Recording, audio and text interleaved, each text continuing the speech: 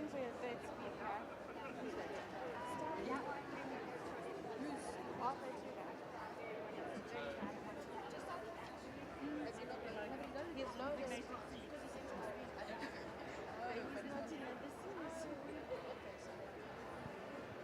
Okay, I'll be the person to start late.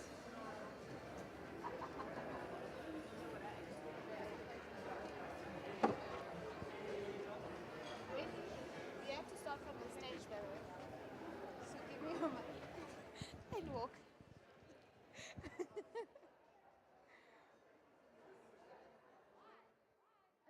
You need to welcome people.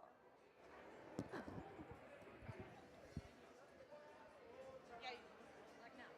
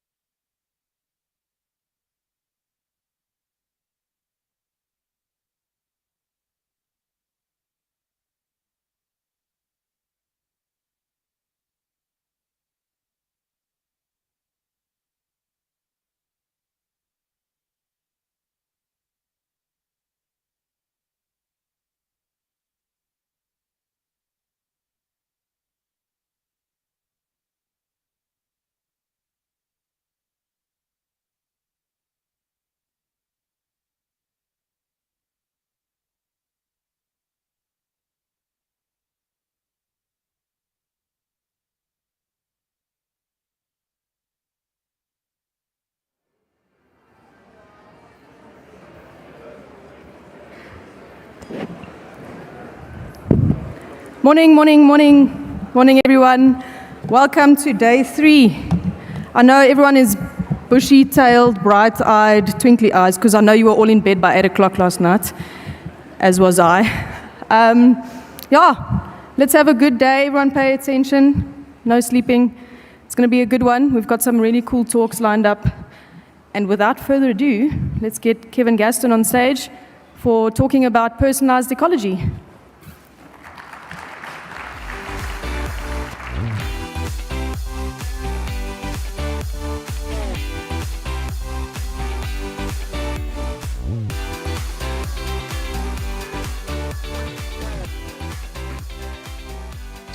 Good morning, everybody. Thank you very much for the invitation to be here. It's great to be back in South Africa after what's actually been quite a delay, and great to see a bit more of your fantastic country. At the age of 24, I sat in this guy's office and struck a deal. For those of you who don't know him, this is E.O. Wilson. His office was in Harvard. And you could argue he was one of the big biology thinkers of his generation. He was a multiple Pulitzer Prize winner and a global expert on ants. I was a poor research fellow, and I was desperately after a free copy of the first book on biodiversity, which he'd just edited. Sat in his office, and he very generously reached under his desk to a box and pulled out a copy of this book. He signed it, and he leant across the desk to give it to me. And then he held on to it for that beat longer than you were expecting. And he said, "I'm going to give this to you on one condition, that you spread the news of the importance of biodiversity." So here I am, 35 years later, still talking about biodiversity. I'm wondering whether that's actually the most expensive book I own.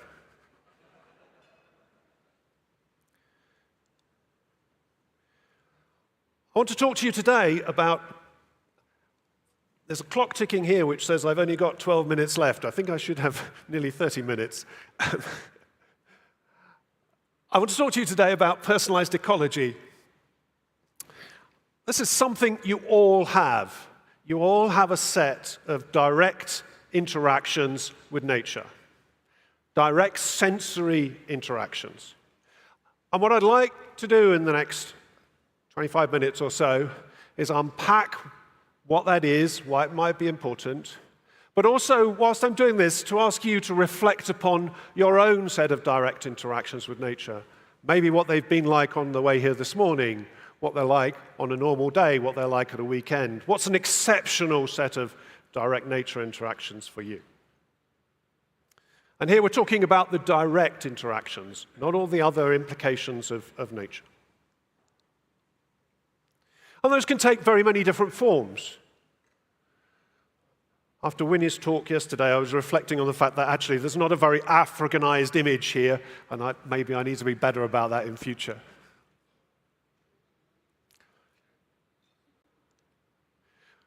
We can think about broad typologies of your personalized ecology. So what senses are you using?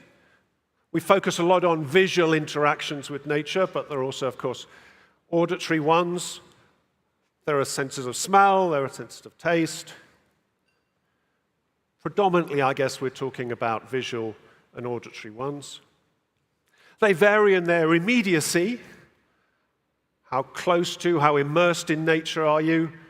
How important are those less immediate interactions for you, looking out of the office window and seeing a green scene? Some of those interactions you'll be very conscious of. Very many of them you won't. We only have a limited cognitive capacity at any one time, and clearly we filter out a lot of nature interactions much of the time. Some of your nature interactions will be very intentional. You'll purposefully go out to see nature or to have nature experiences. Many of them will be unintentional. They're consequences, passing consequences of everyday life. In that sense, many of them might actually be quite banal, and many of them are not exceptional.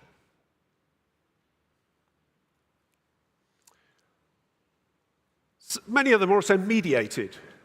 It's different levels of the extent to which we attract wildlife to ourselves. In Europe, many people feed birds in their garden, for example, bringing those nature interactions closer. Many of them are unmediated, except you could probably argue that on much of the earth now, almost all human-nature interactions are mediated in some sense by human influences. And then those nature interactions can have a whole variety of outcomes, both for nature and for people. They can be positive and they can be negative.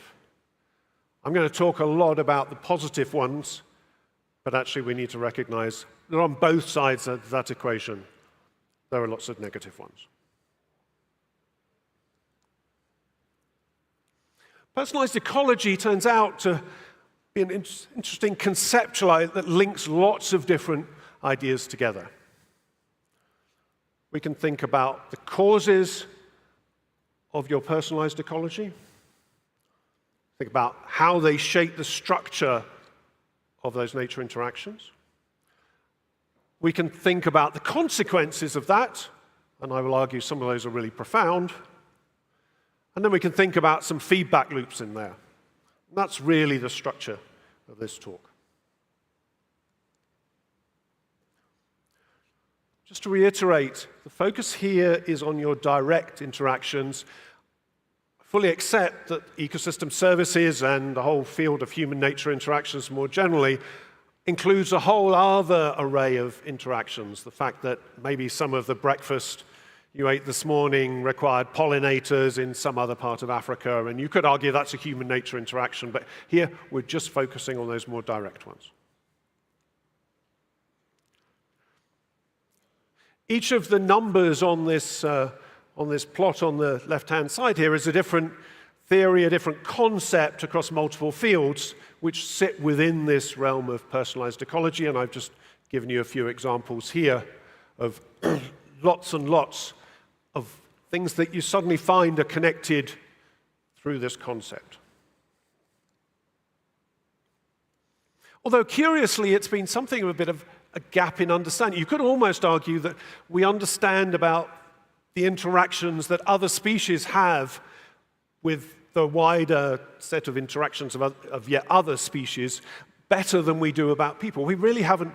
I think what's happened is that humans are something we don't study in ecology, almost by definition, other than as a pressure or as a set of benefits. We don't really study humans as such. And human ecology as a field has really been mostly concerned with political and social issues rather than actually what an ecologist would recognize as the ecology. So partly what we're doing here is actually studying people to some extent in ways that we would use to study other organisms in ecology.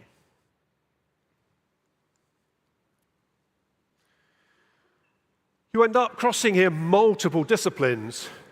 Once you start thinking about your direct nature interactions, you encounter ideas that touch conservation science, ecology, evolution, education, medicine, immunology, leisure, and so on and so forth. Much of science, certainly in Europe and North America, interdisciplinarity is a lot of focus. This is a really interdisciplinary topic area. And as I say, amongst the consequences are really quite significant ones for the future of biodiversity and arguably people.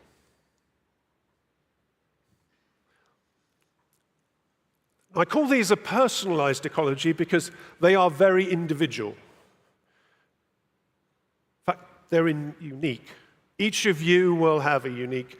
Two of you could go and stand outside now, and you would have a different set of interactions with the nature around you.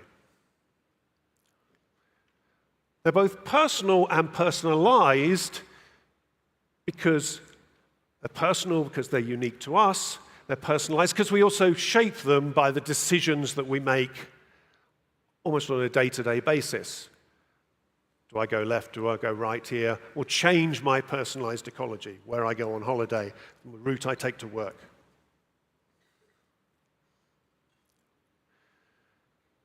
Odd to conceive that essentially everyone on the planet has a personalized ecology, maybe a richer or a poorer one, but it's unique to every single one of those individuals. You could argue that it's a sort of biodiversity fingerprint, if you like.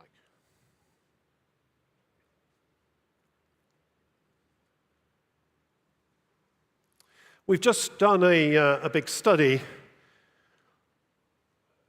surveying people across the planet in 23 different countries, asking some very simple questions about their nature experiences and their nature interactions. Say, personalized ecology is quite complex and multifaceted and multidimensional, so here we're distilling this down here in this particular graph to a question about how often people are visiting natural environments. Now, those could be urban green spaces, they could be wider things in the countryside. They would all count here. What you see is that in much of the world, a very high proportion of people have very, very limited nature interactions.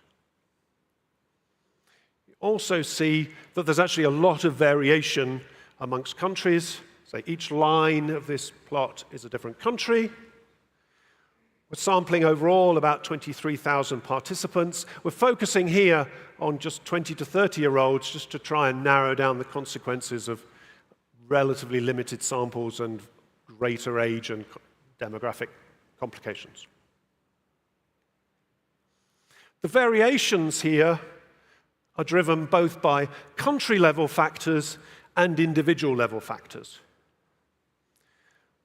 The level of urbanization that you experience, unsurprisingly, has a strongly negative effect on your personalized ecology and on your nature experiences. Your education level tends to have a positive effect, as does your self-assessed social status. And if you cut that experience in different kinds of ways, other kinds of factors around socioeconomics, so forth, also kick in. At the moment, we're trying to actually develop a personalized ecology index that would enable people to self-assess what their personalized ecology, what their direct nature interactions are. Something kind of a bit like a BMI, if you like, and particularly sort of against other people with similar circumstances. Are you richer or poorer in your personalized ecology? Personal ecologies are dynamic. They change by the hour, the minute, the day, the week, season, and they change through your life course. For all of you here, I imagine that, you are all a bit weird in terms of your personalized ecologies, I'll tell you now. You are not an average sector of the population. On average, you'll have much, much higher personalized ecologies than the population of the globe at large. You are weird. It's always good to be able to stand on a podium and tell people they're weird. You are oddities in that sense. And that makes it hard for us often to relate to what ordinary people's personalized ecologies actually are and how limited they might be. There's also, and this is probably the most important thing to pick up here, is there's also growing evidence for an extinction of experience in increasingly large proportions of the world's population. We recently assembled 100 case studies from the literature testing whether people's personalized ecologies, whether their nature interactions are declining through time or they're declining through generations. And the answer is yes, that's the commonest pattern you find when you look for evidence of this. It's very widespread. It's stronger amongst those with greater socioeconomic status, and it affects both your physical interactions and your psychological interactions with nature. It's worth just noting that very few studies have actually been conducted in Africa, and then actually one of the students presenting yesterday had some evidence that bears on this issue. And I'll leave you to talk with him about that. The personalized ecologies are driven by three key processes. They're driven by your capability, by your opportunity, and by your motivation.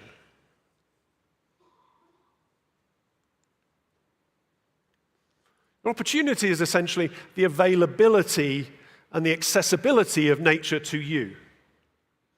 Of course, that varies enormously amongst us. It's shaped by the distribution and the abundance of nature in the context in which you find yourself. And what's particularly important are common species in that, because they form many of our interactions. And it's particularly important in urban areas of what's happening to nature in urban areas. This is being profoundly shaped by losses of biodiversity. Just two quick numbers here. There are now about 15 breeding birds per person in the whole of North America. In the UK, that's as low as just over 2 per person. If you reflect upon that, we're now counting biodiversity, big components of biodiversity, in just individuals per person. These numbers are getting really quite small, and they're continuing to decline. Your capability, shaped by your mobility, your sensory abilities, your nature awareness, your consciousness of nature, your ability to detect nature, and your ability to identify it. Most of those things are in decline in many, many populations. And we need to recognize globally aging populations, this is what happens to your hearing as you age. These things are shifting, and that's shifting the nature of people's personalized ecologies. There's bits of nature which become less accessible to an aging population.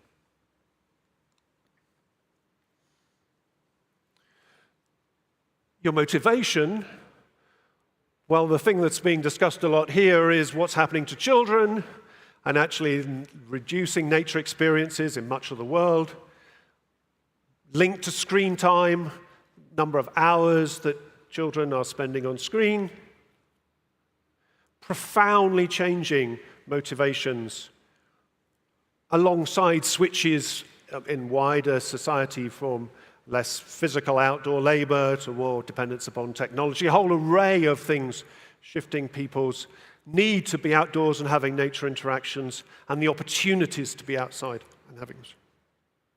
Motivation is changing. Climate change seems likely to make these things worse, and that's already been alluded to in this meeting about what happens to the activity of organisms, when they're active during the day, when people are active, how much time people are spending outdoors. In much of the world, it's clear that extinction of experience is going to be accelerated by climate change. Some areas where actually that won't be true, but most commonly, it's likely to be the case.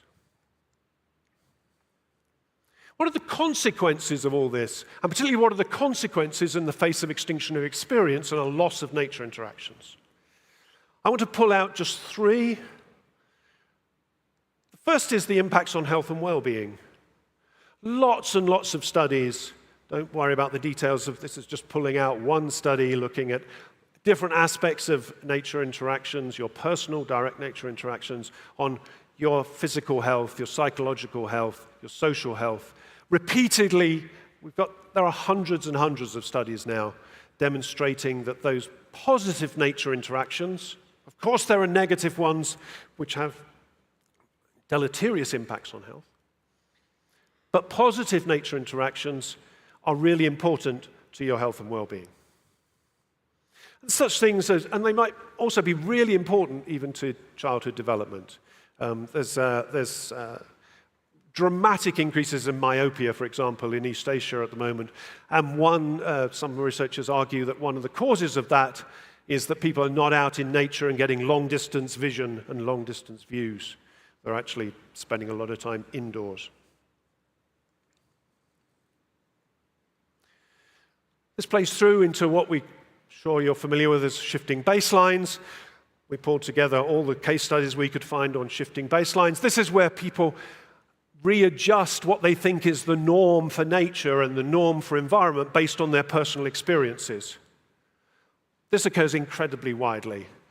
So those sensory experiences reshape what you think is the norm, and that's important from a point of view of conservation because it's what people think we should be aspiring to is shaped quite markedly by their own experiences and what they think is normal and what they think is not. And then you find that, again, multiple studies showing that all sorts of pro-biodiversity, pro-environmental behaviors are shaped by the frequency, the richness of your personal nature interactions. An element of you don't care for what you're not familiar with. The more familiar you are with nature and nature interactions, actually the more likely you are to engage in behaviors that positively influence the future of nature. So it's not hard to see how all this feeds through to concerns about the links between declining personalized ecologies and the future of biodiversity, and how do we bend the curve of biodiversity. At the moment, we're seemingly on this inexorable business-as-usual decline. We at least need to stabilize things and start with. But in much of the world, I come from a country which is incredibly depauperate in biodiversity and nature now, and where actually what we need is to renew, recover, restore, not just protect what's left.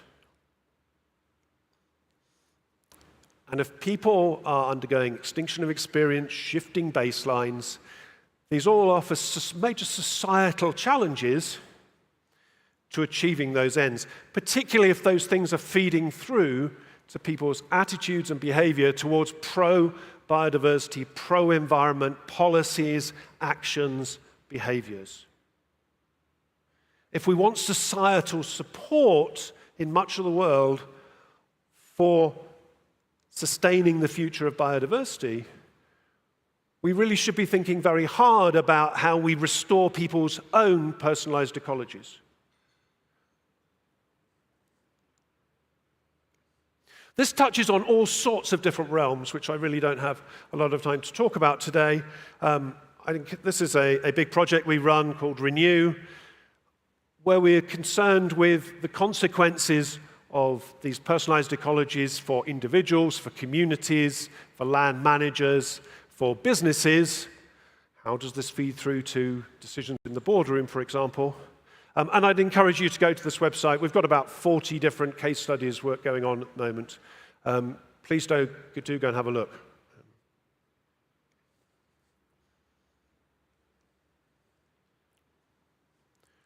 The last thing I want to talk about is feedback loops. So some of the consequences of personalized ecologies can then alter the drivers of those personalized ecologies. Feedback loops are all often nasty things, hard to understand, hard to influence. That's very true in the area of personalized ecologies. And the one that concerns us most is something that we call the vicious cycle of biophobia. If people are experiencing extinction of experience and increasing disconnection from nature, and that's fed by discussions in the media, or the lack of positive discussions about nature in the media, for example, how their friends and colleagues talk about nature, declines in their own personal experiences,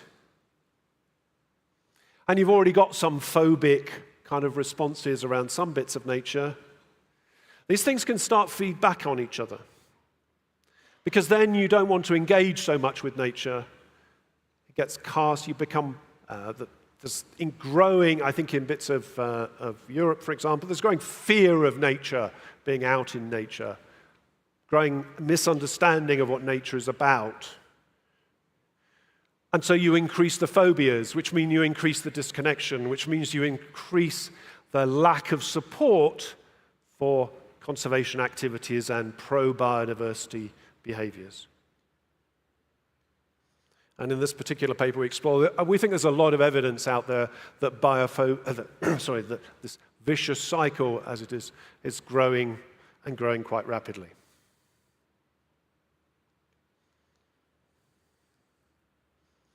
So what can we do about all this?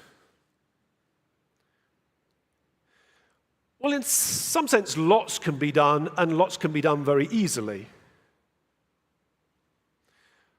First of all, we need to recognize the positive value of everyday nature experiences.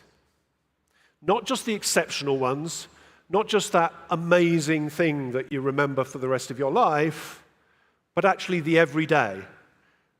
To some extent, the more mundane, the more just normal kind of biodiversity interactions. I've heard mentioned in this meeting concerns about declines in field courses, opportunities to get out into nature. In bits of the world, there are concerns about natural history dropping off school curricula. All these things are things that we could actually relatively readily solve to give people a better grounding in their personalized ecologies, in what a richer personalized ecology might look like. We need to think about nature interactions through architectural design and planning. For many people, the views from their windows are some of the most important nature interactions that they will have on a daily basis, and increasingly in bits of the world with aging populations, less mobile populations, views from windows are your only nature interaction. So we should think about this as really a core part of building design, urban design, village design, How do we those, not necessarily those kind of deeply immersive experiences all the time, but the ones that as you look out the window, you see nature and not a brick wall.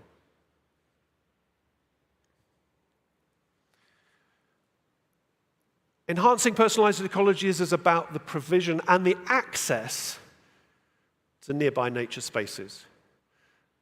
And it's the combination of those two things that's important. For too long, we've thought that just providing people with the opportunity and they will come, and we now know that that's not true. It's actually, access is a more complicated thing than that.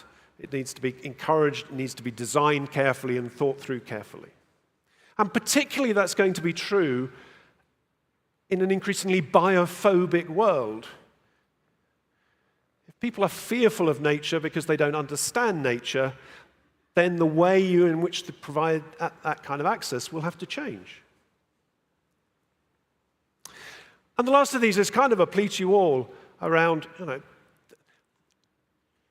with extinction of experience, transmitting your knowledge and your enthusiasm about nature becomes more and more important. One of the problems with extinction has been breaking, particularly parental children, encouragement, understanding, and so forth. And that kind of places a greater burden on us all to share our understanding and our enthusiasms. Some quick lessons more broadly for conservation. The importance of a people in nature approach, and that's been a theme that I've seen through much of this meeting. That duality is really, really key. If we're going to solve extinction of experience, fortress conservation is not going to help. The recognition that conservation has impacts on people's health and well-being and their attitudes and behavior towards nature, not just on nature itself.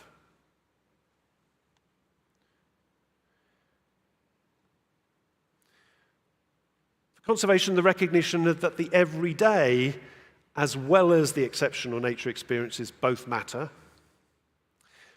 And finally, I think we need to reflect upon the fact that the extinction of experience and shifting baselines really are very fundamental challenges for conservation.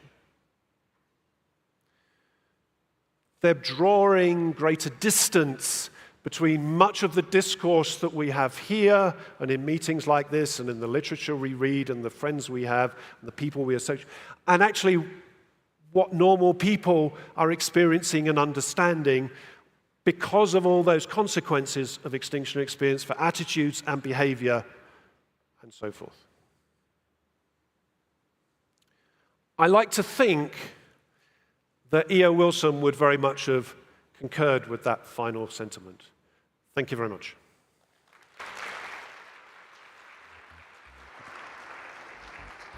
Thank you. Thank you so much, Kevin. I think some of us in the room are very used to being called the weird ones. We've got time for one question.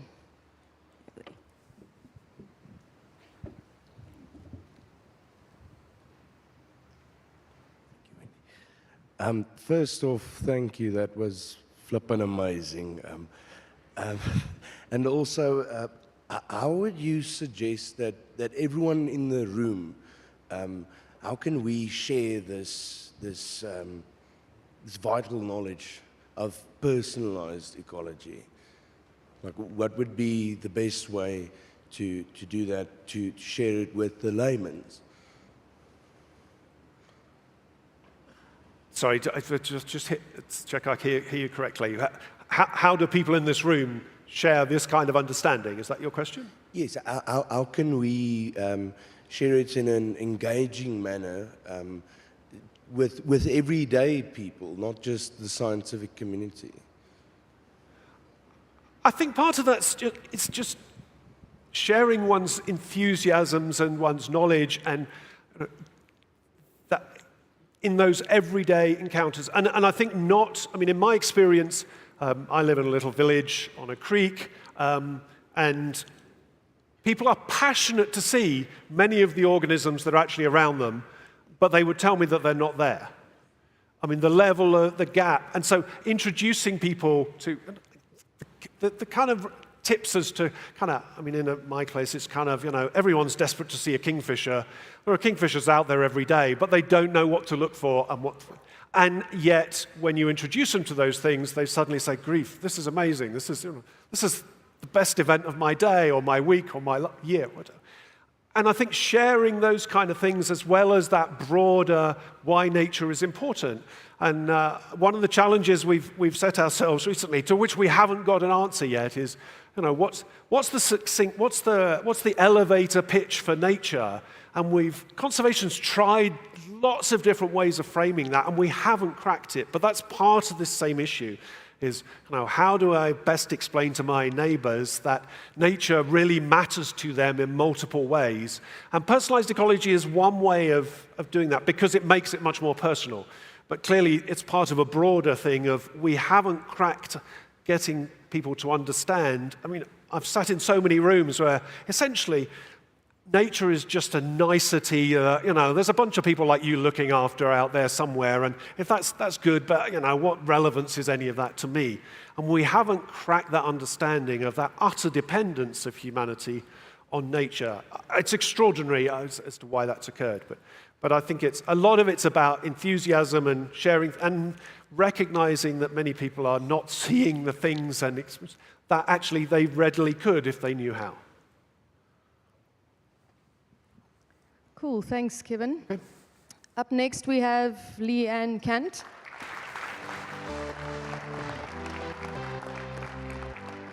And Leanne's going to be talking about changing the conservation narrative.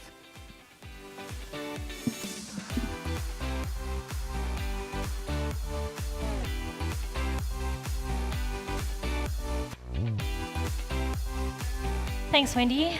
Good morning, everyone.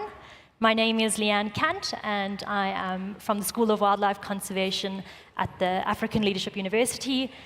And today, we're going to be talking about changing the conservation narrative, aligning conservation and development. What if conservation was not just about pristine landscapes, but about actively generating wealth? What if it was not just about protecting species, but supporting people and livelihoods? This is not a distant dream. This is a necessary reality. In this future, conservation and development are not mutually exclusive. They are not competing forces. They are mutually aligned. And if you have a close look at this picture, which was generated by AI, you will see that there is a capybara, there is elephants walking in the village, and there is a zebra with no face. And this is kind of the perfect metaphor for the conservation landscape. There is no perfect conservation landscape. There are hardly any pristine landscapes left. So instead of trying to find the perfect solution, let's focus on progress instead of perfection. At the School of Wildlife Conservation in 2021, we published a report, The State of the Wildlife Economy. And in this report, we wanted to identify what is the current state of our wildlife economy in Africa? What is its potential, and how do we unlock this potential? And in this report, you will find this map, which provides a very broad overview of the wildlife economy potential in Africa. And this was mapped using weighted species richness, biome richness, and landscape features. And I think it's pretty clear from the colors that the green indicates a high wildlife economy potential, the yellow a medium potential, and the orange a low potential. However, the word wildlife economy has economy in it. And this map does not include any economic indicators. So despite the potential, how do we unlock this potential? And this is where I introduce the Wildlife Economy Investment Index, which was launched at the end of last year. So what is this Wildlife Economy Investment Index? And I might just refer to it as the index so I don't get tongue twisted along the way. So the index is a tool to indicate a country's investment attractiveness or openness within the wildlife economy. Who is it for? It's for investors, NGOs, governments, academics, communities, probably everybody in this room. How was it developed? It was developed through various stakeholder engagements, and it was co-designed with identifying indicators that are specific to the wildlife economy. Just to briefly run through its objectives, of course, we wanted to develop an index related to the wildlife economy. We wanted to create advocacy and awareness around the wildlife economy, provide actionable insights, foster competition and improvement. There might be a country who's not quite happy with their ranking and feels they need to get a bit competitive and push their ranking scores a bit higher. And then data analysis and informed decision making. And if you were here earlier this week, you would have heard my colleague Irene Mishlanga. She made quite a popular quote by Peter Drucker: "You can't manage what you don't measure." We've also since published a methodology report and a results report, and I will briefly run through the methodology. So to get a country's score or ranking, there are 280 indicators that contribute to the overall score. And the score is ranked from 0 to 100. And within this overall score, there are two sub-indices. The first sub-index being the investment enabling environment, which has 220 indicators linked to it. And branching out from this investment enabling environment, you will see that there are categories and subcategories. The second sub-index is the wildlife status sub-index, and you'll see there are only 60 indicators here, which is perhaps one of the limitations to this, but also an indication that we lack data in the wildlife economy space. And on that note, I invite anyone to please go have a look at the methodology report, have a look at those indicators, and see if there are any more we can include in the wildlife status. So let's have a look at the results. Let's get to the fun stuff. Any guesses who came first? South Africa. I see Rendani, she's heard this a few times. Yes, South Africa came first. So here is a map of the overall scores. SADC was the top 5 countries, with South Africa, Seychelles, Mauritius, Namibia, and Botswana in the top 5. So I think it's quite obvious. The green is the top scoring countries, and those are the upper third, the top 18 countries. The middle scoring countries are the orange, and then the lower 18 are the red countries. We also have 54 country reports, so there is a report for each of these countries. You will actually see, if you have a look at the map, there's only 53 rankings, and that's because Sao Tome and Principe did not have enough indicators to be ranked. It had less than 50% of the indicators. So there is a report on it, but it is not ranked. So we've got the investment or the wildlife economy potential map, and now we've got this investment index. Let's see how the two compare. And to illustrate that, I'm going to show two different countries, Mauritius and the DRC. And if you have a look at the wildlife economy potential map, DRC is highlighted, is green, showing high potential. However, on the investment index, it is red, showing low potential. Mauritius, on the other hand, on the potential map, shows low potential. However, it is green, so it's in the upper third. It actually came third in terms of the Wildlife Economy Investment Index. So just to show their rankings, their overall rankings, Mauritius came third and the DRC came 40th. So the wildlife status. Let's have a look at the two sub-indices to get an idea of how these countries actually achieved their overall score. Wildlife status, you will see aligned with the potential map, DRC has high wildlife status, and Mauritius on the lower end. However, if we have a look at the investment enabling environment, you will see that Mauritius scored first in terms of investment enabling environment, and the DRC in the lower third. So you might be thinking, these are two different countries, two different landscapes, contextually very different. Of course, they're going to score differently overall. But let's have a look at some countries that are perhaps perhaps similar. So sticking along the islands, Mauritius and, I don't have a pointer, so I can't show you, but Mauritius and Comores, both islands, both scored low in terms of potential. However, when it came to the investment, Mauritius is high, Comores is still low. Where would you go on your beach holiday? Mauritius or Comores? I don't think I've met anybody who's gone to Comores for the beach holiday. Let's go over to the DRC. High potential. Next to it, we've got Tanzania, Rwanda. Let's go over to the investment map. DRC low, Tanzania high, Rwanda very small but also high. Where would you go visit gorillas? Rwanda or the DRC? If someone was going on a 10-day hunting safari, would they go to Tanzania or would they go to the DRC? Let's take it away from tourism. Both countries have high fishing potential. Both of these countries, or Tanzania and the DRC, but majority of their fisheries is from inland fishing thanks to the Great Lakes. However, Tanzania is able to export at least 15% of their inland fisheries. DRC is not exporting anything. In fact, they need to import. And because these countries border to a certain extent, I wouldn't be surprised if there's some informal export going on from the DRC side, and don't quote me on this, but perhaps DRC is selling over to Tanzania on an informal market, only for Tanzania at a higher price to sell it back to the DRC. The importance and the value that I'm trying to show you is that despite the potential, if there isn't an investment-enabling environment, what can be done? What can we do?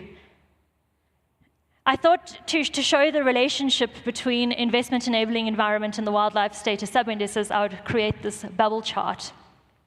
And on the x-axis, we have the investment-enabling sub-index score, and on the y-axis, we have the wildlife status sub-index. The colors of the bubbles are related to the region, and the size is just there for contextual regions, it's population density.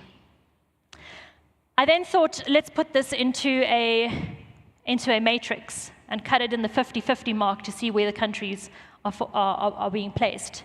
And I thought I would aptly name them. First being green prosperity.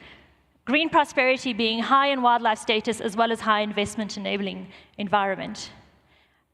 Not too many countries here, unfortunately. The second being constrained but conserved. Constrained having a low investment enabling environment but still a high wildlife status. No countries feature here. The third being wealth over wildlife, and this being a high investment enabling subindex and a low wildlife status subindex score.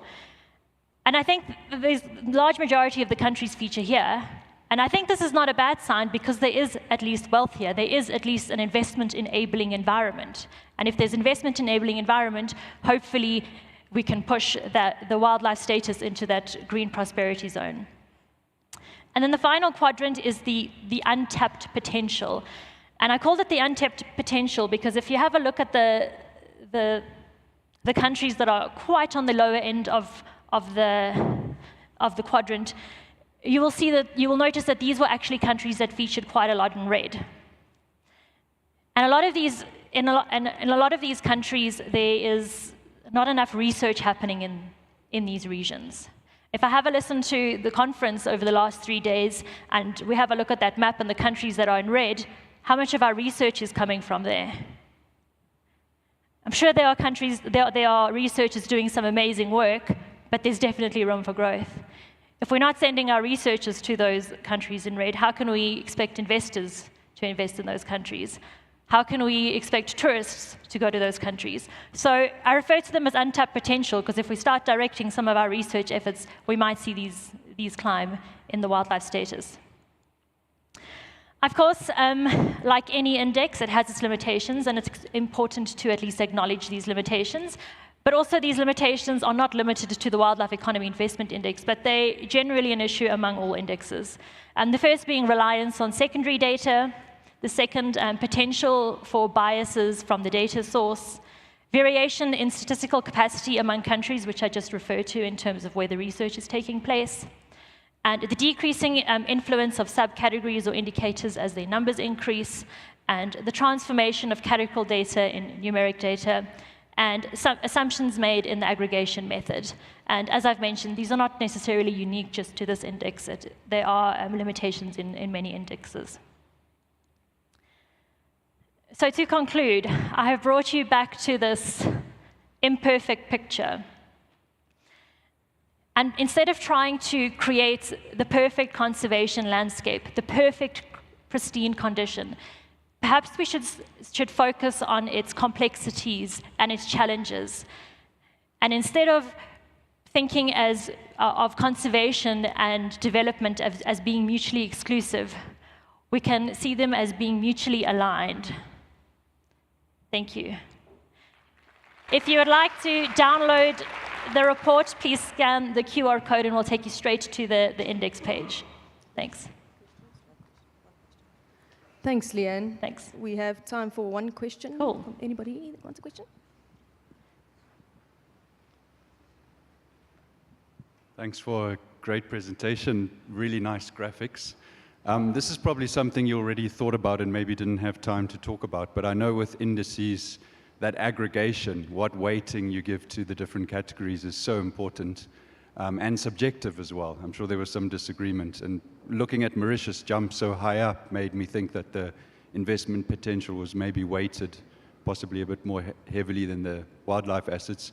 But one thing I like to see is a graphic of uncertainty, like what happens if we change the weightings? What happens if we used slightly different indicators? And what you typically find is that certain countries that you measure are less sensitive in their ranking to changing in that weighting.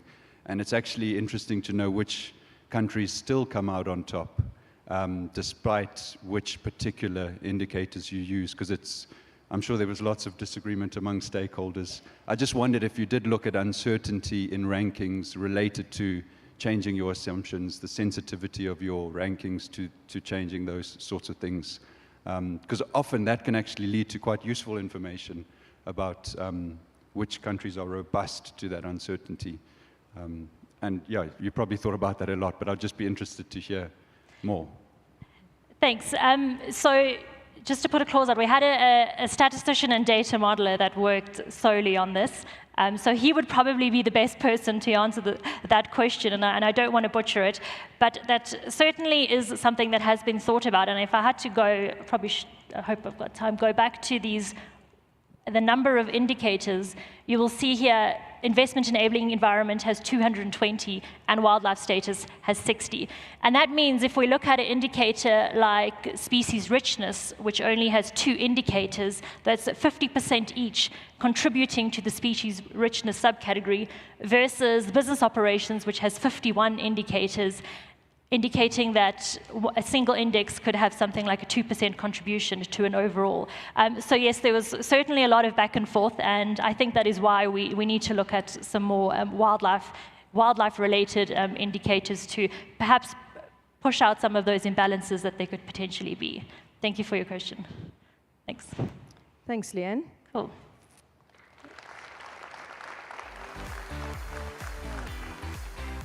Before we get to the next speaker, can I just ask Marta to please go and get mic'd up at the back? So next up we have Arthur Tudor. He's going to be talking about developing regional capacity for marine research.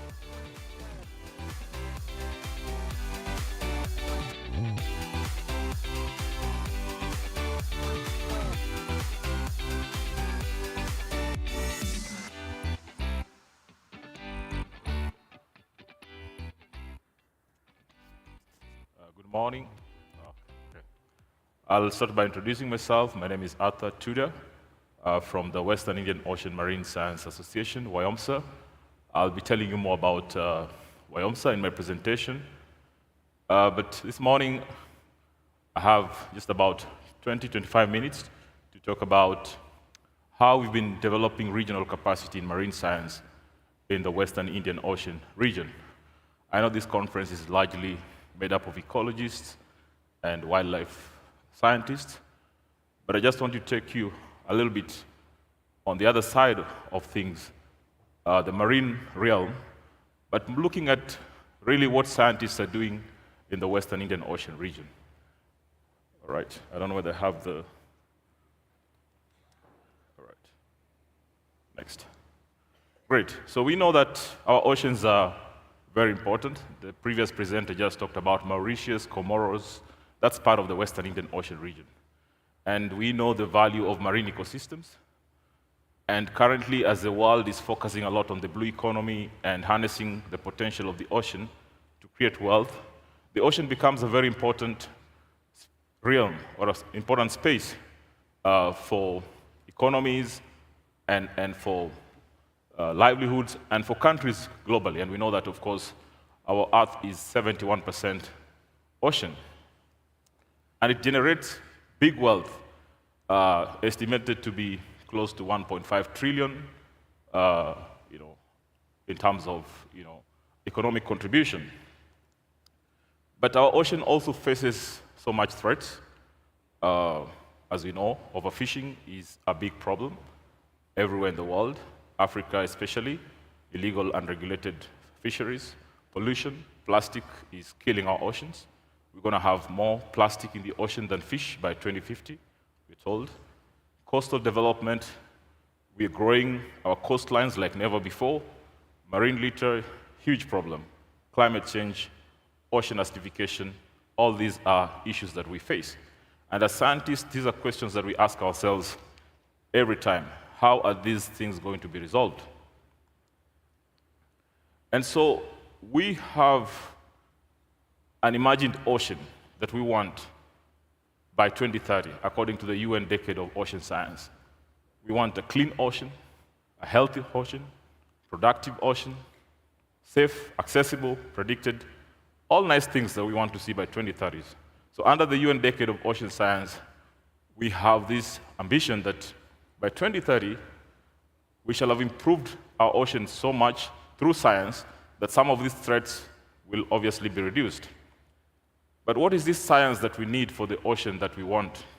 And that's a question that we're asking ourselves. Are we doing the right science? Is this science going to drive change? What is the science that we need for this ocean that we want? So WIOMSA is an organization that supports marine regional science. But one of the things that we see across the world is the low level of investments in marine science. In Africa, for example, the gross domestic expenditure on research and development that is allocated to marine research is less than 0.1%. And of all the countries in Africa, it's only South Africa probably that invests around 0.1% in marine research. So the rest of Africa, investment in marine research is almost zero. Yet, we're talking about the blue economy, the ocean economy, and dealing with all these threats. So this is where part of our problem begins.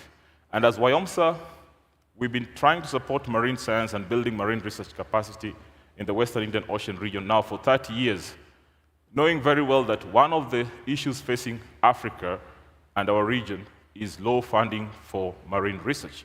So unlike terrestrial research on wildlife, on elephants, on rhinos, which has been receiving so much attention in the last 50 years, the marine side of things is quiet. Sometimes we forget that we have wildlife in the ocean. How many marine ecologists are seated here today? You can see how threatened we are. We are very few. We are almost an endangered species. So hopefully next time we'll have more marine scientists also presenting here. So who is WIOMSA? So the Western Indian Ocean Marine Science Association was started as a small association of scientists, about 12 of them, way back in 1993, to come together and support regional marine science in an area that is called the Western Indian Ocean region. Last year, we marked our 30th anniversary, so we've been around for a long time. But I'm not sure how many of you have heard about the Western Indian Ocean Marine Science Association. So the association covers 10 countries. So basically, we support marine science in 10 countries. Somalia, all the way to South Africa. Okay? And it's that blue region that we call the Western Indian Ocean. And our aim is to foster regional collaboration across all areas of coastal and marine sciences and management that support sustainable development. And of course, key is that we want interdisciplinary and multidisciplinary approaches, meaning that we want to integrate all the sciences that are relevant for the ocean so that we promote sustainable development. So that is who WIOMSA is, and that's what we do. And it's a membership organization of scientists who started way back in 1993 as a small group of scientists, you can see from that photo, to now close to about 1,200 scientists who are members of the association. And these are scientists that are drawn from the region, but also from other parts of the world. So it has grown over time. And so now I want to share with you what has this growth contributed to marine research in the Western Indian Ocean region. So WIOMSA supports science through grants. We give out marine research grants. And we have two types of grants. The first one is the Marine Science for Management grant that helps scientists from all the 10 countries to come together, identify key research areas that they're going to study for some time. Usually the grant covers up to 3 years, and it's awarded up to $400,000 for 3 years. We also have the Marine Research Grant, which is meant for the early career scientists, those who are doing their PhDs and masters. And our grants cover many aspects, supporting scientists' times at the institutions, purchase of equipment, building infrastructure, publishing, and facilities that support marine research. The overall aim is to strengthen the knowledge base in marine research, promote interdisciplinary and multidisciplinary research programs, but also build capacity for marine research in the region. In Africa, we have very low capacity when it comes to the number of marine scientists that we have. So WIOMSA over the years has helped to establish a sizable number of scientists through our grant programs. And so after 30 years, so what impact have we had?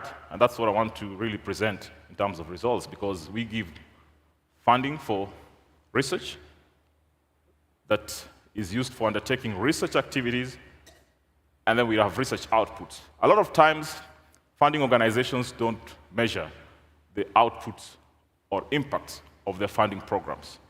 And so today I want to focus on the outputs, but I know very well that it's more important to focus on the impact. What has the research contributed to in terms of new ideas, new knowledge, policies, and things like that?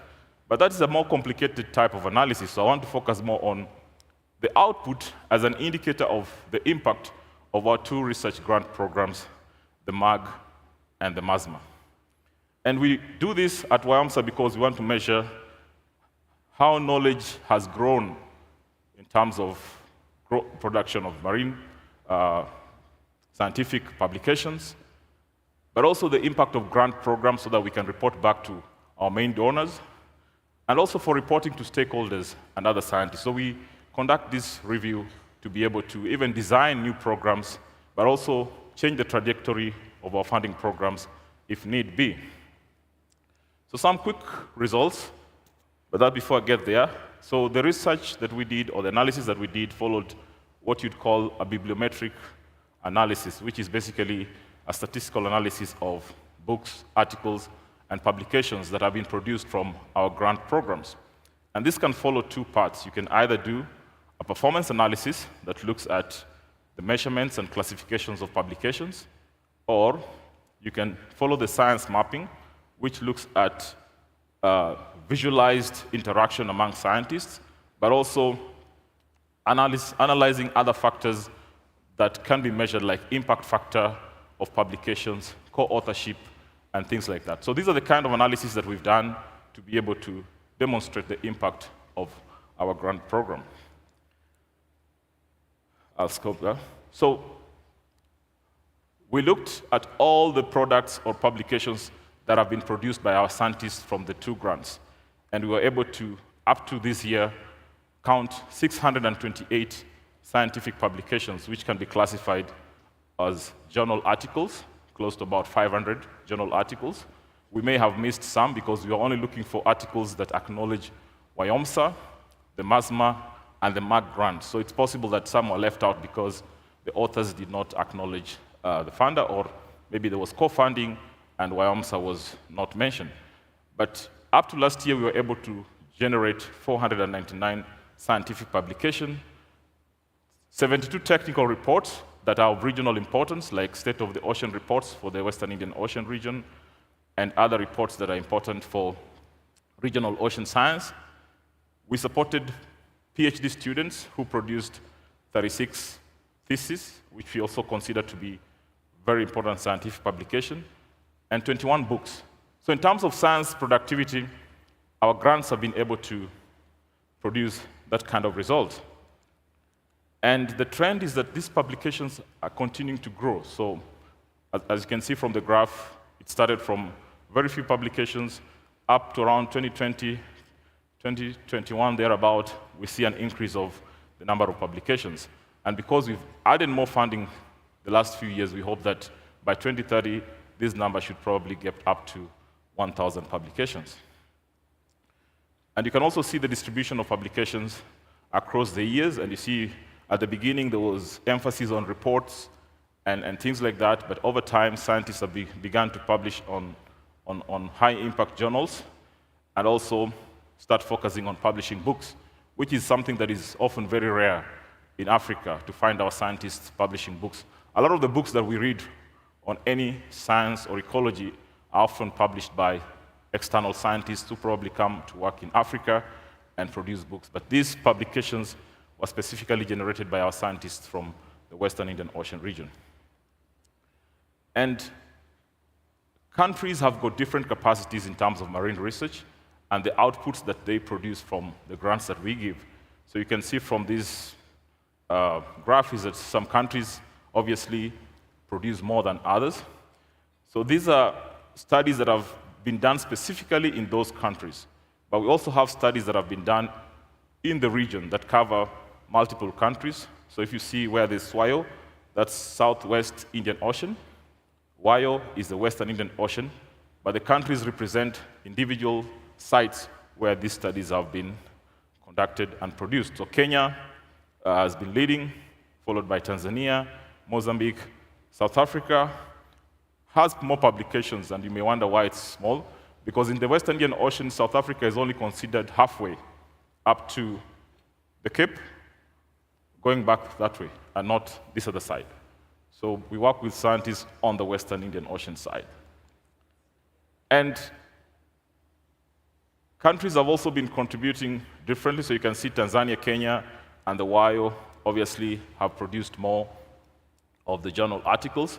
And this also demonstrates the differences in capacity of countries in terms of the number of scientists, the number of research institutions, and also, generally things that affect science productivity. So some countries have got more individual scientists, experts in some fields.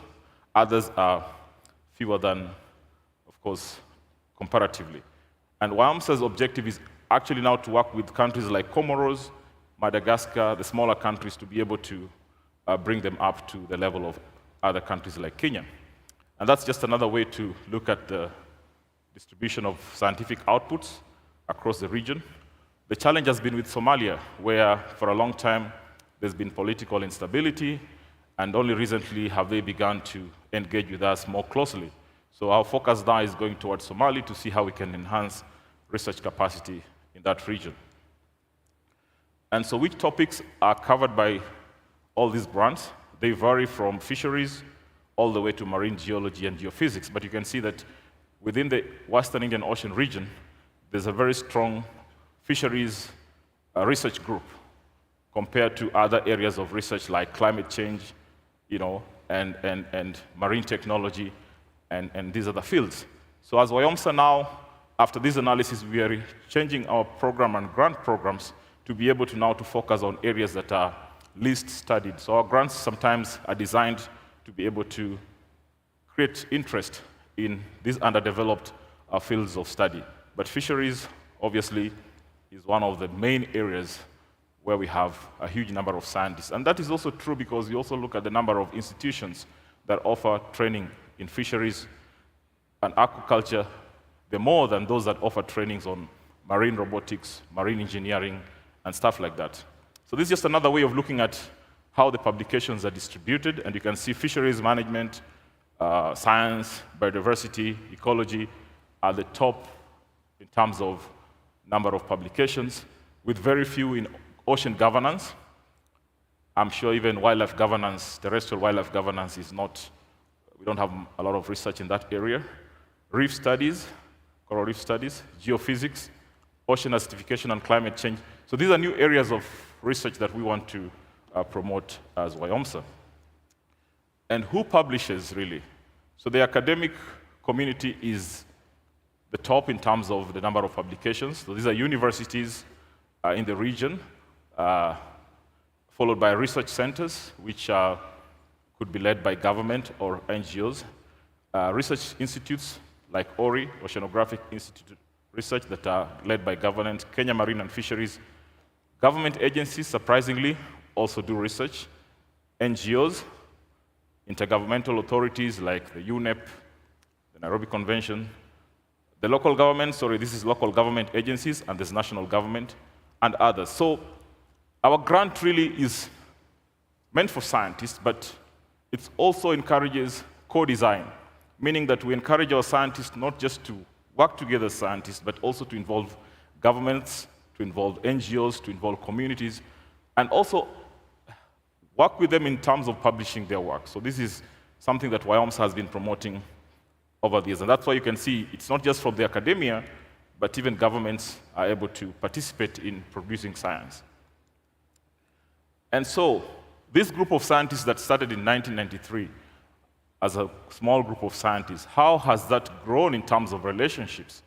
So we mapped out the networks of scientists through co-authorship between 1995 and 2005, and you can see that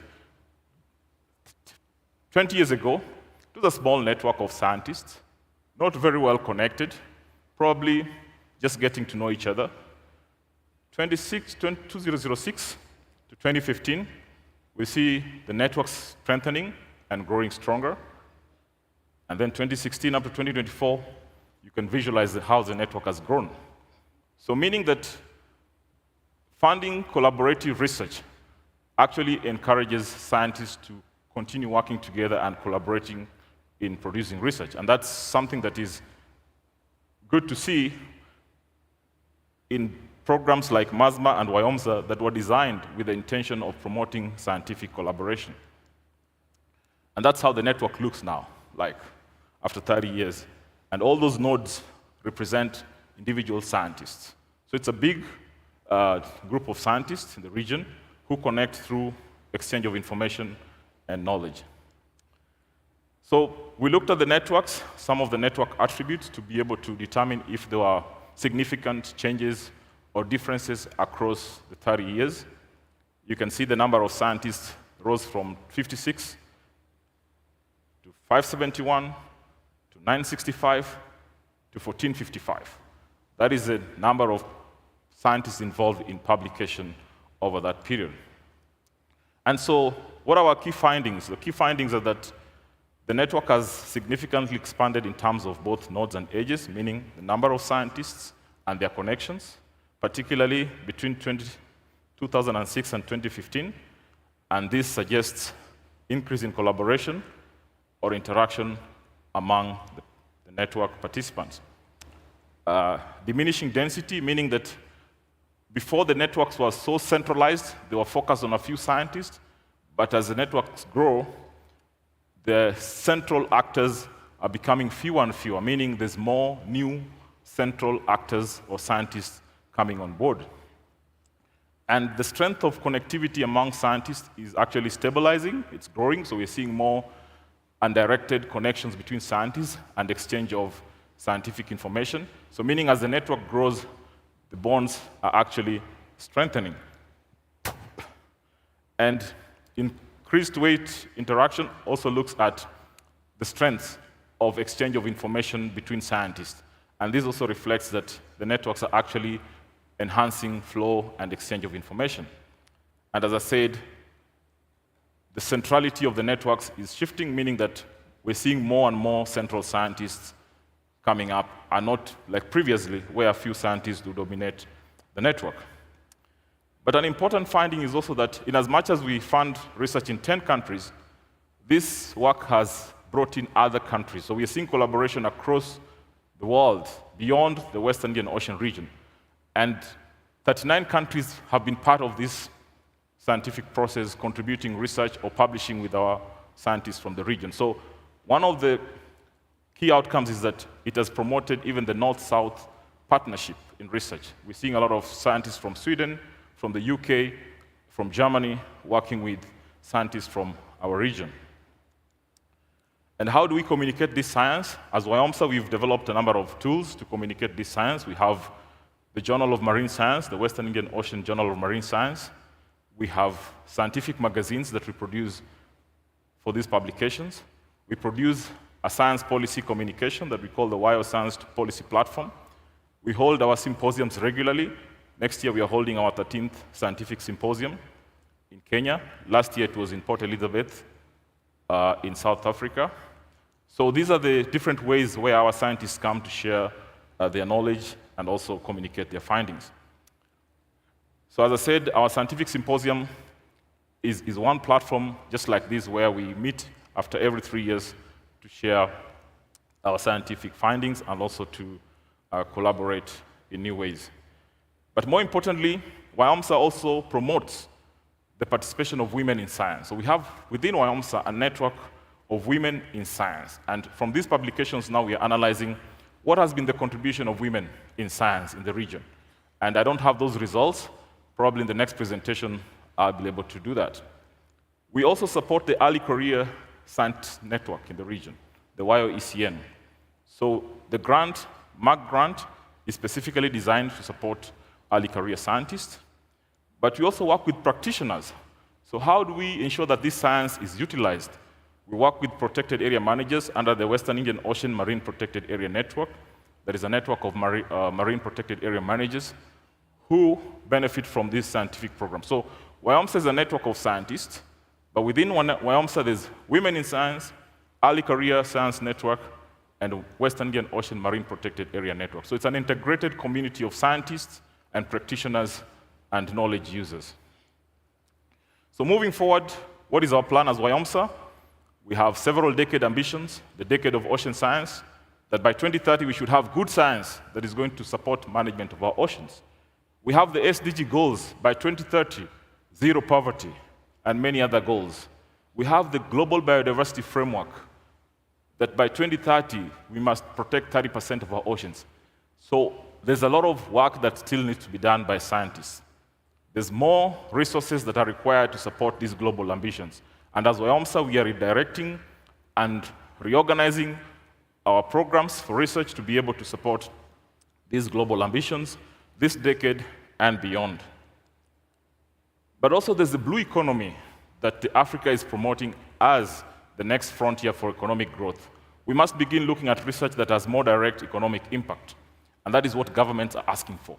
So how do we as researchers contribute to a sustainable blue growth? We must refocus and think of our research in different ways. So WIOMSA is working with governments and stakeholders in the region to be able to prioritize some of the knowledge areas that will drive the blue economy. So we've introduced a new grant called the Science Policy Grant that now helps to translate all this scientific knowledge that has been generated into policy for blue economy. So we give grants now to not to go back to the field and collect more data, but to use the data that you have and make sense out of it and share it with governments. And also promoting innovative action. So some of the grants we give to actually convert those scientific findings into real outputs. So we have the innovation grant that we are introducing to be able to support innovative actions like this was one of the research outcomes that is being supported. Finally, we still have a challenge. We have a growing number of early career scientists in the region. Out of the 1,200 members of WIOMSA, nearly 600 to 700 are young people who have just finished masters or starting their masters or a PhD. So we have a huge human capacity for research. And you can see from the applications that we receive for the grants, they're ever increasing. but the resources are always dwindling as the numbers increase. So that's our big challenge now. How do we support this growing mass of young scientists and keep them within this field so that we don't lose them and encourage them to take over from the older generation? But finally, I want to say that investing in science produces good results. A lot of times we are challenged as researchers to say why we need money for research. But WIOMSA has been able to demonstrate that more funding leads to more research output. How we use that output is another thing, but research needs to be funded to produce good scientific output, and that's what WIOMSA is focusing on. And I want to say thank you very much for listening.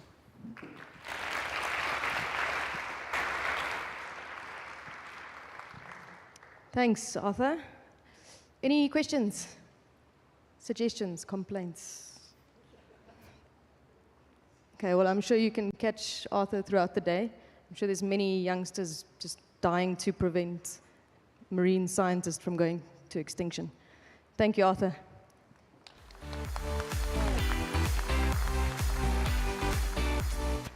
Up next, we are taking a trip back to the Kalahari with Marta Mansa, talking about animal vocalizations and the implications for understanding group dynamics.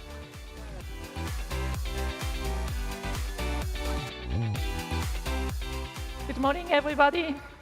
Thank you very much for giving the opportunity to talk a little about our research on vocalizations in animals. And today is really just to show you how much information there is in a call and the potential for conservation and management.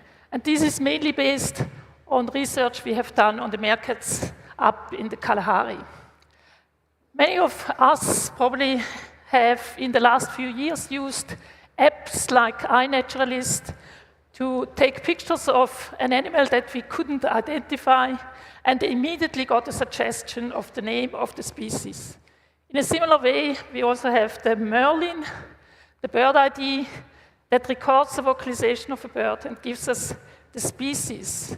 So we more or less know a species is present or not present in a certain location. But I would like to argue and show today, in an animal vocalization, there is much more to learn than just present yes or no. And I've also learned yesterday on the wild track, we can also do this in tracks of animals.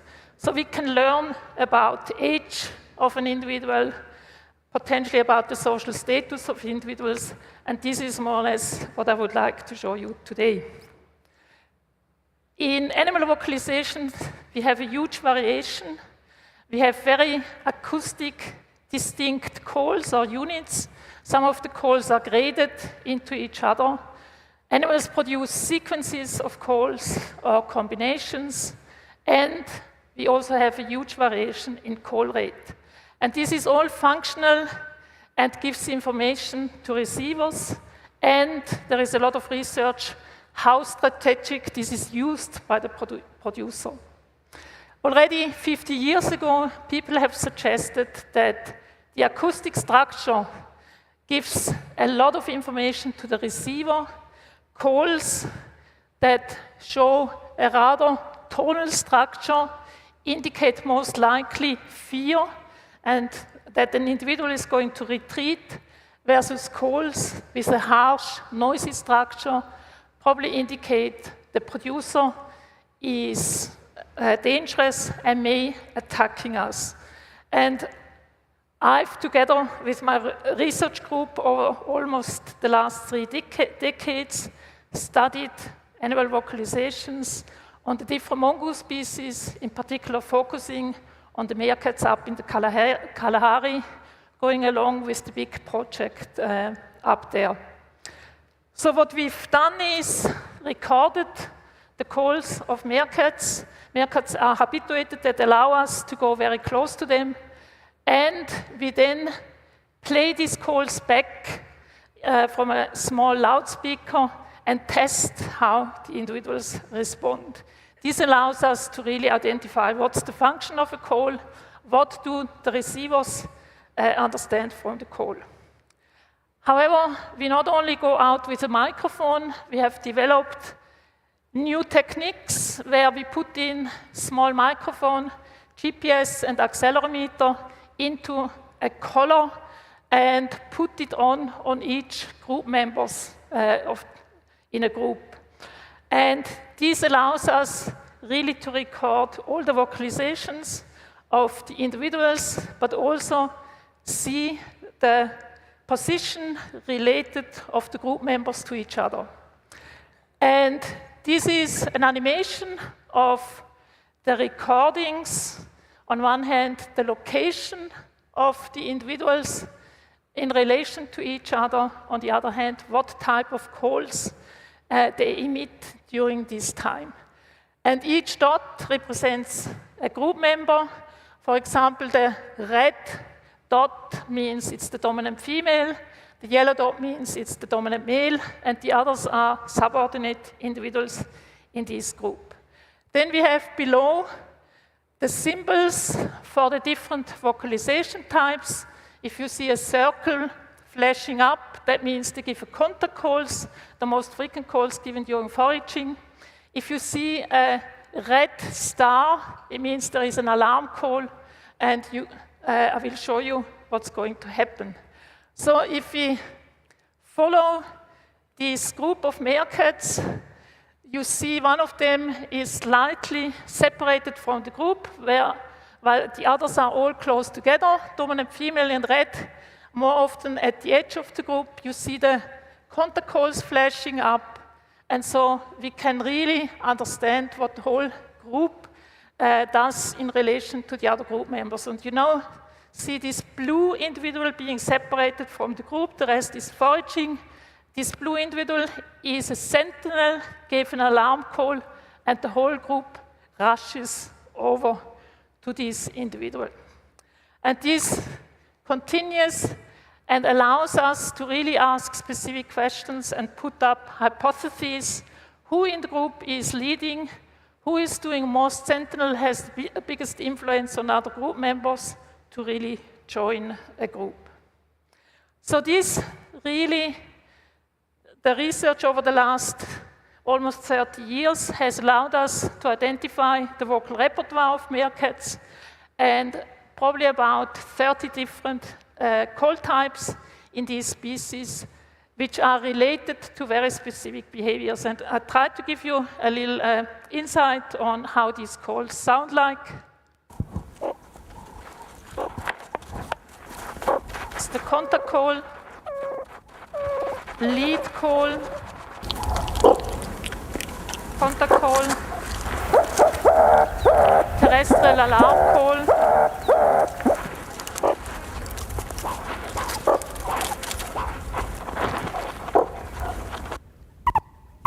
and the sentinel call announcing everything is fine, nothing to worry. So I hope you got the impression we have very distinct different call types, and this allows even us observers to really say what's happening in the group. The most famous calls, and this really has more or less made my early career, are the alarm calls in meerkats, where we have distinct alarm calls, different alarm calls given to aerial predators versus terrestrial predators or snakes, and the receivers respond accordingly different.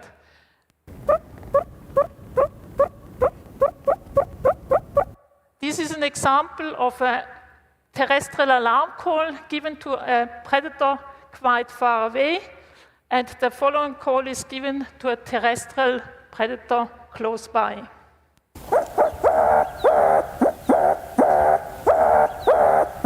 So these are very distinct calls, but in fact these calls can grade into each other. Yeah? The acoustic structure goes along a continuum.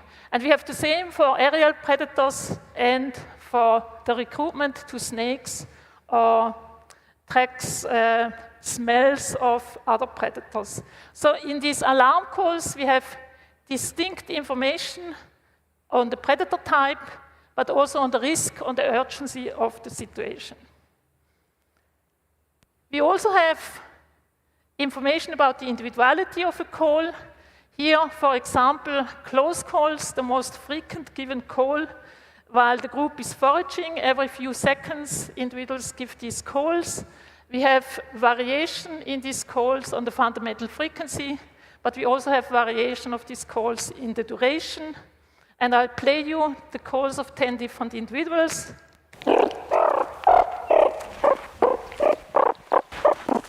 So if you're very good and spend some time with the meerkats, you will be able to hear how this must be this individual or that one in particular, distinct calls from the dominant individuals.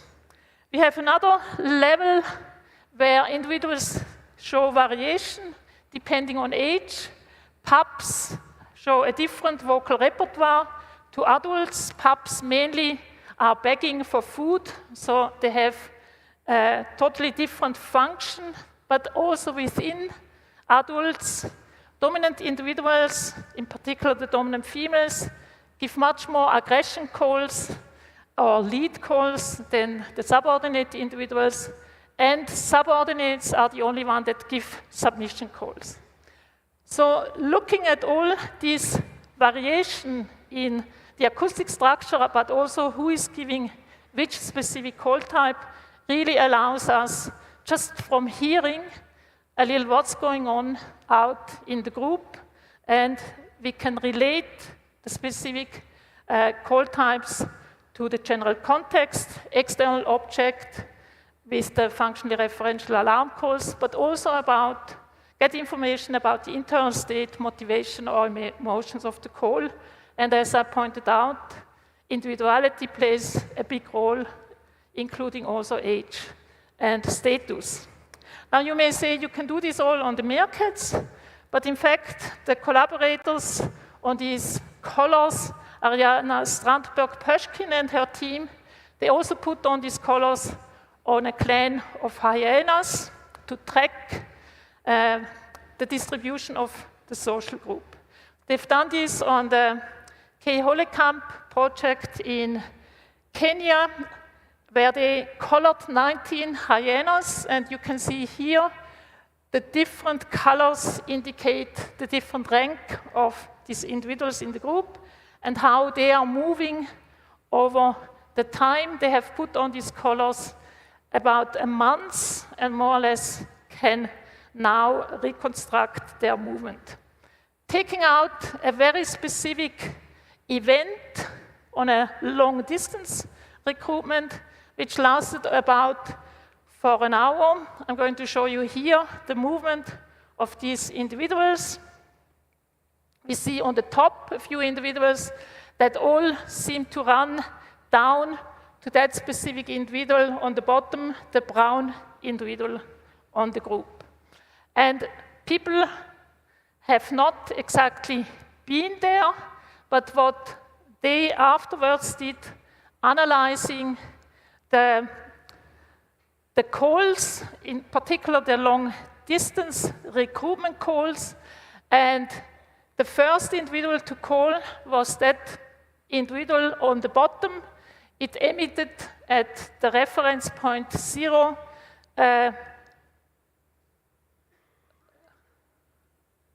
long distance call, sorry, the call didn't come through.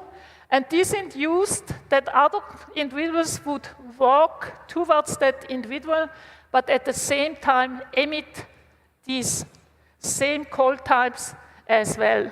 And most of the group members then came together to that individual that started to recruit, but a few individuals didn't show any response. And this really brings up questions. Why did those individuals not respond? Is it because they were too far away? Is it because they are not as closely related to the caller, etc.? So this allows us to indicate or come up with new hypotheses and do tests. However, instead of putting on collars, one could also have put out an array of microphones, and we would have recorded quite a lot of information just by this non-invasive technique.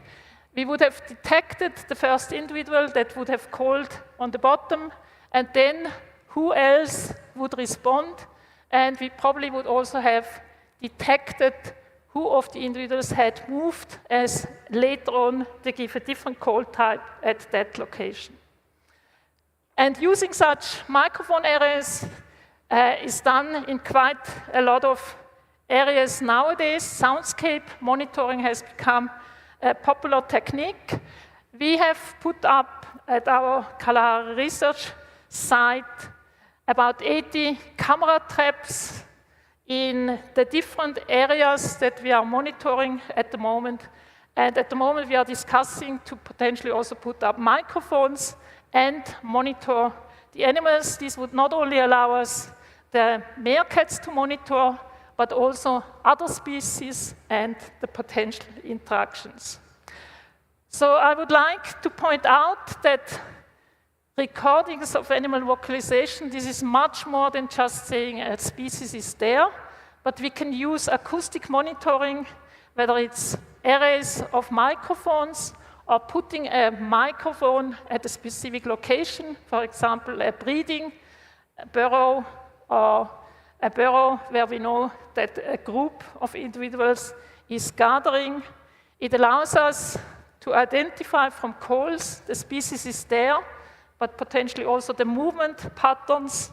It allows us whether there are young individuals there, a recruitment rate, infant versus adult vocalizations, but gives us also information about the structure of populations, dominance, who is leading, territoriality, but also state of population, how cohesive, how cooperative these individuals are, and potentially also how hungry or disease, and this is something we also would like to look into. And finally, we also can pick up on interspecies interactions. Challenges on these is we produce a huge amount of data to really be able to handle that and analyze it, and of course, to identify automatically the call types, and this information in calls has to be developed for each species by itself. So a huge challenge, but help with artificial intelligence.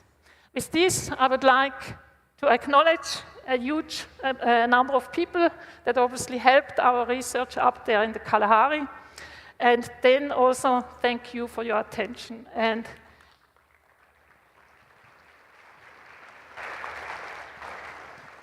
anybody interested in the Soundscape project, welcome to talk to me. Thank you. Thanks, Martha. Unfortunately, we have no time for questions, but as Martha says, if you'd like to vocalize with her during tea, I'm sure she'll vocalize back. Next up, we have Morgan Hauptfleisch, that's talking about a mammal slightly larger than a meerkat. He'll be talking about elephant movements as a driver of landscape conservation.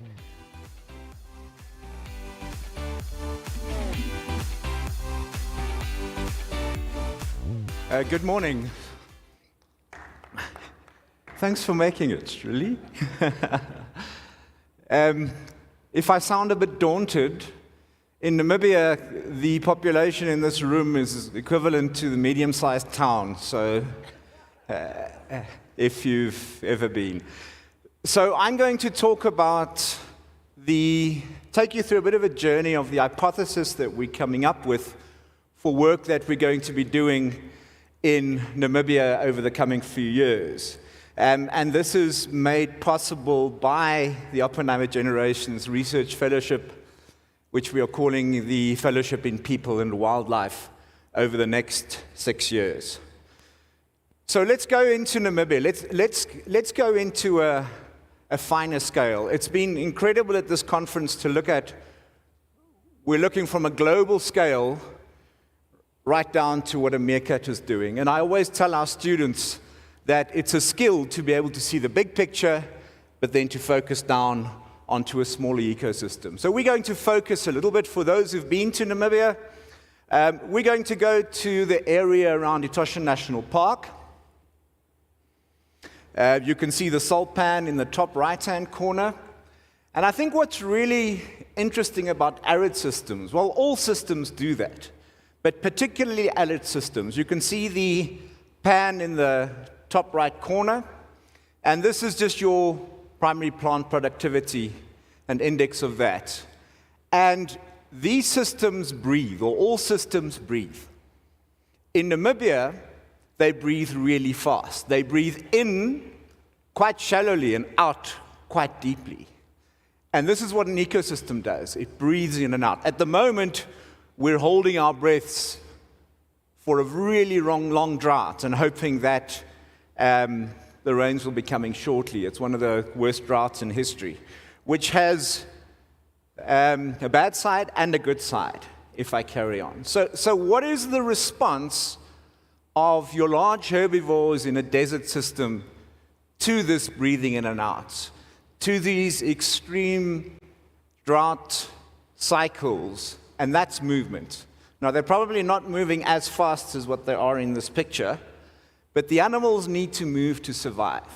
And in that previous image where we looked at the Etosha system breathing, in the middle of that is a fence. Now, Etosha is one of Namibia's last remaining fortress conservation areas. And it's an interesting system that looks like it is changing at the moment. So if we look at the study area where we'll be working, or where we already are working and continue to work, you can see the national park in the middle in green. To the west of that, you will see the blue. These are the communal conservancy areas, so that's large open areas of the old Kahukaveld and Damraland. And then to the south of the national park are your individual livestock farms. Livestock farms and resettlement farms in different colors. There's 1 or 2 private reserves, there's hunting farms, but predominantly livestock. And we're taking advantage of a system. So for human-wildlife conflict early warning, the Namibian Ministry of Environment put collars onto elephants for early warning for villages or farms when elephants go into their properties. So I have a student who's helped develop geofences in these areas, so when the elephant crosses from one farm to the next, the farmer gets an alert. Now, the Namibian, these Kamanyap farmers, I was at a meeting where we presented the system, and the farmers get an alert when the elephant crosses onto his farm. And one of the farmers' comments to me was, "Well, Butchie, that's really clever. But can't you just, when that elephant crosses your geofence, make it disappear, please? Then I'll be impressed with what you're doing." But we've been using these, and I'm only going to use a small data set of the movement of 8 herds of elephants over a period of 1 year. And in that system, this just shows, this is not separating the herds, this just shows you the area. And what we can see from this is that these elephants are not staying within one land use type. They're moving throughout the different land use types. And that we find really interesting, and we are going to look at that system a little bit more. So as a very, very basic, for the movement ecologists, please don't throw rocks at me that I've used the basic MCP to look at the home ranges of these elephants. But it's clear that the elephants are not just moving out and moving back. They are using home ranges right across these different land uses. So they're not really seeing the boundaries between a communal conservancy, commercial farmland, park, whatever it might be. And most of these elephants have been using them.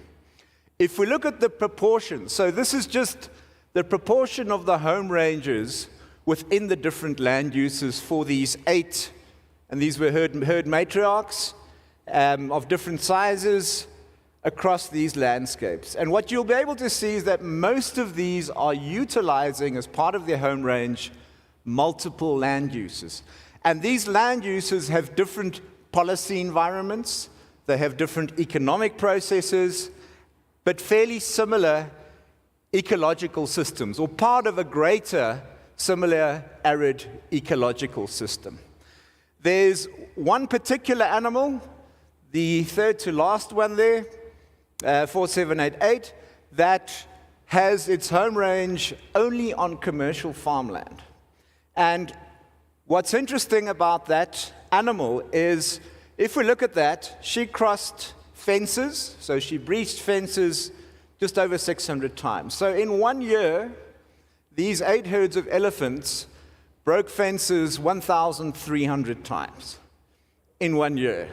So if you're a farmer, these elephants are not very popular. But we are noticing a really, really interesting phenomenon in this area, which over the next 6 years we will be looking to understand. And hopefully next year already, there could be one of my students standing up here presenting some of the results in the puzzle, the economic, the social, the psychological, the ecological process that goes around that. You'll also see that one particular animal, the one at the bottom that has a name, Sarah, crossed between commercial and parkland, and most of that was also crossing the veterinary cordon fence in Namibia. So the veterinary rules, and I think disease surveillance, if there's anyone in the veterinary industry, is something interesting that we'll be working with over time. I'm only going to show one graph, and it's going to be very simple. If we look at the home ranges of these animals, so the graph on the right-hand side, you'll notice that the animal that's using commercial farmlands has the smallest home range, but she's one of the animals that moves the most. So that's really interesting because she's bounded, or not bounded, she has fences that limit her movement. But she's moving a lot. Why is that? Is it because there's hassling being happened by the farmers in that area? Is there pacing up and down along fences to be able to breach these fences to reach the resources that she should be able to reach? Then the animals that were on totally unimpeded areas in the commercial or in the communal conservancies to the west of Etosha National Park were the ones that had larger home ranges and moved sort of medium distances. So what are the consequences of all these movements of the elephants? Conflict is one of the major issues at the moment, and it's even in the South African media, looking at human-wildlife conflict consequences. And this is one of the effects of this movement which is caused by an ecological process. Interestingly enough, in the media, so the farmers in the area, we interact with them a lot, and they say, the elephants, you've been conserving these elephants for years and years and years, now there are too many, and they're coming out of the national parks, and they're coming into our commercial farmlands, they've never been here before, we farm very happily, take them away. However, what's really interesting is there's a wonderful book of Captain James Shortreach of the mammals of Southwest Africa in 1934. So if you look at the current area that we are studying with the circle with the green, and you look at the distribution of animals that Captain Shortreach depicted as the distribution of elephants. Elephants were in this environment. They were in this environment before the fences, before this was converted into farmland. What's really interesting about this book, every individual book of Captain Shortreach, he's marked the distributions one by one. Publishing in those days was slightly different. It's difficult to get hold of a copy of the book. So, one of the big questions around this landscape conservation area, the system that we're working in, with that big breathing out and a long pause between breathing in and causing larger areas for any sort of economic benefit, any sort of ecological benefit, is causing farmers in this greater area to consider, well, can we look at this idea of landscape conservation? Can we try and join our farms together? And I've been in rooms where we're really debating about, can we remove fences between farms, and what would the agreement be between farmers? It's a very difficult sort of policy environment. In the meantime, the elephants have decided what to do. Remember, 1,300 fence breaches over 1 year. So if you look at this elephant here, and pardon the bounding boxes around it, hopefully this is a project we can look at in future about the smart gates that we're developing for elephant movements, but let me not go further than that. Now this exact area, this animal is walking between commercial farmland south of Etosha National Park into Etosha National Park. So you can see the fence there. We put a camera slightly lower in exactly the same place, pointing a little bit more in the direction of the park. And we found in 1 month, October 2019, that there were 13,000 movements of other animals through that same area. And I'm shortening a little time lapse, which tells the story quite nicely.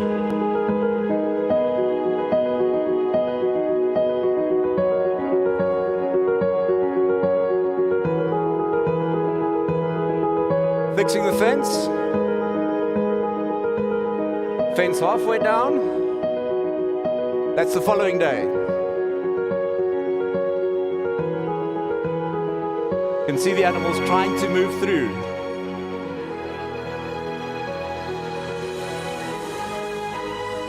And then the decision makers. Look, having a little feed. There we go, right on the fence line. And the cycle continues.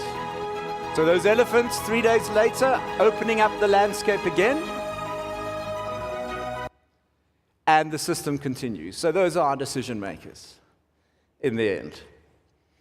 With very little time, I'd like to just explain what's happening. So if you look at the national park in the north, you would have a commercial farm, and then you would have a tourism or a hunting farm right next to it.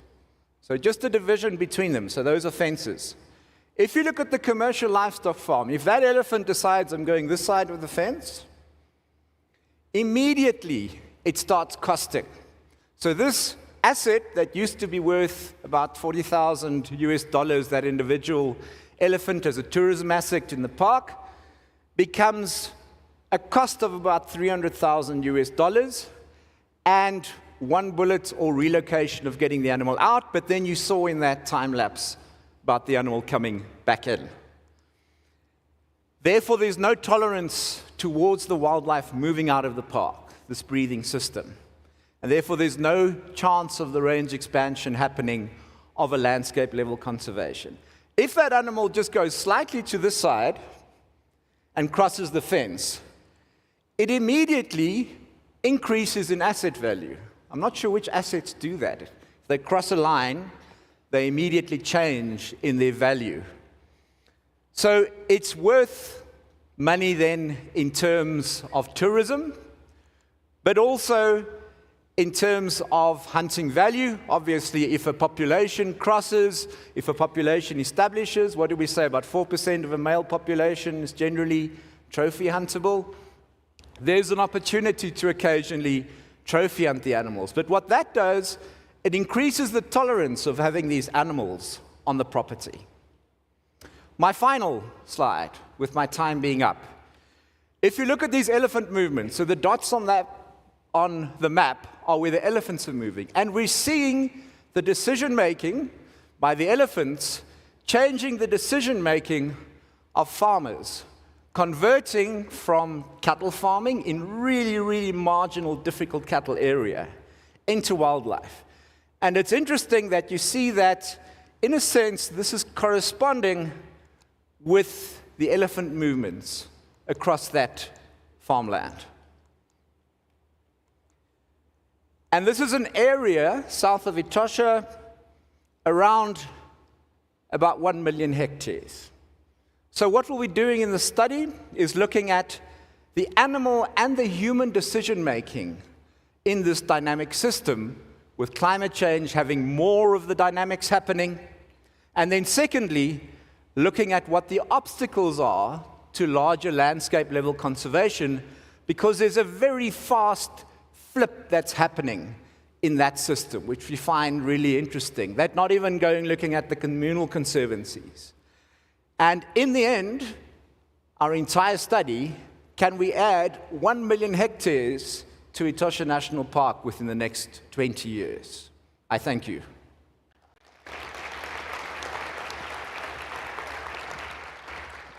Thanks, Morgan. Unfortunately, we don't have time for questions.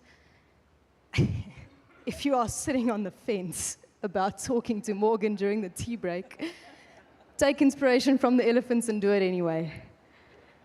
All right, up next we've got Nonkululeko Pepu, and she'll be talking about the overlap of protected and conservation areas with centers of bryophyte endemism.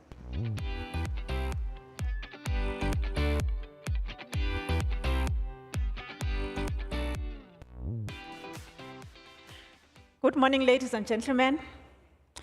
Wow, what a good transition for huge animals to tiny little plants that we often overlook because of their tiny size, the mosses. We call them mosses. But in fact, they are part of a larger group called bryophytes. So we have hornworts, so they are flat on the surface and then they have horns. That's why we call them hornworts.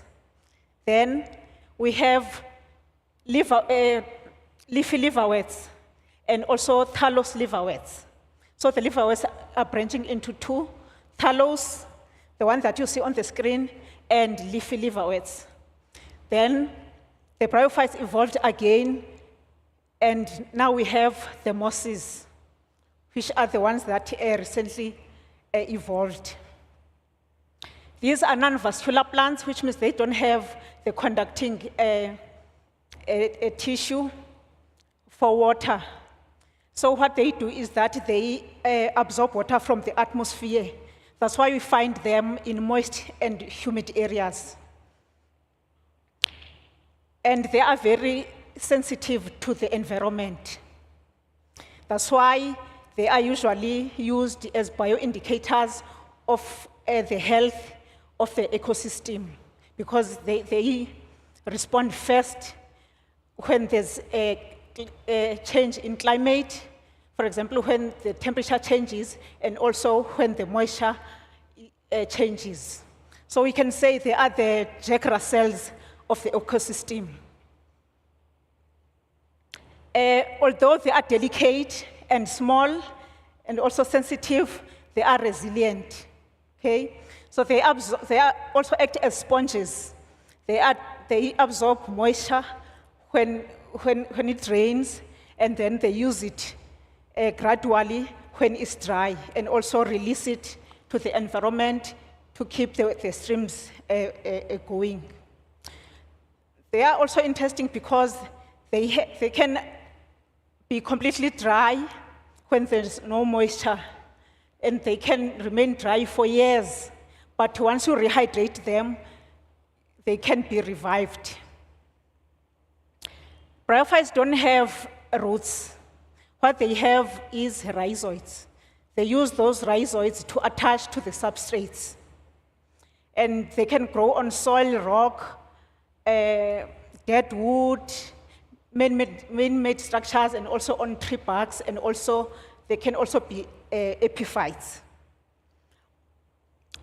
They are used by invertebrates and also some birds for nesting and also for food.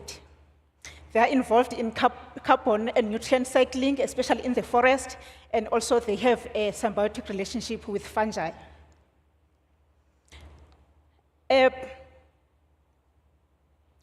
The threats to bryophytes are habitat fragmentation, destruction, and loss. And these are caused by a variety of factors, including afforestation, pollution in our rivers, water catchments, and the streams, and also climate change.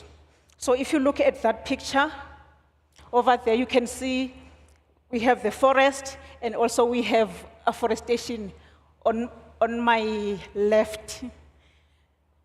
So in a forest ecosystem, the bryophytes have 5 substrates that they can occupy. It's the soil, it's the humus, it's the dead wood, it's the tree bark, and also the leaves of the trees. So if we destroy our forest, which means we are losing all the species that grow in those substrates. Some bryophytes are specialized, they grow on specific substrates, and some can grow on a variety of substrates.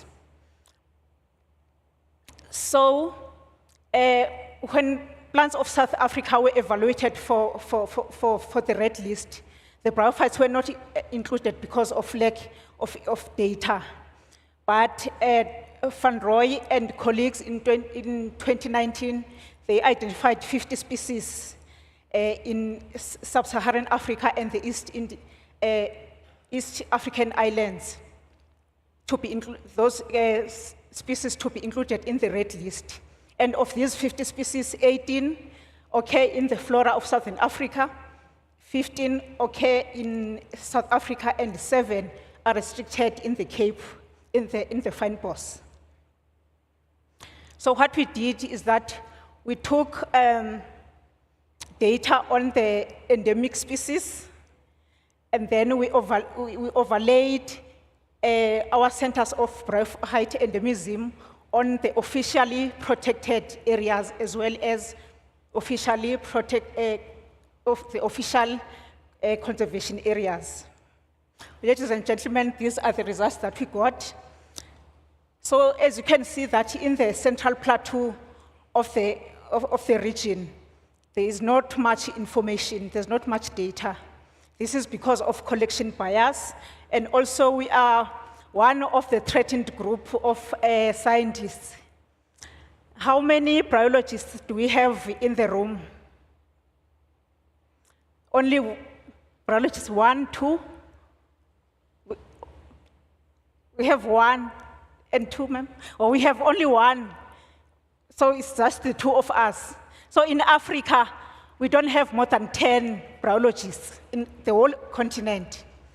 So we are a rare species, and we need to work very hard, Dr. Malin.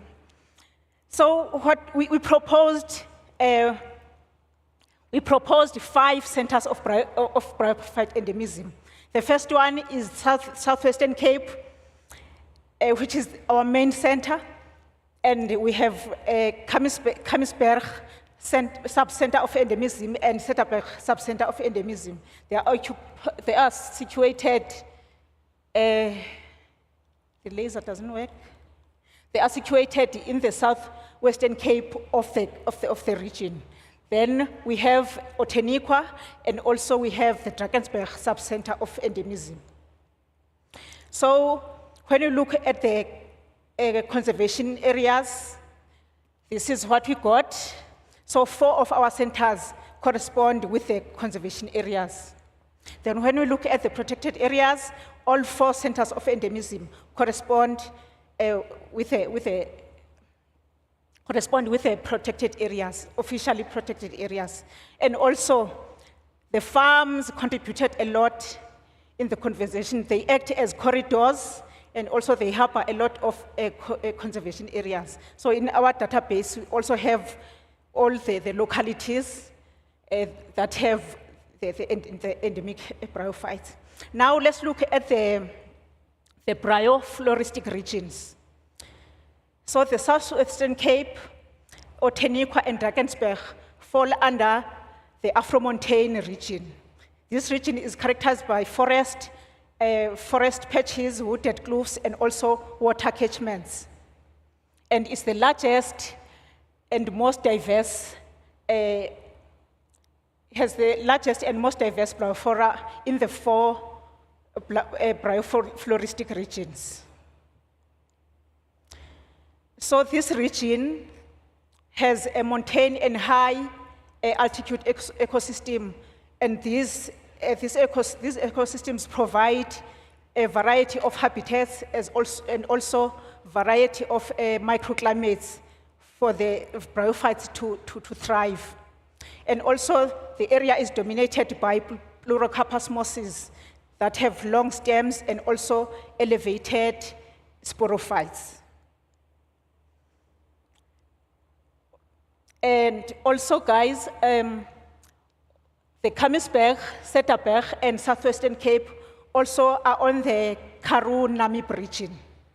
So this region is the second largest in those 4 that we see on your right. So this region is renowned for its bryophytes, which have evolved to thrive in challenging arid regions. So they are in the succulent Karoo, in the Northern Cape. An example of such species is Apotheaceae genera, which are often referred to as mosses of harsh conditions. So they are characterized by compact and short stature, and they remain buried in the substrates. When we look at the biodiversity hotspots in Africa, we can see that three centers, all our centers correspond with the three biodiversity hotspots, which are succulent Karoo, Cape Floristic region, and also Maputa land, Pondo land, Albany region. So it was mentioned also yesterday here by Sally Archibald that by 2050, it is predicted that our terrestrial biomes will shrink by 40%, which means all those habitats where we have the endemic species, they are going to shrink or shift to the east. So we are going to lose a lot of biodiversity, and bryophytes that have limited dispersal capabilities won't be able to establish in new habitats. As a result, we are going to lose species diversity, species endemism, and also the biodiversity hotspots as well. So we need to collaborate. So people who are dealing with monitoring are welcome to collaborate with us so that we can monitor what's going on in our ecosystems. And also representation is important. We need to represent on these small plants. It is important to sample also the complete range of biodiversity so that we can be informed and also achieve the conservation targets for biodiversity. These are the references that I used. And thank you very much also to the University TUT for funding this. Yes, thank you.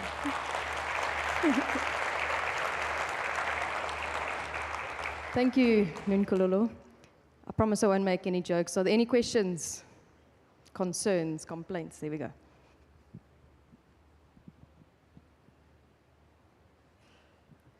Thank you. First of all, I want to say I'm very proud of my colleague. She has spent so much time studying bryophytes, and when she started this, I said, what is a bryophyte? Because I'm a social ecologist. But I just want to ask, what is the difference and how the two bryophytes adapted, the short-stemmed and the long-stemmed, how are they adapted? Thank you, Dr. O.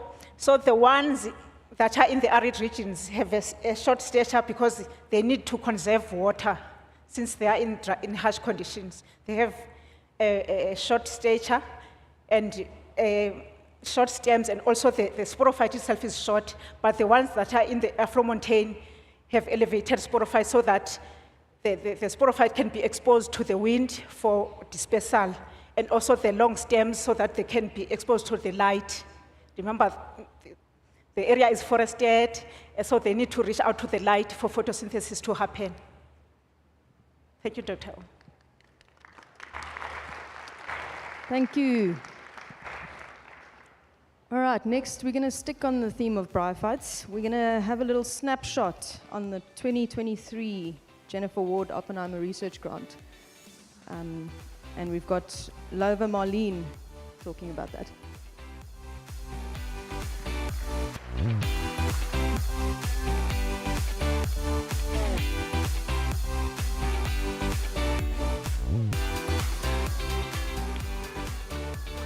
Hello, so I have 14 slides and 10 minutes to talk about mosses, mountains, and monitoring today. But before that, I'm going to show you this very beautiful photos I took 2 weeks ago. So this is the capital city of Madagascar, Antananarivo, and That photo I took from my balcony. And there's no filter. Those are smokes. And needless to say that I did work from home that day. It's impossible to breathe. The air quality is very worrying. And this period of the year, September, October, November, the main cause of air pollutions are brick making, forest burning, and really bad vehicle emissions in the capital. And that period of the year as well, we have a very long delay in the rainy season. So we have all of those particulate matters, all of the smokes that are actually staying in the air. They're not going anywhere because we don't have rain to shave them down. And so what am I telling you all about that? Is that in Madagascar, if you've seen a map of the vegetations of Madagascar, we have the rainforest corridor in the east. And so you would think, you go to the rainforest, oh, the air is going to be good. It turns out it's not that good. And so the rainforest of Madagascar is actually are beautiful, hosting lots of species, of endemic species. But then this one time in November 2022, I decided to go on a hike, bought an air quality sensor with me. It's a mobile air quality sensor that would give you real-time information about the air quality in an area that you go to. And so if you know about the WHO air quality guidelines, if you have a green color, that means the air is good. If you have yellow, that means it's moderate, it's okay. And then if you have orange, it's bad for sensitive people. Now we've been walking deep in the forest, about 10 kilometers now. I got really frustrated because I get orange, yellow, and sometimes red. So now you think rainforest, clean air, turns out no.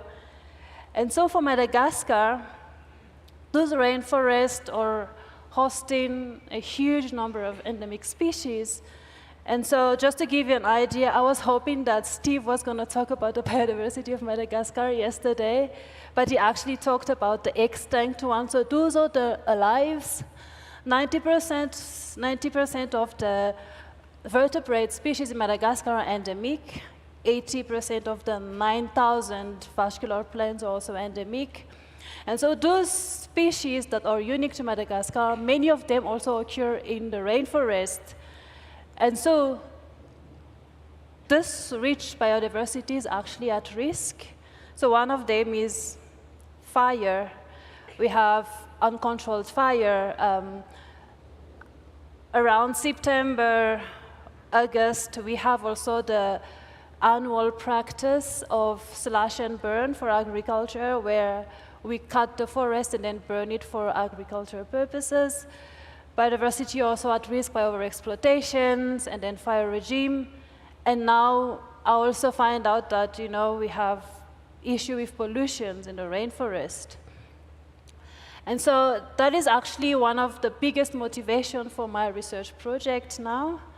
And so we have all of these species very well known to Madagascar. We know that they're critically endangered. Extensive work has been done with them.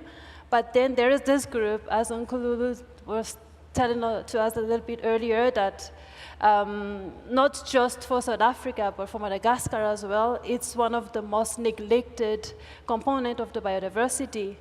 And so we do now have about 1,200 species in Madagascar, but that is based on very old literature compilations and a couple of exploration that's been done in the late 90s and some of our work. And so I'm kind of confident to say that about 25% to 30% of the 59 square kilometers surface of Madagascar has been explored in terms of biodiversity of mosses. And so more exploration will definitely bring up more species in the island. Oops, 5.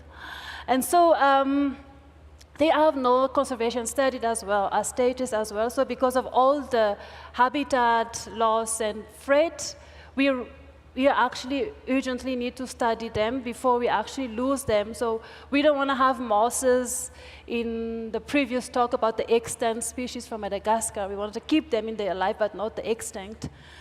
And so what is all the fuss about mosses? So I'm not going to go a lot on this because it was clearly explained in the previous talk, but I just want to say that because they don't have roots, and they also don't have the well-developed vascular systems like the vascular plants, bryophytes actually collected the nutrients directly from the whole surface of their body. And so they collect droplets of water from the environment, so they're highly dependent of that. And so that makes them a really good candidate to study impact of environmental changes on biodiversity. But also they are very important ecologically because they host 95% of their body mass in water, so they help you prevent, especially in the tropic, erosions, and also they help with nutrient cycling. So we really need to study them because of that. And so my study systems is mountains, so it has nothing to do with the fact that I'm a very keen hiker and I love mountains, wink, wink. But the fact that the mountains of Madagascar has never been really studied. So if you look at the literatures, we lack collections from the herbarium, from the mountains. Now, mountains are known to be hotspots of biodiversity. They host a lot, especially Madagascar, rich endemic species, also rich high species richness. We don't know so much about mosses. So now I'm very keen to understand the impact of environmental changes on biodiversity. So on a moss perspective, mountains is the best model system to study mosses, just because from low altitude to elevation, we have change in temperature. We have temperature that's decreasing, and then relative humidity also changes. And moss, as I said before, really depend on the amount of humidity and droplet of water in the environment. And so it changes throughout the elevations. And then on a moss perspective again, the type of vegetation from low altitude to the summit of a mountain change. We go from rainforest, tall trees, and then the trees, the length, the height of the trees decrease as you go up, all the way to having a savanna or mountain grassland. And so we have all of those changes, and this is a really good candidate to understand species distribution and how this kind of environmental changes can shape the distributions of the small community of mosses. And so where are all my labs? So I've got 4 labs in Madagascar, 2 in the northeast of Madagascar, and 2 in the southeast. And thanks to the GWO grant, I'm going to go for a hike in the Usumara in Tanzania and in Rwanda as well to look for mosses and trying to understand the diversity and distribution there. And so my last aim, I was going to be doing the moss mountains monitoring as people, place, planet, copying the way they do, yeah. And so we do monitoring of biodiversity in the mountains because, as I said, we like a lot of data, so we wanted to look at how many species are there, how many species are endemic, and then we wanted to understand the distribution and the diversity and the pattern of distribution. So I was looking at the poster yesterday, and they were mentioning that to monitor biodiversity, we need to study the change in species at a location rather than the change of the species location. So I completely agree with that. So that's what we're going to do. So we try to understand what is the distribution and the diversity of species from low elevation to the altitude, and then we try to compare different mountain systems and see what's the connection there. And so we were talking about pollution earlier. And so we also wanted to use, because of that capacity of mosses to accumulate anything that's in the contained in the droplet of water that goes into their cells, we wanted to measure the potential toxic elements that can be has been bioaccumulated in mosses. So throughout elevation, we're going to be choosing a couple of mosses to study that. The idea for that is that we wanted to also monitor air quality in the rural and urban area in Madagascar. Issue is we have a problem of load shedding in Madagascar. A couple of days ago, a whole morning, no electricity. So if you wanted to monitor air quality, you need data loggers that need electricity. We don't have that, and so we wanted to use mosses as biomonitor for air quality. And so that is basically what I'm going to be doing using the GW research grant. And stay tuned for more result. Maybe next year I'll get 30 minutes, not 10. And so thanks to the Jennifer Award grant as well, we were complaining about 50% of the biologists in the sub-Saharan region are in the room, so we need more. And so we are now training 2 Malagasy students in biology. They are very excited about looking at mosses on a microscope, but also we are going to work with local population for air quality monitoring. So now we are giving them air sensors, but soon we're going to be distributing moss as well, maybe moss with a little bit of orchids as a gift for them to participate in the study. And on that, I would like to thank you for having me. Thanks my field team that's always supporting me when I go up the mountains, Steve, my supervisor, and Alex Antonelli from Q, and also the grant for generously funding this research. And I'm going to leave you before tea with this beautiful photo of a liverwort. Thank you.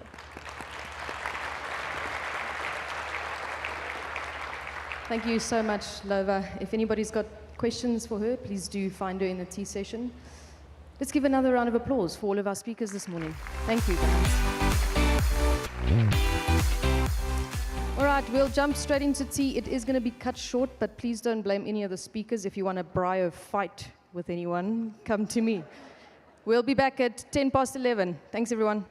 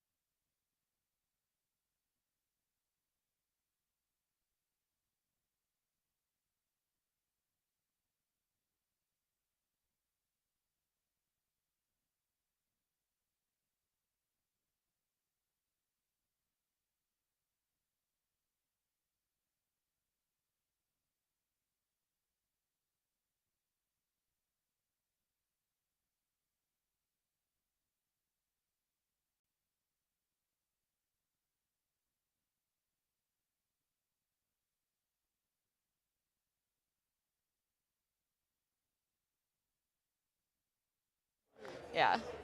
Really wish this wasn't happening.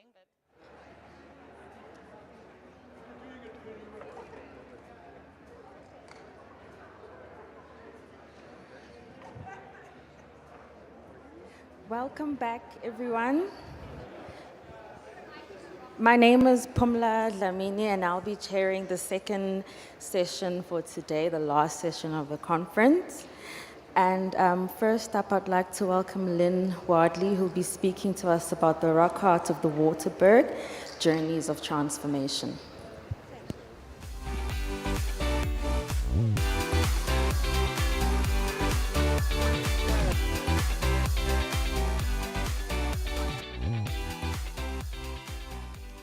Good morning.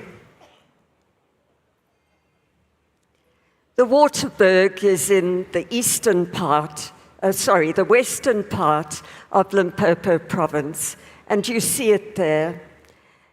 In the 1990s, Ben Smith and Rari of Wits University plotted about 40 rock art sites in the Waterberg. And since that time, Gilran Lau and I have plotted a further 100 or more, and we now have a great many sites that you can see plotted there along 3 river corridors. Waterberg archaeology is unusual, and it's been excavations that have demonstrated that. Maria van der Rest started that out together with Jan Okemer and Jan Boyens, and they did some work early on there that showed that human occupation was mostly absent between about 2,000 years ago and between about 30,000 years or more ago. We don't yet know the reason for that, and it would be very nice to have some environmental collaboration in areas where the archaeology can't give us those results. But what that means is that northern Sotho and other early Iron Age farmers, together with the Bushmen, moved into the High Waterberg regularly from about 1,600 years ago. And that's really important for the archaeology because it means that unlike many other areas of South Africa, Bushmen were not the first people to occur. So the Iron Age farmers and the Bushmen interacted, and they probably understood each other's cultures and technology very well, and they would have exchanged ideas. And this is really important when we get back to the rock art. Both groups painted. So to look at Bushman rock art first, this is fine line brush painting using things like powdered ochre mixed with binders that may have been fat, blood, plant resins, and so on. Whereas the Iron Age farmer art was finger painted using early white river clay.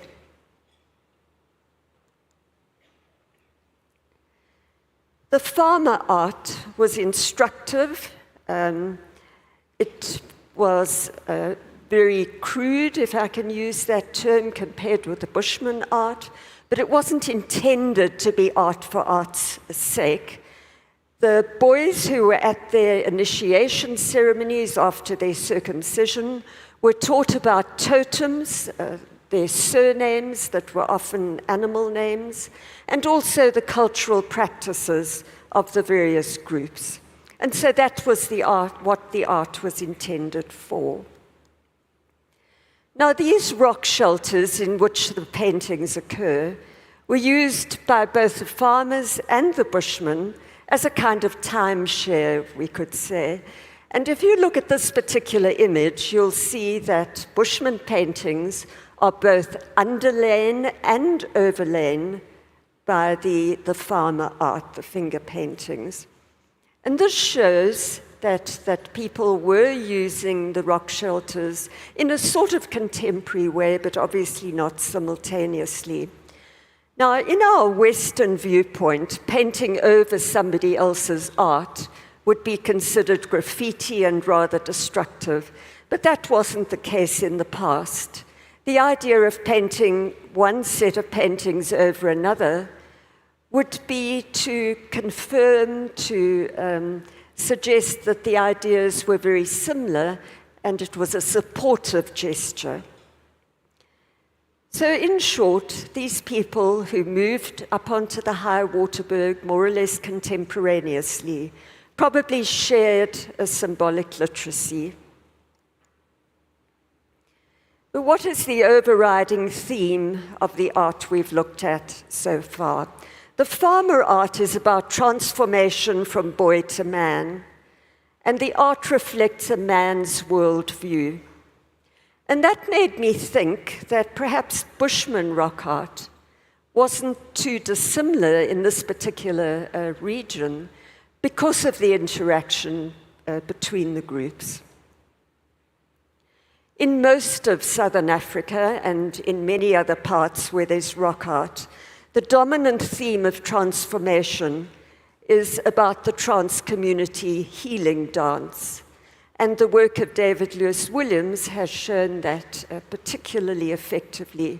But in the Waterberg, we're not seeing this. We're seeing very little evidence for the community dance. We see lots of evidence for altered states of consciousness, which are also connected to the community dance, but it's a different kind of art. So Bushman motifs in the Waterberg seem to emphasize hunting and weapons and animals, and I wondered whether such vignettes might represent the transformation from boy to man, in this case hunter, in a rather similar way to the farmer art that I've been talking about. So there's a great deal of emphasis on arrows and the detail in the types of arrows.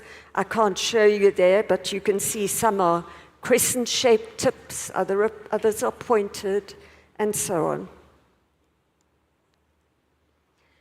So I then immersed myself in the ethnography about Bushman Choma, which is the group initiation of boys. And Lorna Marshall did some wonderful work in the 1950s in the Nainai area.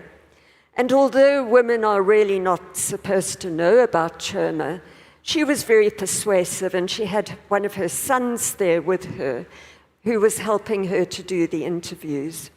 And so they got a lot of information. And here you see some images of the practice sessions, the dances and the song making at Nainai before the boys went off into seclusion. This is a very different kind of music and dancing from the community healing dance that we see in other parts of the Nainai ceremonies. So it's a strong stamping movement, and the songs imitate animal sounds, and the dancers also imitate animal movements. And once the boys have learnt this preliminary music and the dancing, they then move away into seclusion with their mentors for about a month. It's extremely important that they have no contact with women during this time or children, so they're entirely alone with their mentors. What is Choma intended to achieve? And what Lorna Marshall said was the boys were to learn sense. And of course, what she meant by that was maturity. But they also had to learn cultural practices, the social etiquettes, and various food avoidances, which became important for a long time after Choma.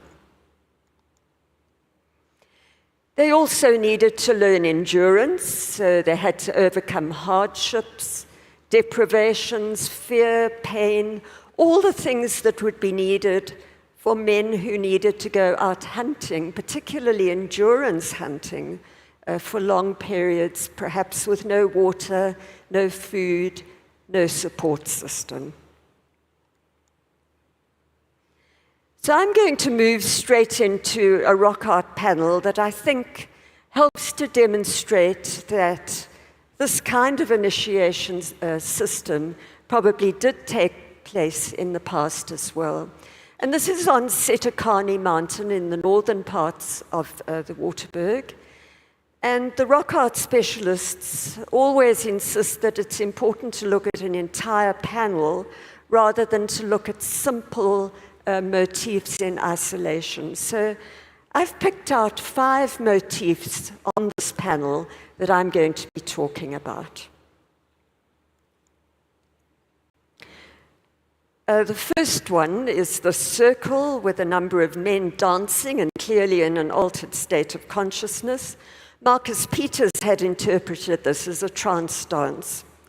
But we notice that here the people are of different ages, so perhaps they're boys as well as men. Now, the Choma boys had to dance all night with very little food, very little water, and you can imagine that they would go into altered states of consciousness during the time that they were doing that dancing. The second panel is of 3 Waterberg posture figures at the top and 4 high-stepping men at the bottom. I'm going to come back to this picture, but I just need to explain to you what Waterberg posture figures are. This was a term coined by Gilrain Lauer, who did her master's thesis on this topic. These posture figures are usually in processions, often about 6, 7 men. It's a stylized profile. They always have extremely prominent sexual features, but hardly any head at all. It's a little peg head, and their arms are attenuated. They're very short and useless. They never carry bows and arrows, sometimes sticks. And I wondered if these were metaphors for initiates. So these are boys who've reached puberty, but they're not yet mature. And in the sense of Marshall, who said that the boys need to gain sense, those little peg heads might be indicating that there's not much sense there, yet the brains are still very small, and the arms are useless.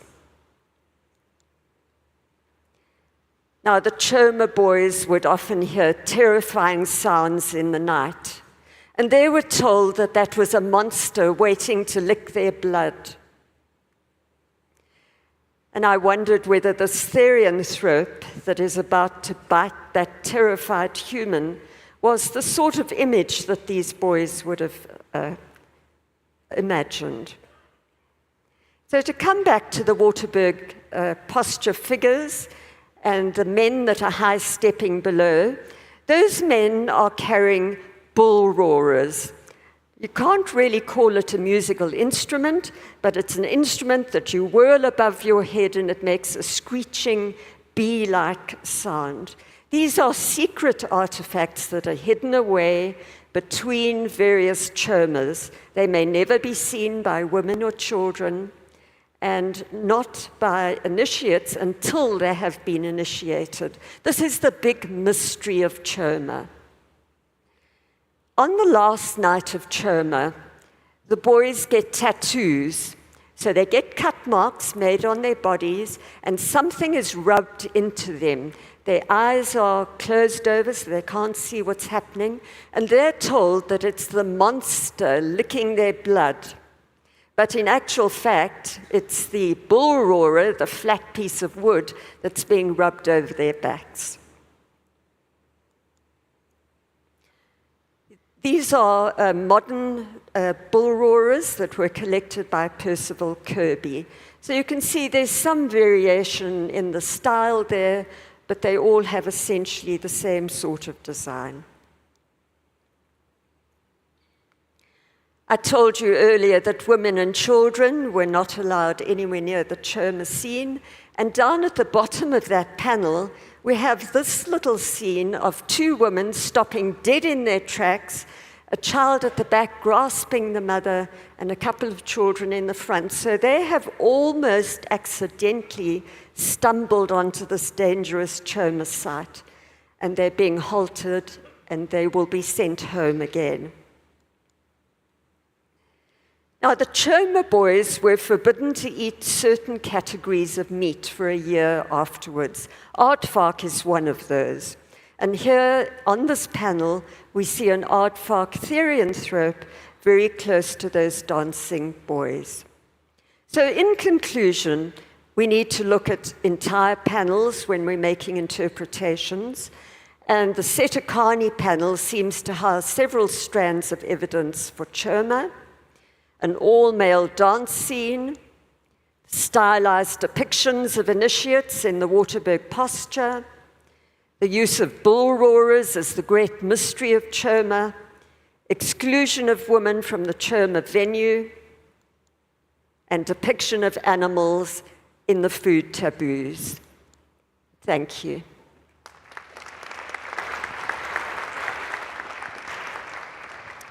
Thank you, Lynn. Unfortunately, we don't have time for questions, but if you have any questions for Lynn, please catch it during the lunch break. I'd like to welcome our next speaker, Lokadia Dingwenya, who will be speaking to us on the reproductive phenology variations of Chakma baboons in southern African biomes.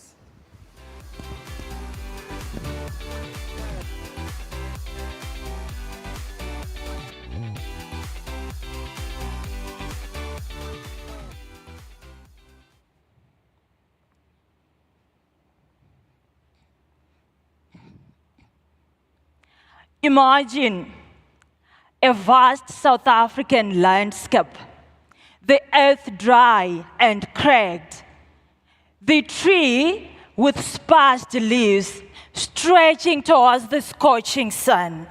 Then the season changes, rain clouds roll in, the landscape transforms and life responds. This is the dynamic environment where Chakma baboons call a home.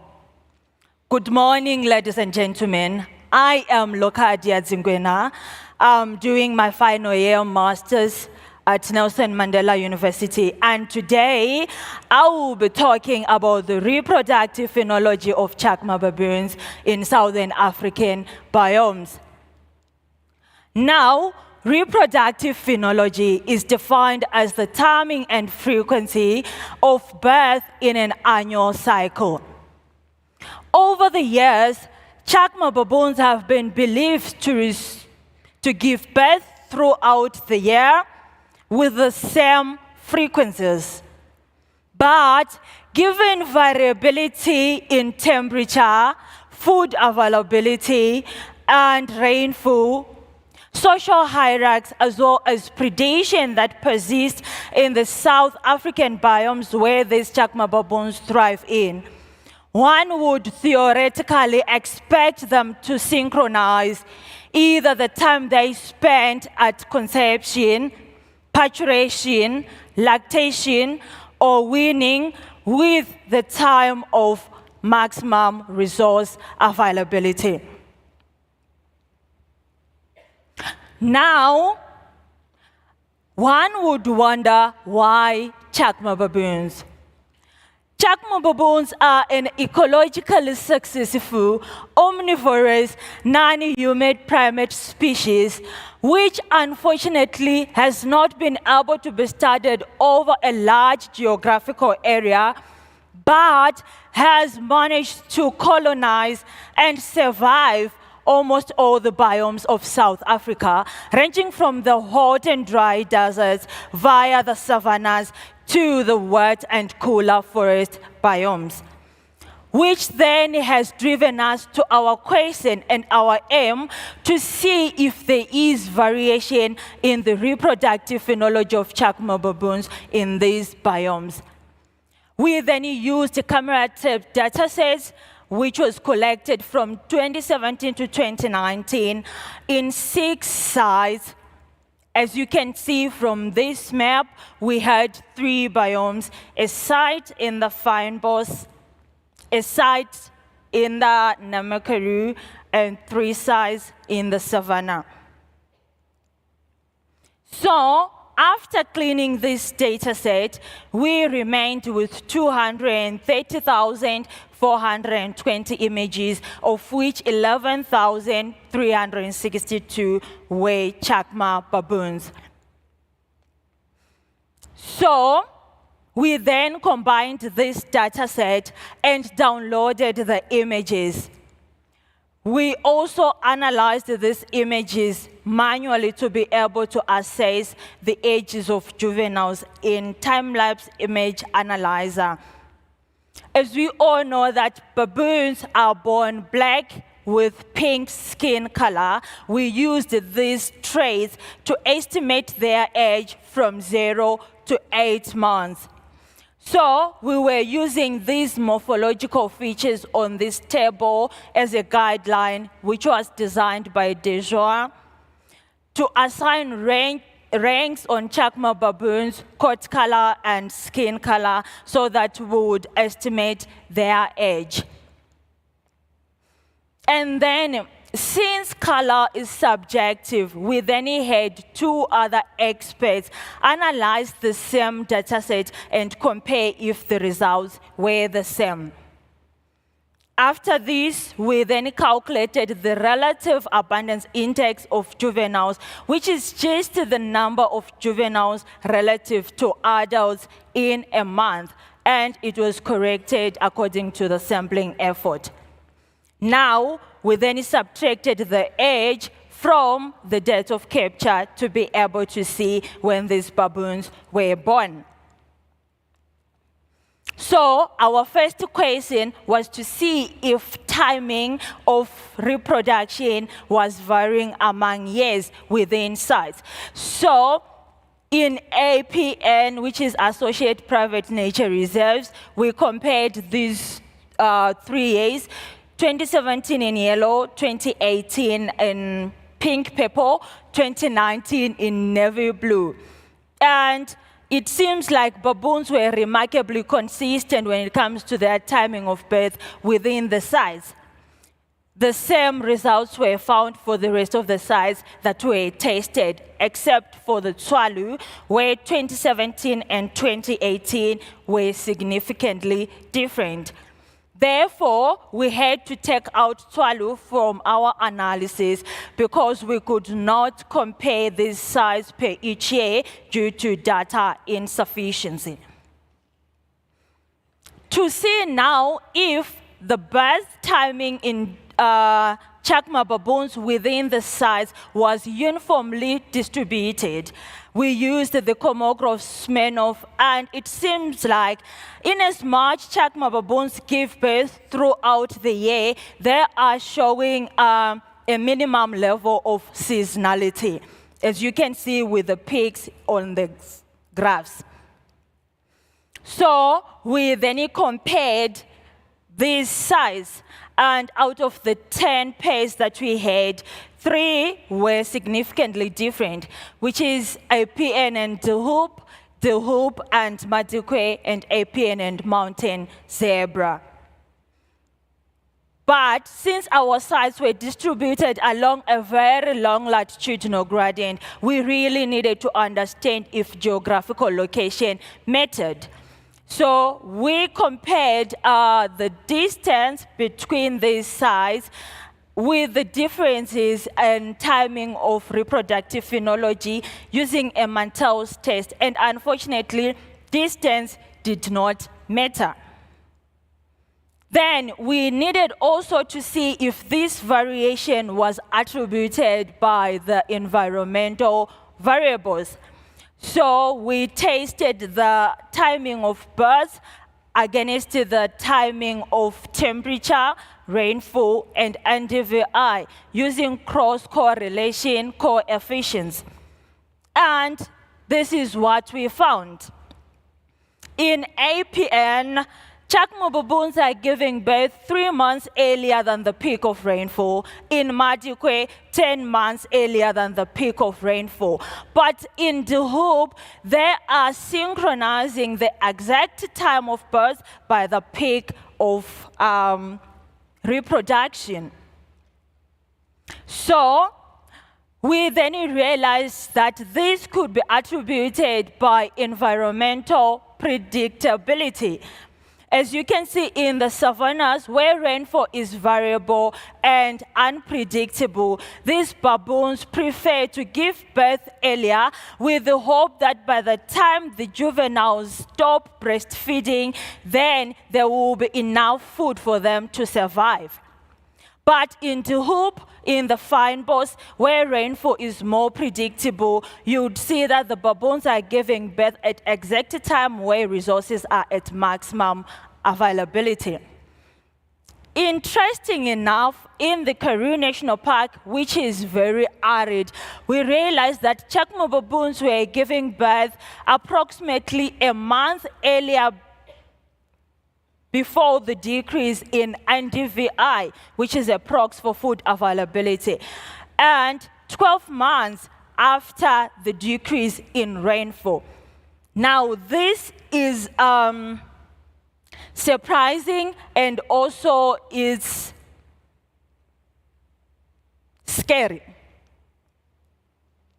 in the sense that we were expecting baboons to align their births with availability of resources, but there is a phenological mismatch. And this could also be early signs of climatic vulnerability on these baboons. However, in the mountain zebra, these environmental variables did not have an impact on our Chacma baboons. But then what does this mean? We see that timing of birth in Chacma baboons is not a one-size-fits-all, with baboons giving birth, with the timing of birth in baboons being shaped by environmental variables, especially rainfall. Now, these baboons are not reacting immediately to these conditions, but they are planning well in advance. So we can get a lesson of planning, adaptability, sometimes a well-calculated risk for them to be able to survive. But if as flexible as they are, baboons are responding like this to these climatic variables, then the question remains, how about the not so flexible animals that are threatened? With this, I thank you.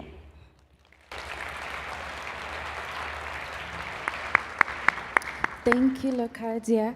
We have some time for questions, so if anyone has any questions for Lokadia.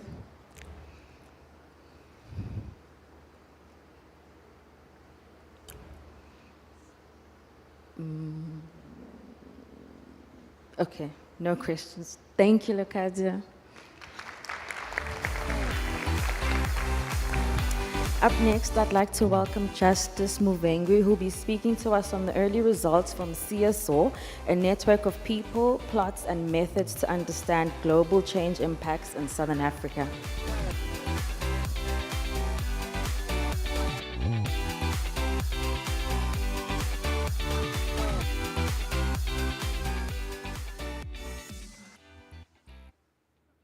Good morning, ladies and gentlemen.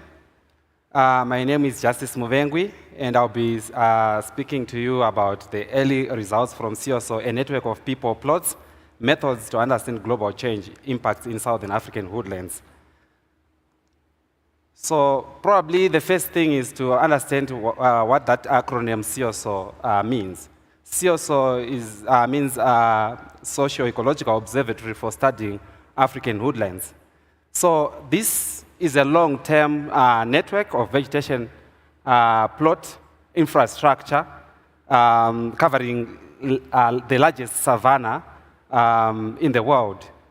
So it's a collaborative partnership, it's a collaborative partnership of African research and management institutions and other stakeholders. So what we have within the network, we have quite a number of institutions. Like here in South Africa, we have Sun Parks, we have Rhodes University, we have Wits University. So it's communally managed, but it has some governing structure. So it has got 2 co-chairs. One is based at Wits, the other chair is based at University of Edinburgh. And it has got a steering committee under that top, below the co-chairs, we have the steering committee, and the role of the steering committee is to steer the direction of research within the network. We also work on protocols, trying to develop standard protocols for data collection within these savanna woodlands. So anyone can deposit data within the CISO, and anyone can also make a data request from CISO. It's also the responsibility of the steering committee to assess all the data requests so that there are no overlaps. So if you apply or if you lodge a data request to CISO, then the steering committee will look at your application or your request, and then they make a decision based on what other research is going on within the network, whether there are no conflicts or clashes on what you are trying to do with the data. So what we have achieved so far as a network, we have measured more than 600,000 trees across over 10,000 plots. So it's a huge achievement that has been done by this network. As you can see on that map, in kind of peach, those are permanent sample plots, and in green to a bit of some yellow, those are once-off plots. So now I want to emphasize maybe the importance of those permanent sample plots. So permanent sample plots, they enable us to define sustainable harvesting. We are dealing with natural woodlands, and we need to harvest sustainably. And they also help us understand the demography of these woodlands in terms of growth, recruitment, and mortality. And also, we are able to understand how these woodlands respond to local and global drivers, such as climate change, harvesting carbon dioxide increases, or fire and herbivory. So it's quite important to have these permanent sample plots. And the drive is to make sure that we keep on measuring with our resources allowing. We need to go maybe after every 2 or 3 years to remeasure those sample plots. So CISO was formed around 2017. And as you can see, that vertical dotted line on the bottom graph to my left when I'm looking at the screen, there is some cumulative increase in terms of the number of permanent sample plots within the CISO network. So what is CISO's impact? I think we have made a lot of impact. CISO conducts high-level science. We have studies that focus on biodiversity, some on ecosystem services within these woodlands, and some on ecosystem functioning. We provide the only validation data in dry tropics for biomass change. Committee on, we provide, we validate satellite packages that are used in remote sensing. So when they want to validate or calibrate their data, they use some of our plot data to validate those satellite missions that they send across maybe Africa in trying to understand the biomass that we have within these woodlands. We also assist our partners, organizations. We have got partner organizations within the network in terms of meeting their reporting requirements for organizations like RED, UNFCCC, CBD, or UNCCD. We also support capacity building and networking of African researchers. To date, I know quite a number of researchers across Africa, like in countries like Kenya, Tanzania, Malawi. So I've interacted with quite a number of researchers from these countries. And I think previous speakers from yesterday, they were also emphasizing on these partnerships and the importance of these partnerships in terms of capacity building.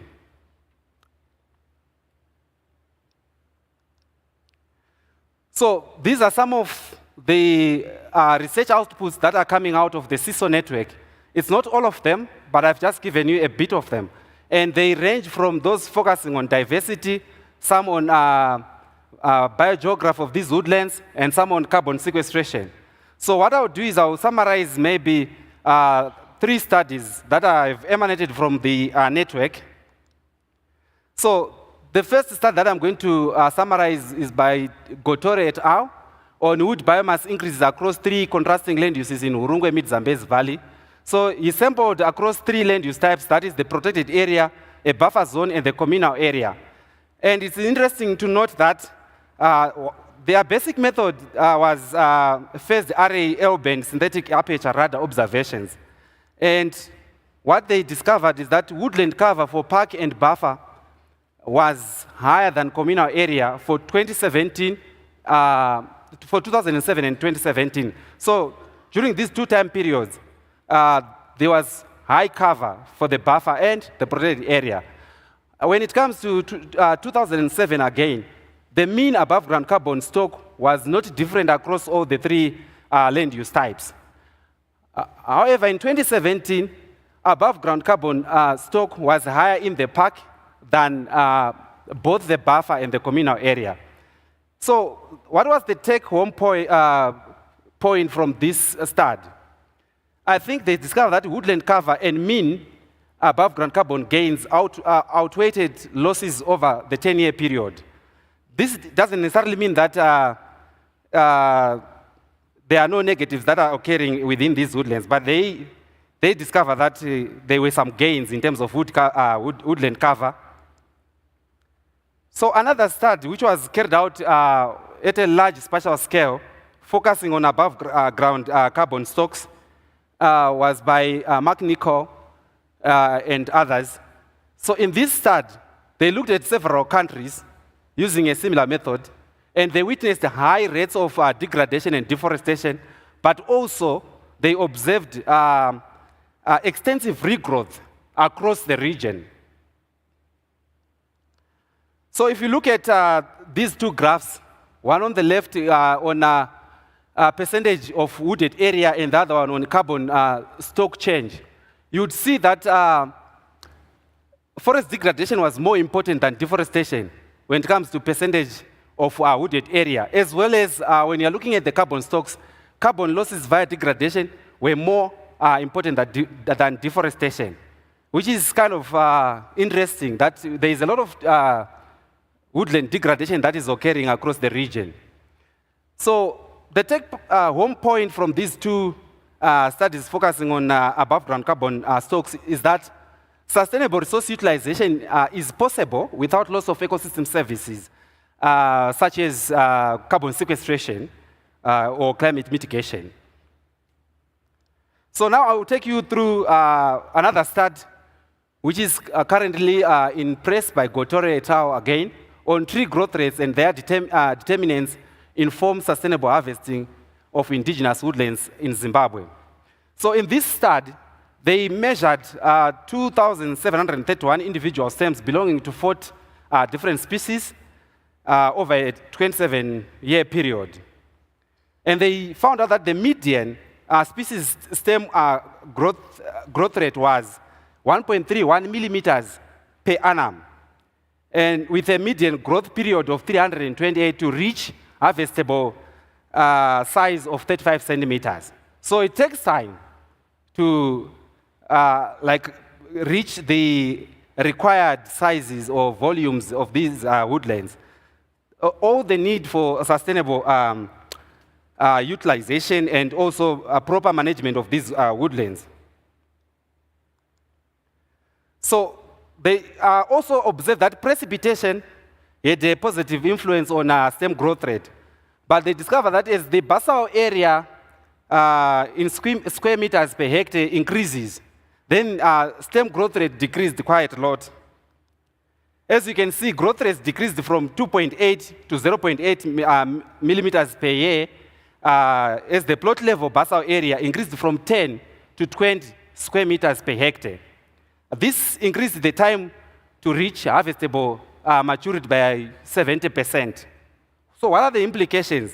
They suggest a very simple answer to this. Productivity can be managed by thinning to reduce competition. So once you reduce competition, there are chances that you reach the maturity stage much faster, you cut on the time. So long harvesting cycles are informed by competition, carbon dioxide, and precipitation. So from here, I'll give you a brief description of what I'm doing within the CISO network. So what I'm trying to understand within the CISO network is that I want to understand how various aspects of diversity change across the vertical vegetation structure. So moving from the understory vegetation to the overstory, I'm trying to understand how maybe richness changes, turnover, nestedness, so beta and alpha diversity, how it changes. Because I think and I feel that there is a lot of diversity that is hidden within the understory level within the woodlands. So I've developed some questions. So the first one is how does alpha phylogenetic diversity vary across size classes? So my assumption or my hypothesis is that species richness will go down with an increase in what? Diameter size classes. And also phylogenetic diversity will go down with an increase in diameter size classes. So I assume in the understory I'll get a lot of diversity. That is when I'm considering what we call the small stems within these ecosystems. So another question I have is that what is the taxonomic and phylogenetic turnover of savanna trees across stem size classes? And I think species nestedness is going to increase with the increase in stem diameter. So what are CISO's future goals? So goal number one, more is more. We want more people, we want more plots and projects within the network. So we are inviting people to be part of the network, actually. So if you have your vegetation plots that you have measured before, feel free to deposit your data into the network because you are able also to withdraw your data, and we don't take your rights over your data even if it's within the CISO network, right? So make sure that if you have data, approach us, and then we can deposit your data safely into our CISO database. Capacity building, data workshops. We want more data workshops, summer schools, field work workshops. I like the field work workshops more because they are practical and theoretical at the same time. So you go, you do a prac, you come with some data, and then you test the data. So they are quite good, especially for students. And networking, we want to extend partnership to co-develop impactful research. So we want to increase our network. So this was my last slide, and I would like to say thank you to the organizers of this conference for inviting us as CISO. I'm representing CISO, not myself. Thank you. Thank you, Justice. We have time for one question if anyone would like to ask Justice a question.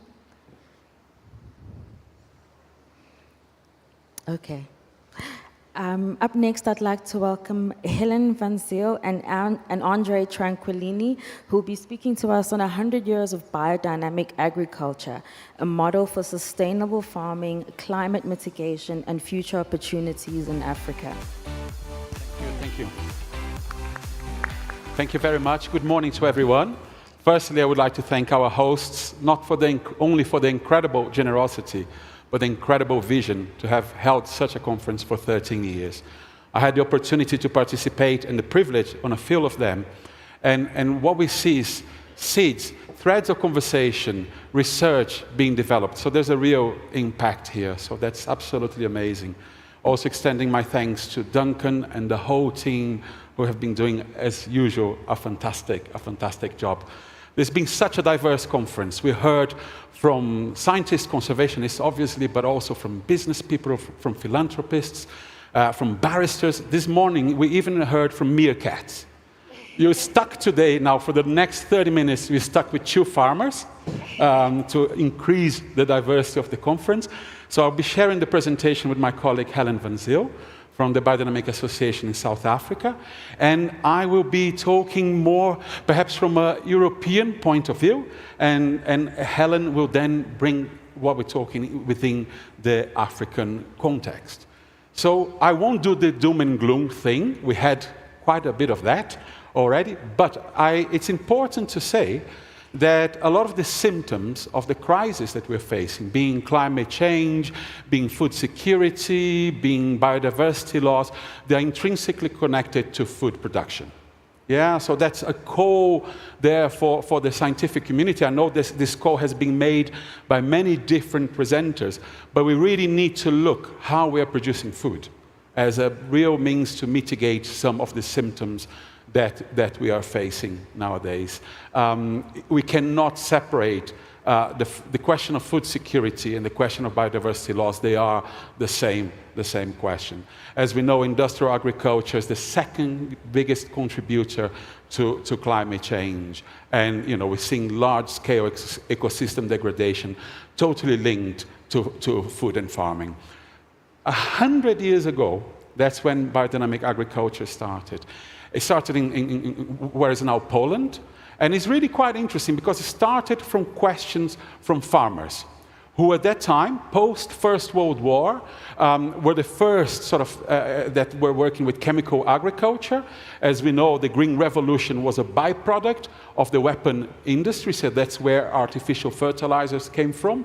So those farmers were already meeting issues with vigor and quality of their seed. So then they approached Rudolf Steiner, who delivered 7 lectures.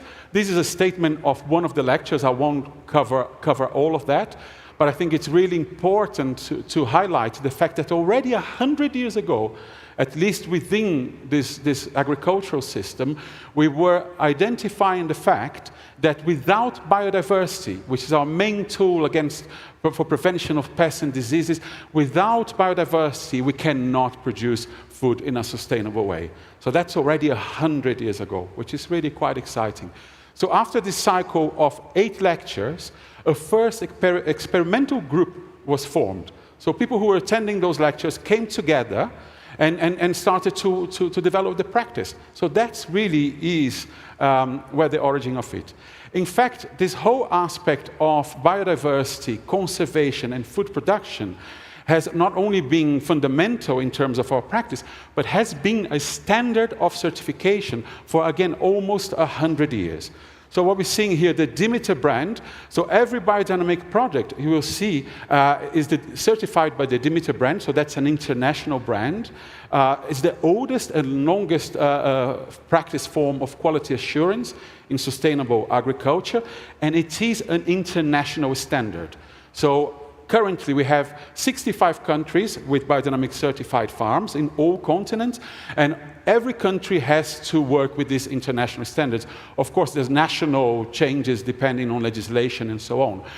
One of the prerequisites is that we have to be firstly organic, so every biodynamic farm is firstly organic certified and then become biodynamics. And our standards go above and beyond organic, really, to meet some of the targets in terms of being environmentally friendly, ethical producing, sustainable production, and so on.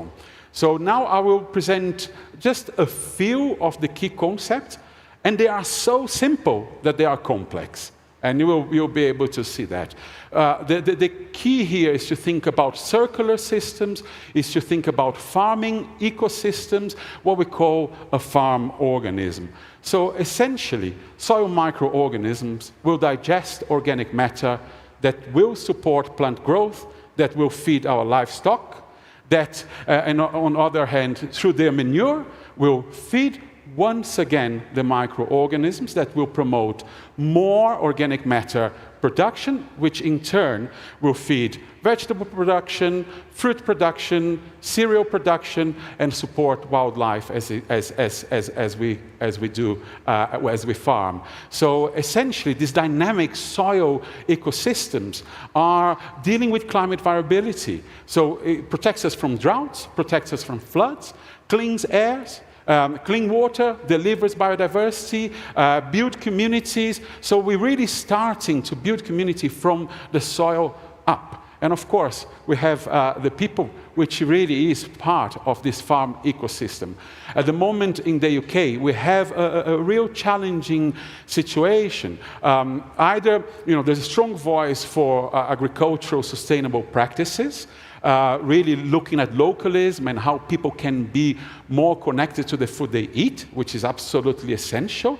But there's also another strong movement that is very powerful, that wants to separate people from the food that is being produced. So we're talking about lab-grown meat and food grown in underground bunkers with this, that, and the other. So we are in that threshold, literally. What biodynamic agriculture can also offer is a framework for decision-making. There isn't a recipe. Even though we're working with standards that we have to abide by, there isn't a recipe. So there's a real invitation for the people to be part of that farm ecosystem and made decisions based on relationships. They're finding a farmer. Of course, we use the data. We use all sorts of resources available to us to make decisions. But I would doubt that any farmer would sit down and say, okay, it's decision-making time now, and I'm going to decide what I'm going to... We're constantly walking. We are being part of the landscape, and that's what is informing as well the decision-making framework. Another aspect of biodynamic agriculture, of course, farmers work with rhythms, with seasonal rhythms. In biodynamic agriculture, we try to optimize those rhythms and use them in our favor for plant growth and animal health, for the whole health of the whole system. So one of the things, for instance, that we do, we work with lunar rhythms. So we're looking at lunar rhythms and deciding when we're going to plant, sow, transplant, and so on. One of my really good teachers in the past said, with biodynamics, you don't say no, you just say oh. So this is a bit of the just say oh kind of mood. The next one is even more a just say oh kind of mood. And this is something that more and more as biodynamic practitioners, we are so thankful to you guys, scientists, and you're going to understand that in a minute. In order to maximize farm health, we work with plant remedies and preparations that we use ingredients from the farm to make. There are two sort of field preparations that we work with. One is the one you see on the picture on the top, on the middle, and that's the horn manure preparation. So essentially that's fermented cow manure, the cow manure has been put into a horn and is being buried for 6 months. Don't say no, just say oh. And that is then lifted, is then diluted, and then applied in a high dilution into the field. And that's where we are so thankful to the scientific community, because you can imagine, for 100 years, we've been standing in front of audiences like this, or even in farming settings, said, now we're going to get a horn, and then we're going to get the poo, and then we're going to put it inside. And I tell you, there was a situation in Spain. The face of the people looking at me were telling you, we're going to do that.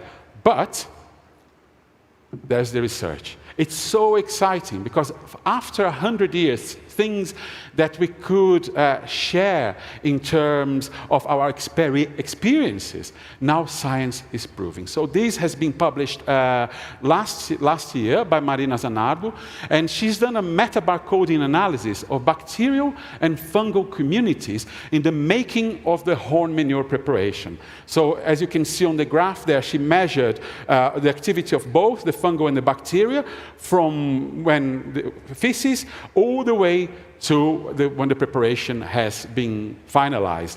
So what actually she found using gene markers is fascinating. She found a correlation, a rational explanation why the manure inside the horn. So there's a particular group of fungi, particular order of fungi, and they are known to be pioneers. So their activity is really important to release nutrient for other communities of fungi and bacteria that are following them. And that particular order of fungi that is present in the feces, because it's present in the cow lining, actually is what starts breaking the keratin that's inside the horn. So, and that's the pioneer species of the horn manure preparation. So thank you so much to the scientific community, because now we have that ability to say there is a practical reason as well that works. Another piece of research that I wanted to make you aware of It's from Kassel University, so again, it has been recently published. And we're looking at 5 years of research, 21 sites in France and 3 sites in Germany. And essentially, they were looking at the effect of the horn manure preparation in terms of the microbiome communities, microbial communities in the soil. So that's something that, again, gene markers have been used for that. What they found, they were able to prove that this horn manure preparation has various effects. Again, such developing the microbial biomass and also air in the soil. Soil respiration is extremely important, as I'm sure you all know. They also found significant numbers of plant growth promoting umbilical sequences in the biodynamic systems in comparison to the organic system. Another finding is that, because when I was telling about this spraying of this horn manure preparation, I'm talking about homeopathic quantities. I'm talking about very small quantities, which again was very hard to explain. These, with biomarkers that's showing all of that microbiological activity. And actually, they were able to prove that that impact of the preparation can be measured for 12 weeks after application. So this is something quite exciting. And now, for my last bit, and before I pass on to Helen, I wanted to highlight this dog trial, which for some of you may sound like a dream or a nightmare, because they've been conducting this research for 40+ years. Can you imagine if you had 40 years of research working on the same area, working with the same crop rotation, but of course the questions keep on changing. So that's something that is quite exciting. This came about in the early 70s because the organic farmers in Switzerland approached the federal government for research, because already then, as organic and biodynamic farmers, we're being told, oh, what you do cannot feed people, the world will go hungry, and all of those questions. So they have asked, actually, the federal government to look into this. So as you can see, they've been more than 120 scientific peer-reviewed publications, including a publication in the journal Science in 2002.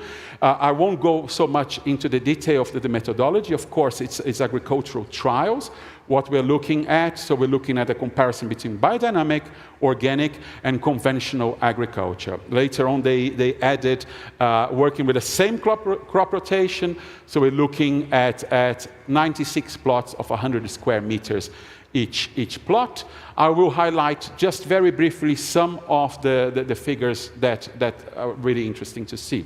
So on figure number 5, the amounts of applied nutrients. So we have there no fertilization. Biodynamic 1 is low fertilization. Biodynamic 2 is the normal level of fertilization.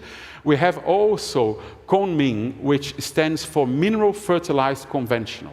Yeah, so there was no animal manure in there. So in figure number 5, you can see the number of applied nutrients. And you can see the green line, of course, on the no fertilization, nothing was applied. But you can see the biodynamic is lesser in terms of nutrients applied.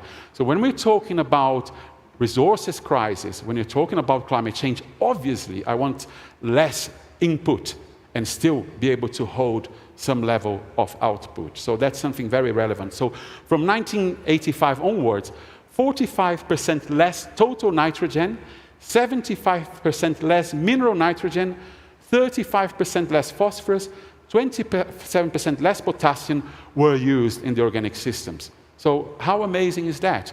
And very interestingly, the biodynamic soil actually measured to be the lowest in terms of phosphorus, because we're not adding any mineral phosphorus onto it, but the biodynamic produced were found to have the highest level of phosphorus. So go figure. Figure number 9, we're looking at quantity of active ingredients applied in terms of plant protection. Look at the conventional systems. Look at the quantity and the difference from fungicides, herbicides, seed dressing, and etc. Again, the biodynamic system, even lesser than organic. The quantity of active ingredients that were used in food production were much lesser. Again, such a relevant point of view. So higher microbial biomass, as we know, that's so important for soil health. and a higher density of spiders. I could go and show you of every type of invertebrates that were measured. The biodynamic systems showed a higher density. And this is my last slide. And then looking at soil carbon stock. So that's from 1972 to date. And we can see that the soil carbon stock, the biodynamic line is the green one at the very top, has been increasing each year. So that's part of the research I wanted to share with you, and I will leave you with healthy and fertile soil can be regarded as a threatened species. And I'll pass it to Helen now, who will talk about an African context.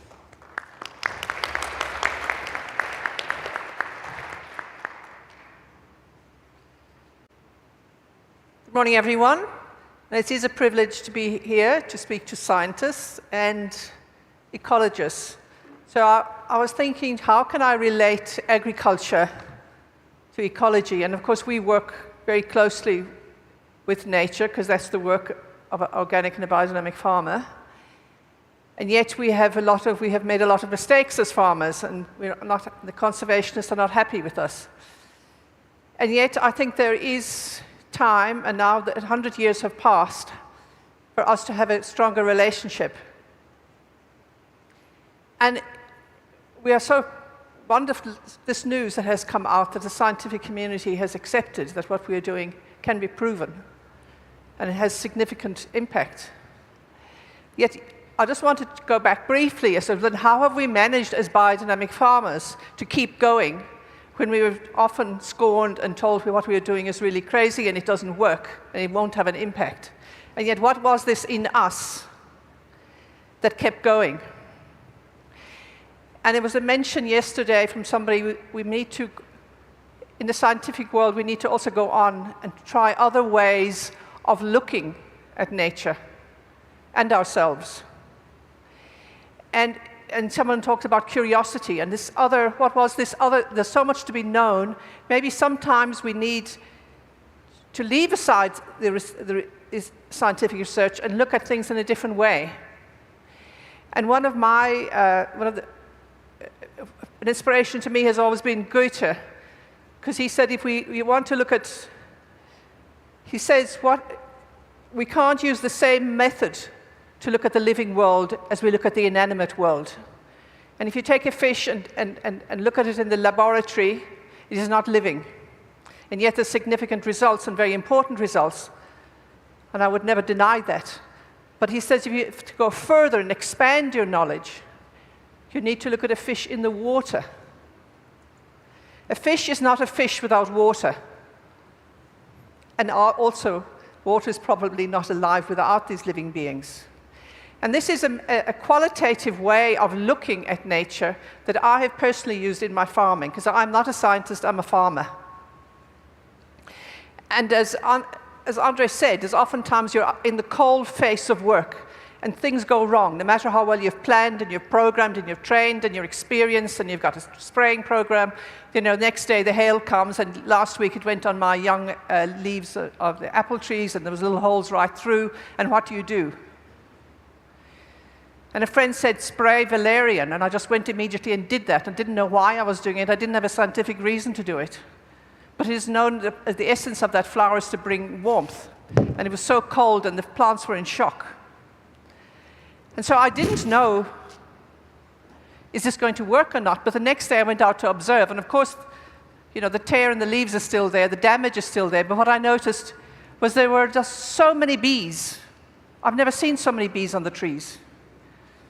And so through this constant interaction and being in the coalface, you're discovering more, because I was worried, because there's such a wonderful biodiversity and flowers at the moment. The bees were going to the flowers, or not to the flowers on my apple trees. And suddenly, this disaster brought this change. So this is the type of qualitative work we're doing as farmers. So we need a method that studies a living world. And of course, following on from that, I just wanted to briefly go back historically about this relationship to ecology and agriculture. So Steiner worked with this chap here, Pfeiffer, and said, when he was quite young at the time, he was a soil scientist, he said, you must prove these preparations that we're developing because in the future, people are going to mock it. You need to prove it scientifically. And so he's a scientist, and he did a lot of research, as did Lily Kalisko. And what is not known is Rachel Carson's, who was the person to highlight the first person, I think, to highlight the damage of pesticides in the ecology and also in farming. And because before that, you had all you had Steiner wrote a book on biodynamic agriculture. You had, following on from that, you had people writing books on organic agriculture, Northbourne, Balfour, all of those, but no one was taking it up. So these books are written in the 20s and 30s as studies, but no one was taking up organic agriculture, even though people were aware that these pesticides and animals were becoming less fertile and there was less fertility in seeds.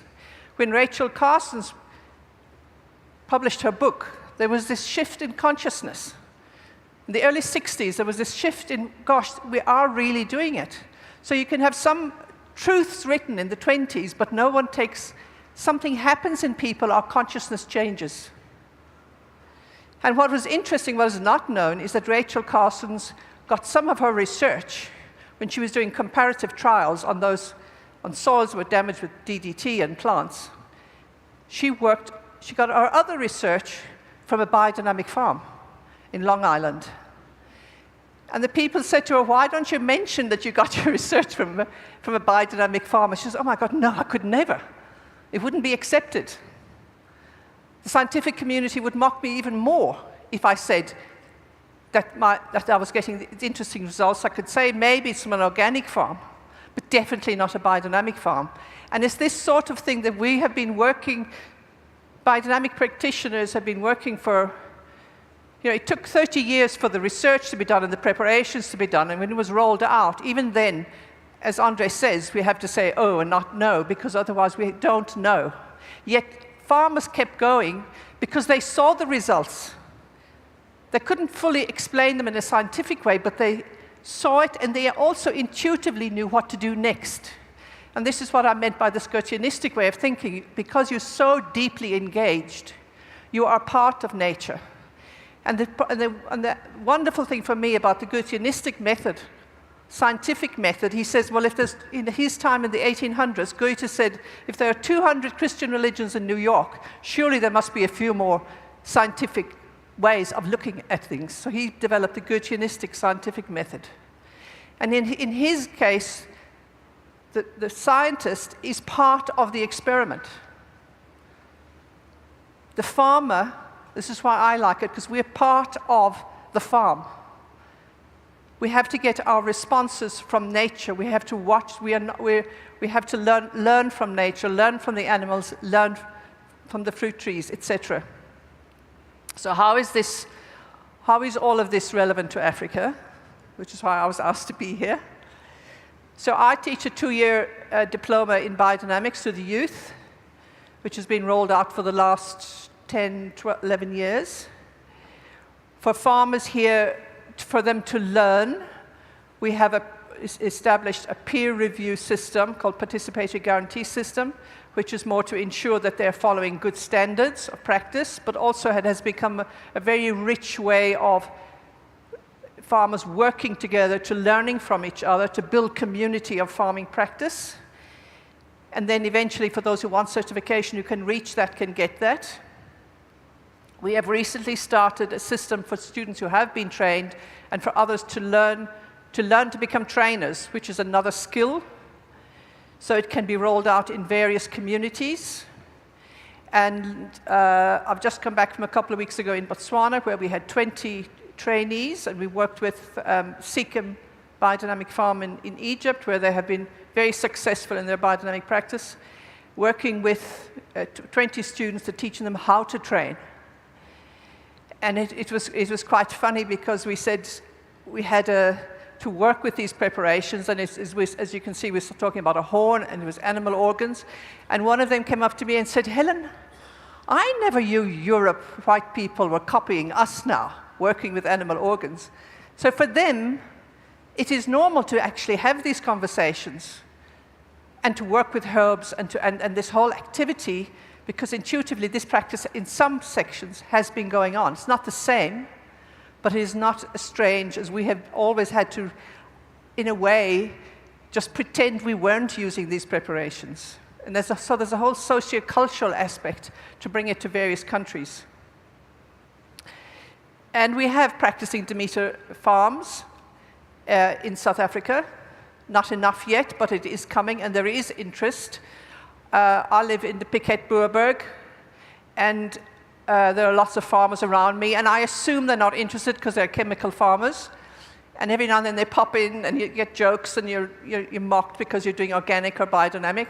But recently they have arrived and said, Helen, I want to know about this. And I, at this stage, don't even believe them. But now they said, no, sit down. We want to know, because our chemicals actually, they're not all working. And we don't know what to do next. Farmers have been set up for the past 2 generations to deliver more, take less money, produce more, pump more, and it's not working. And the time has come for organic and biodynamic and regenerative farmers to say, we've got a model.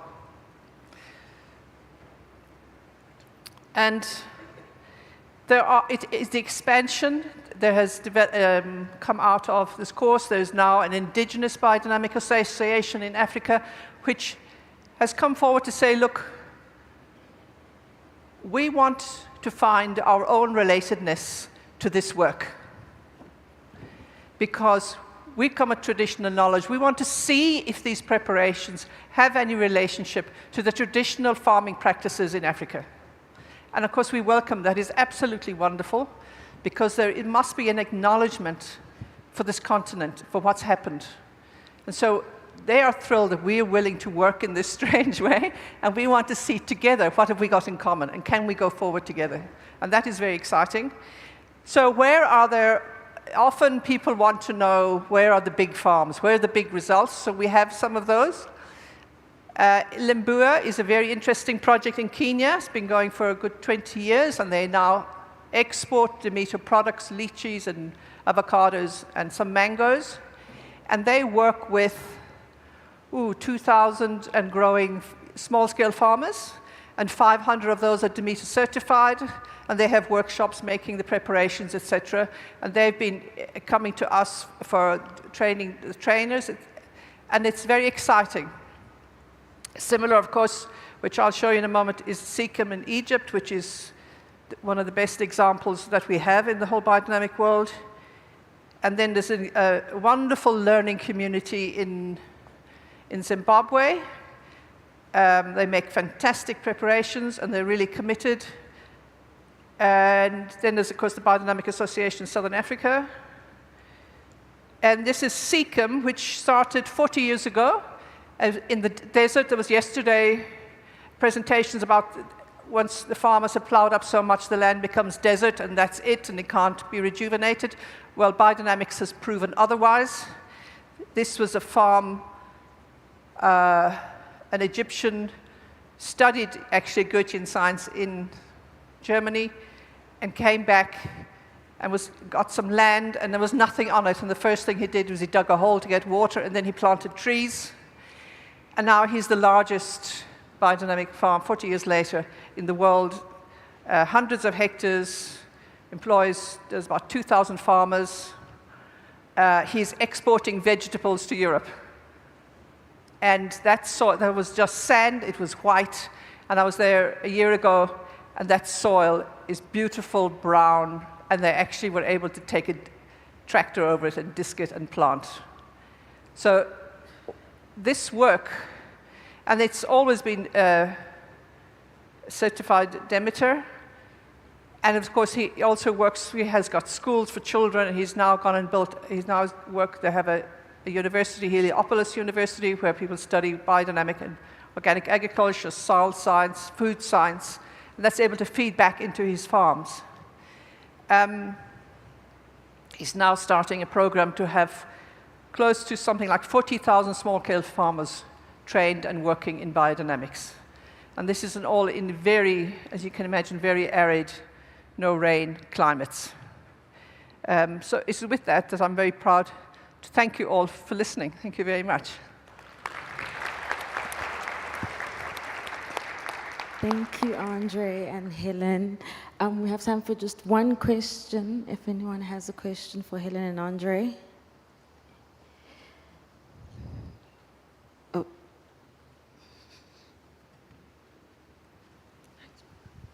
Thank you very much, Andre and Helen. That was really, really interesting.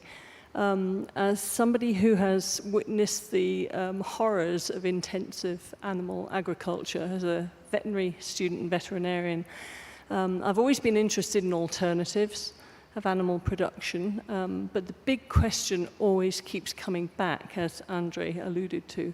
How do we scale this? How do we match the expectations of the human population for consuming meat with sustainability? Can we persuade people to eat less meat? Can we scale this up over the whole planet? Would you like to take? Look, I think in Africa we've got a possibility for a great, because of the numerous small-scale farmers, many of the organic practices, regenerative agriculture, and now biodynamics, we're working with small-scale farmers, and they're grouped together. Like this case in Kenya and Limbua, it's 2,000 small-scale farmers. And so if they work together, and if you work in biodynamics, of course, you have to have the animals are integrated. So it's about this thing of keeping it local and not this, we have this, it's unfortunate, the biggest challenge actually to organic and biodynamic farming is the food system. It's very difficult for a farmer to go into this food system because farmer is the price taker. So I think if we can emphasize the small-scale farming, feeding locally, and having an extra crop like they do at Limbua, so if everybody happens to have a mango and an avocado and a lychee tree in their back garden, and they have collectively managed to export this food. They have a central factory where they package, etc. So I think this concept that we can't feed the world is also part of this broken food system, which has driven the farmer to produce more and more and more and to become a monocrop farmer. In the whole organic, regenerative, biodynamic farmer, the ruminants, animals, are critical to the development of crops. And it's been shown. And I think that's how we must get out of this monoculture mindset. I hope that helps. And if I may add, Zoe, thank you so much for your question, because animal welfare is crucial to what we do. So for instance, we could not scale beyond what a farm can sustain in terms of the number of animals, because we are producing all the feed that's necessary for the livestock from within the farm. And that relationship, in a way, is the highest level of animal welfare. And of course, then the stock density is not so high, so disease prevention is really, optimized. And as well, with the work with homeopathic medicines, with the cattle, so all of that is part of their welfare. One thing I have not mentioned from the dog trial is, of course, our yields are lower. We're 20% lower yields. But again, if you put in the balance with how much more input is going, if you saw those figures in terms of nutrients, the balance is there. It's just how to address the food system. So thank you. Thank you very much. Thank you, Andre and Helen. Before I call on the next presenter, can I please ask that the Conservation International and FIFA presenters get mic'd up if they haven't already done so? Okay, up next we have Bernard Kutsia, who will be talking to us about reducing vector-borne disease risk by optimizing artificial light expansion across Africa. All right. Hi, I'm in. Good morning. It's a pleasure to talk about some of our work on artificial light and mosquito interactions. And so if you've been to my talks before, I'm very fond of this image and this slide, and I couldn't resist putting it up again today, because it really paints the context of a lot of the work. And so this is called Earthrise. It's a very famous photograph that was taken during Apollo 8 mission, during a slingshot maneuver across the moon. And for the first time, any person in humanity's history came around and saw our planet rise, as it were, from another celestial being. And it's such a poignant photograph because it's this blue marble, as Carl Sagan put it, suspended in a sunbeam. But I want to draw your attention to the dark spaces. That's what's really important. And so we forget that the universe is, in fact, an exceedingly dark place. And that's really critical for our story today, because we know that the face of the planet is really changing and really rapidly changing with the introduction with artificial light at night, mainly from electrical infrastructure and electrical sources. Now, this is just a map from South Africa, but it's true for much of the Northern Hemisphere. Much of the world is now under significant levels of artificial light at night. Me and many others think it's a global change driver that's really altering biological systems. We can demonstrate impacts across the biological hierarchy, from microorganisms up until the higher vertebrates. And it's also increasing. It's also increasing in type. And so people are predominantly using blue LED lights, which is really changing the structure of biodiversity. And biodiversity on the planet has been subjected to these day-night cycles since the dawn of time, really since the evolution of species on the planet, and they fundamentally interact with light. And so we pulled this together in a manuscript saying there's all sorts of things we could do in an African context to advance artificial light research. But our goal really was to plug mosquitoes into that universe. So I'm an ecologist by training and by trade. I'm not a vector biologist. But mosquitoes, and I'll explain why, are such a fascinating model system to try and understand this. And given the big disease burden in Africa, we thought it was a critical topic. And so the whole, this is a broad level overview. You come to me with the details, but really the whole project was based on these 3 tiers. It's to measure how artificial light impacts mosquitoes in the lab. We want to measure how artificial lighting is changing in rural Africa, because that's really what's happening on the ground. That is the context on the ground.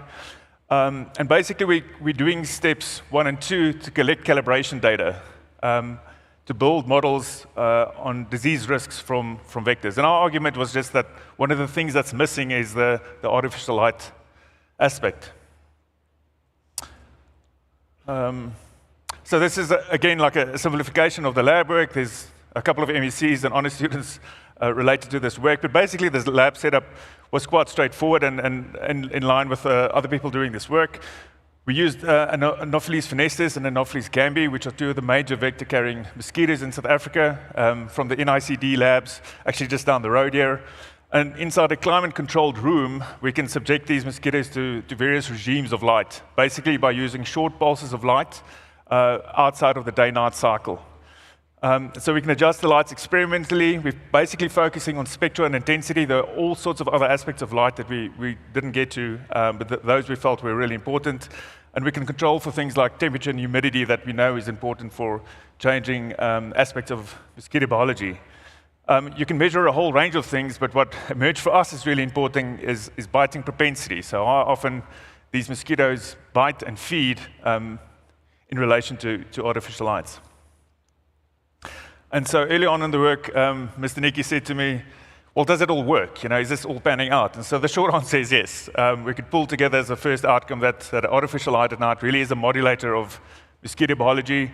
Again, this is a simplification of the results, but blue light at very high intensities can reduce feeding in both these groups. But there were a couple of surprises along the way. And so we can't quite duplicate results that we found elsewhere, and we identified a lot of geographical and biological variation within colonies and within species. My student Leila van Sail focused on using lights that you can get at a household scale, that you can buy at a store in one of the experimental conditions. The reason being that typically most of these experiments use very narrow band spectra, and they use intensities at very high levels, which is almost sort of unnatural in nature. And she could show that there's a reduction in feeding with all these different lights, CFLs and LED lights, but only incandescent lights are showing a significant effect, despite controlling for temperature and humidity. But drawn together, we can our work and work of colleagues, this has become a really active field. We must consider artificial light in disease transfer. Okay, and so one of the major challenges really was to measure artificial light use at local scales. And this turns out to be a really fundamental and quite complicated challenge. It's keeping a lot of us really busy to try and advance this.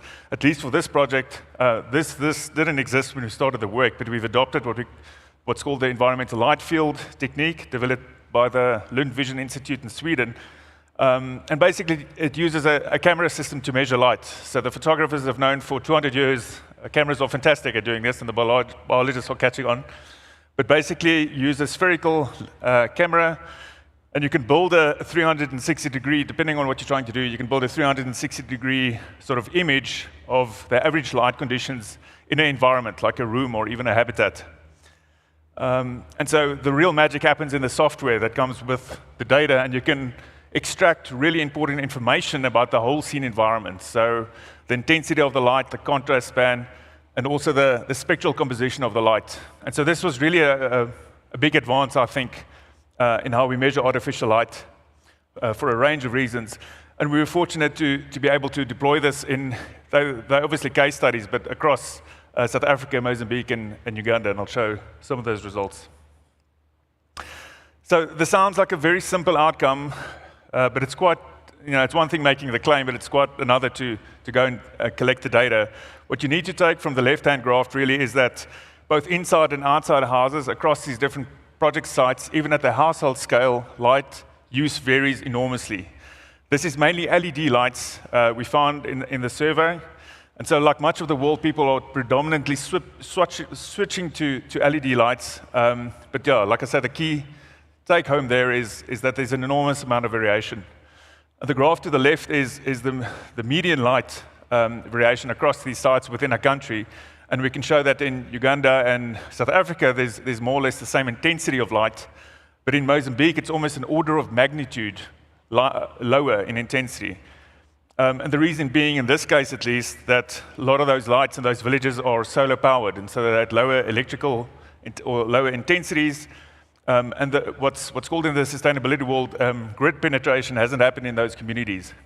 Okay, and so that means I guess the take home from all that slide is that there's an enormous amount of variability in the light use itself, which will become later really important for our story. Okay, and so remember that these two steps was a lot of effort to build or to capture calibration data, which is really important. Okay, and so we're fortunate that the mosquito world, this is one of the reasons they're such an interesting study species. There's an enormous amount of data because people have been putting such a lot of effort trying to eradicate malaria and trying to understand what makes them tick.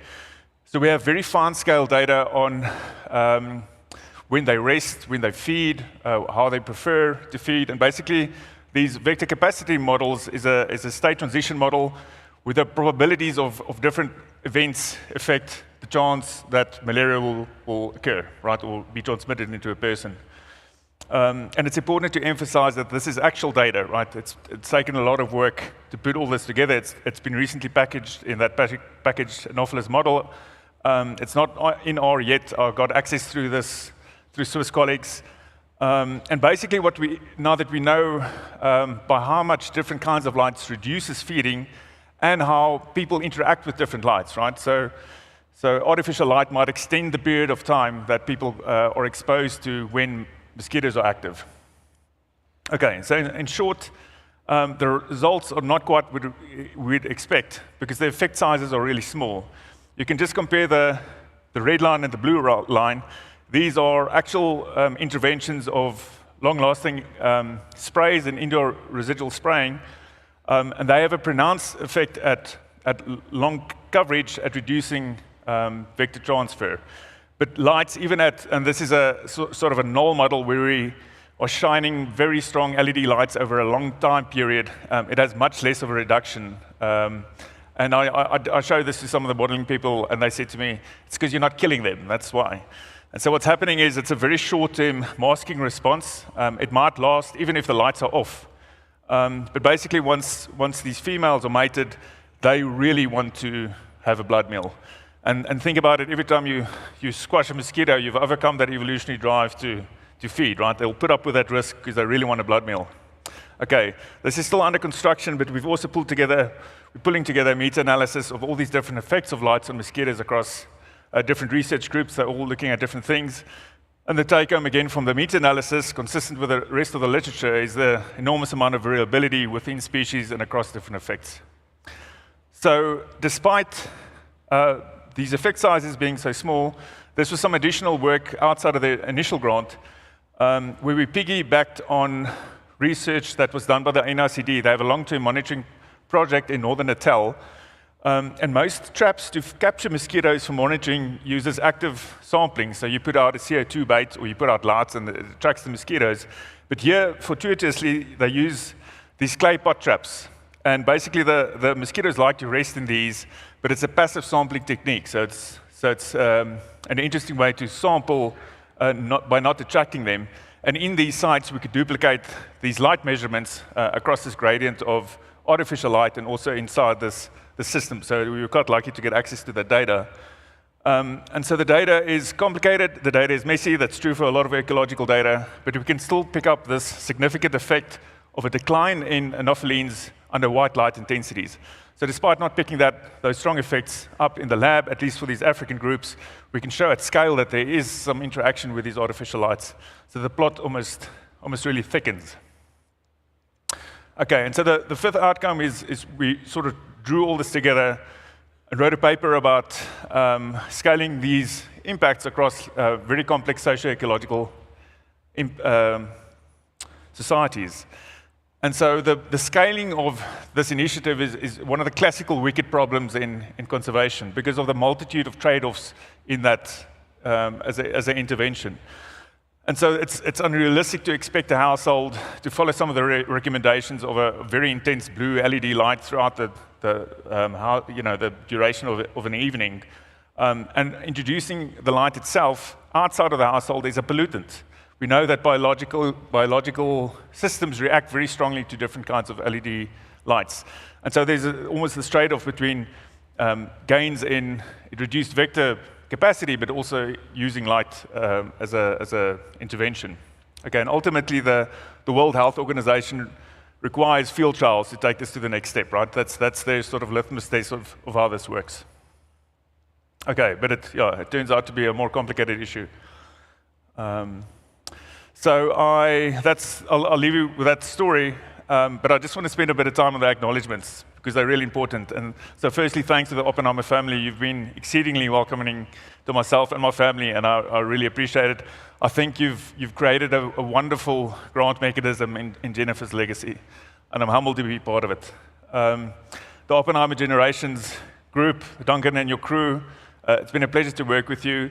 You all have one thing in common, and that's that you get shit done. And it's great to work with people that are so proactive in getting outcomes. There's been an army of collaborators to make this work. Professor Kevin Gaston is an audience, thank you. Also Isaac Smith and Lizette Kukumur. A range of students and friends and family also supported the work. And I would stretch it a bit more to eat into my question time, but I'll quickly take a question. Thanks. Thank you, Bernard. We have time for a question or two at the back.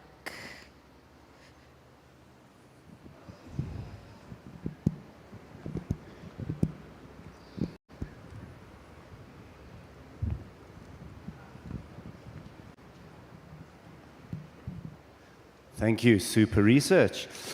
I am a self-avowed mosquito killer, and I have noticed that they are attracted to the light, yet when you turn on the light, where do they go?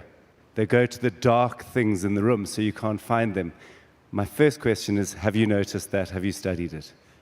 Yeah, so that's a quick overview of a complicated issue. It depends on the group, right? And so some species are photophilic and some are photophobic. I think you're referring to anopheles in particular. So the whole scene imagery really works on the average conditions of light, right? But those small, nuanced little pockets are really important for contrast. So that's an important level to try and push the work. And then the second question might have been answered by the first one, which is in the cities, they hide when you turn on the light, but in the rural areas, they don't. And is that just a species difference, or is that a learned behavior? And I say learned in the facetious sense of the word. Sorry, I didn't quite get the first bit. The difference between cities and urban lighting, or choices on lighting? In the cities, they hide when you turn on the light, but in the rural areas, they don't. And is that simply a species difference, or is that a behavior that's evolved, if one wants? But how do you know that? From observation. Well, personal observation. Yeah, I don't have data to support that in either direction. Sounds like something I should follow up on. All right, thanks. Thank you, Bernard. Up next, we have Titu Rakutuzweli, who will be speaking to us on Daryl Jones for conservation in Madagascar.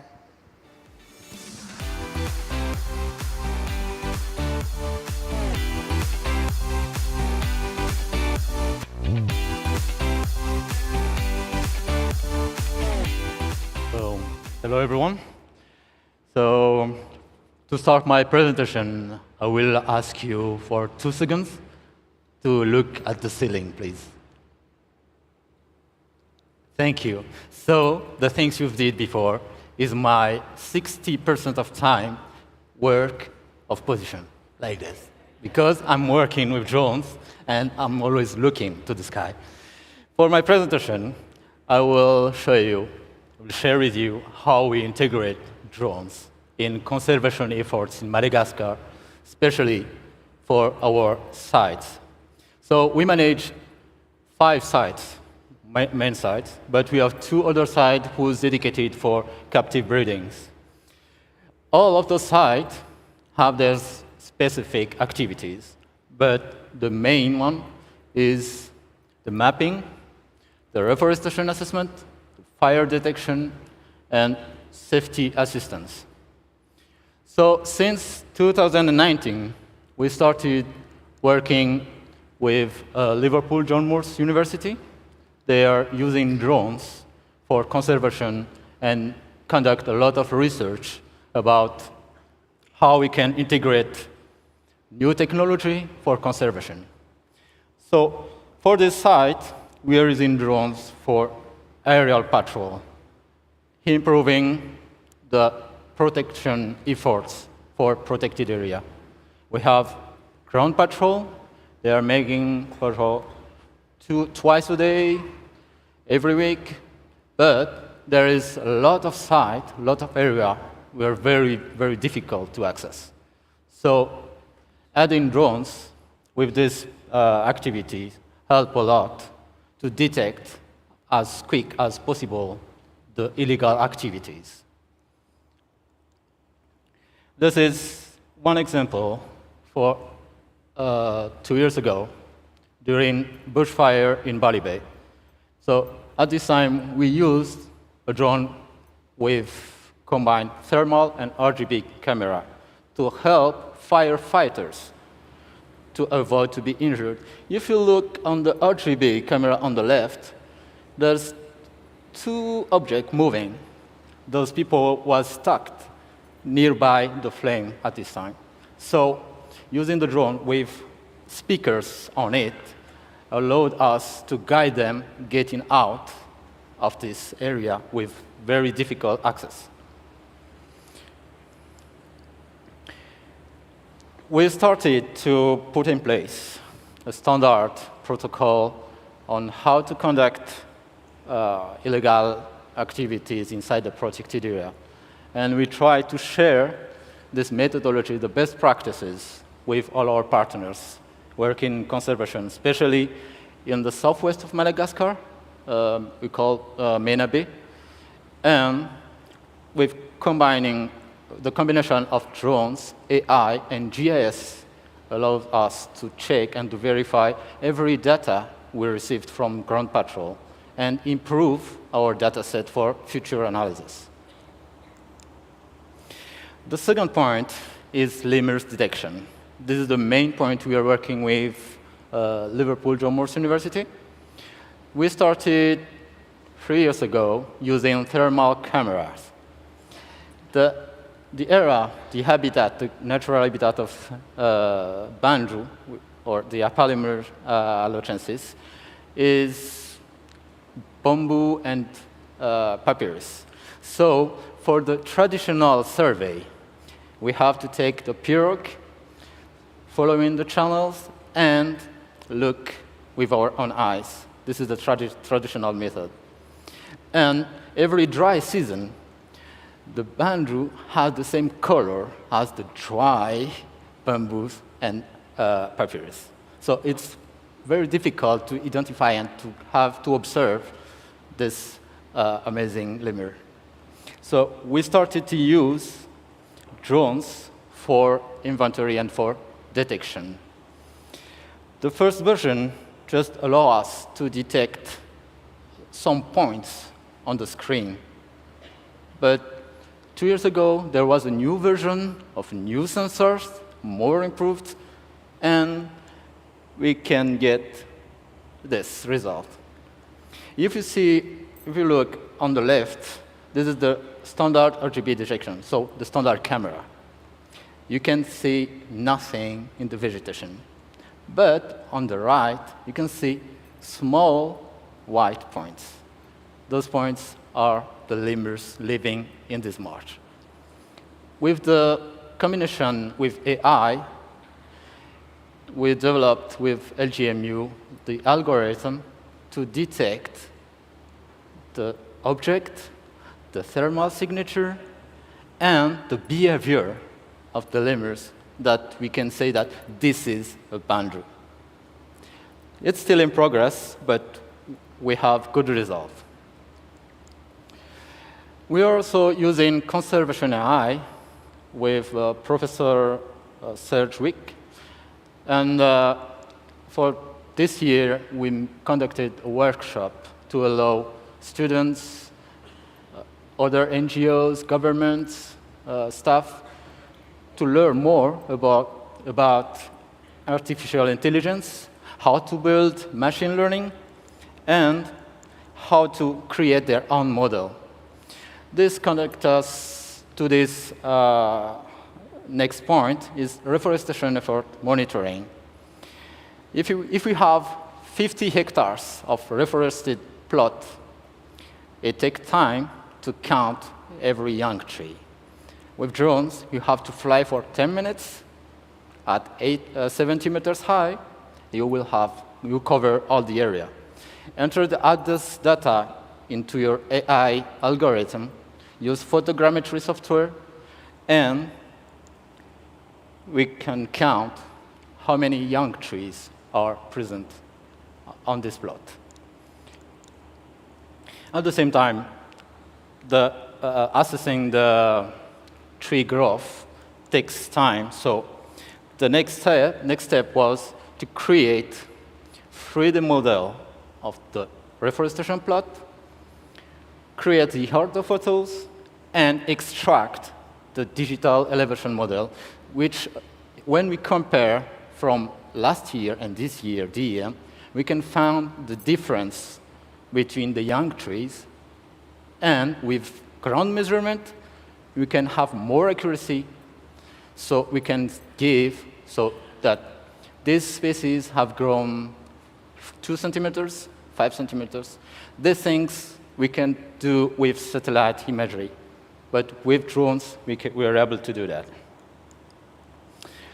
With LiDAR sensor that we are using recently, it helps us to increase the accuracy during our analysis. In this slide, you can see visually the difference between the T0, the time one, and the year after that, the cover, the tree cover. So it's very helpful, and it can improve our assessment for reforestation efforts. For every year, we are asked for giving a report about how many hectares left forest in Madagascar. When we are using satellite imagery, sometimes there are small or big difference. That's why we are using drones with different sensors, multispectral, RGB, and LiDAR, to help us to classify the land cover for each protected area we managed and where we are working now. So we are able to provide most accurate report near the realistic one, instead of saying, okay, we have 50 hectares left or 10 hectares, but we can check the accuracy, and we have more data to compare with the ground truth. The next point is the trial of mangrove restoration using drones. So this project started in 2021 with the Ministry of Environment. We've been asked to create a heavy-lift drone which can carry more than 20 kilograms of seeds and which can reach more than 5 kilometers at least in the inaccessible area. So we created this heavy-lift drone and started the trial in 2022 with Avicennia marina seeds in the mangrove at the southwest and the west coast of Madagascar. So this is how big the drone is. It can carry up to 45 kilograms of seeds and can go with the maximum range of 5 kilometers, but the regulation limits us to 2.5 kilometers from the takeoff point. So after different trials, we were able to put in place the best practices on how to use the heavy-lift drone. So it takes 2 people to operate the big drone.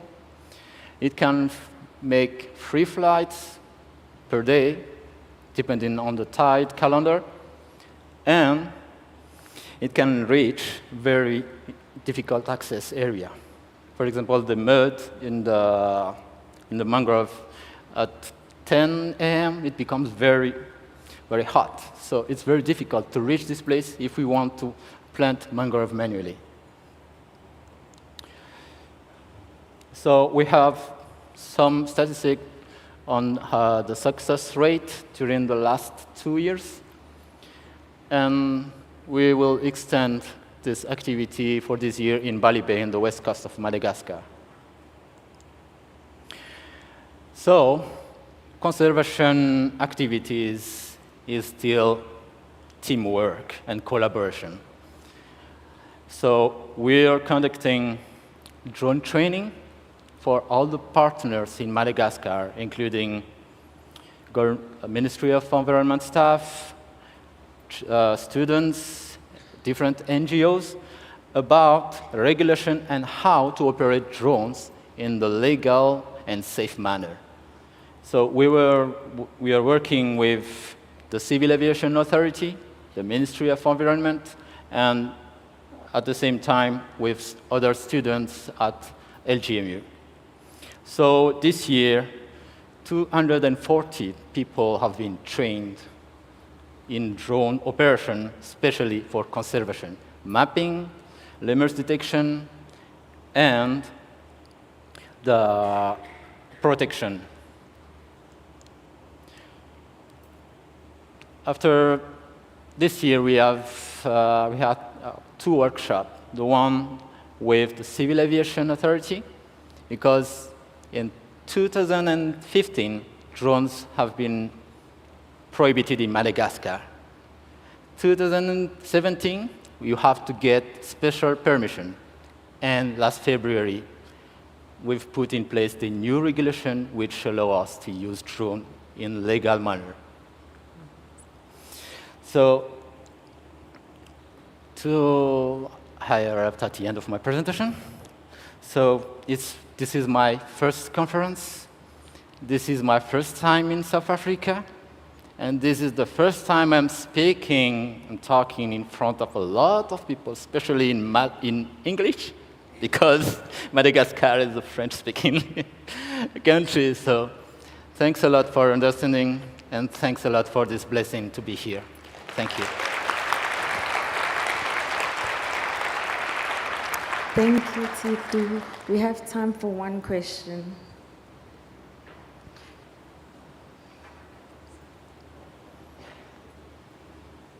Thank you for that wonderful talk.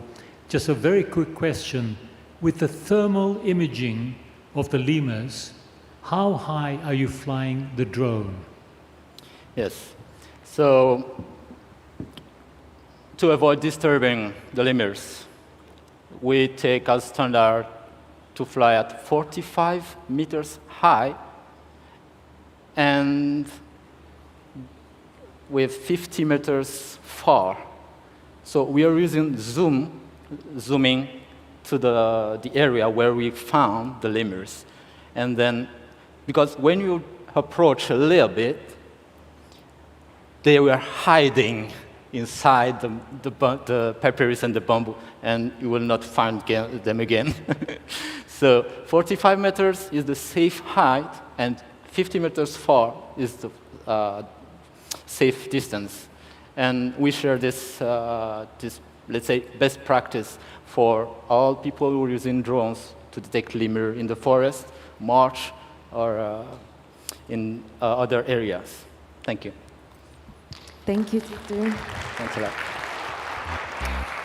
Up next, we have Michael Singer, who will be talking to us about how evolutionary overcompensation for climate change protects butterflies for decades ahead.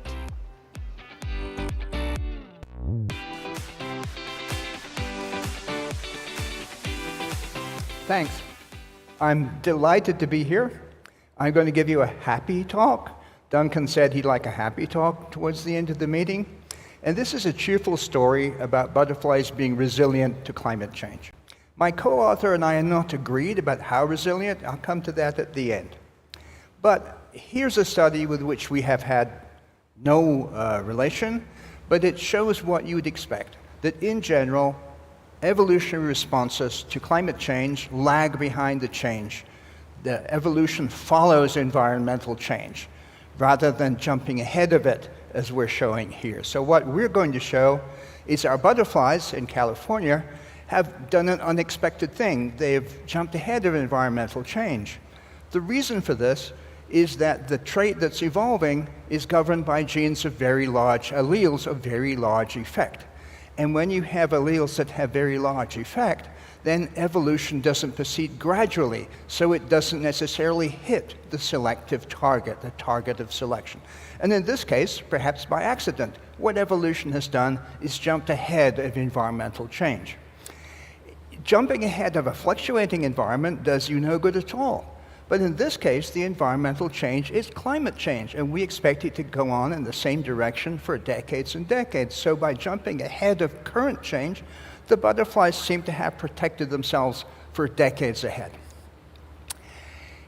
I'm going to talk about this in detail, but before, I'd like to talk just a little bit about herbivorous insects and our relation with them and how we might look forward and thinking about our relations with them in future. Because herbivorous insects, we compete with them for food. We use them as biocontrol of weeds. And as we just heard a little while ago on one of the posters, and they're important for ecosystem services. So we really do need to know how herbivorous insects are going to respond to environmental change and how we should, in order to plan to deal with it. Parmesan and I have had a small spat, an argument, we might say, with Curtis Deutsch, who is pictured here, and doesn't he look self-confident? And he has reason to be self-confident.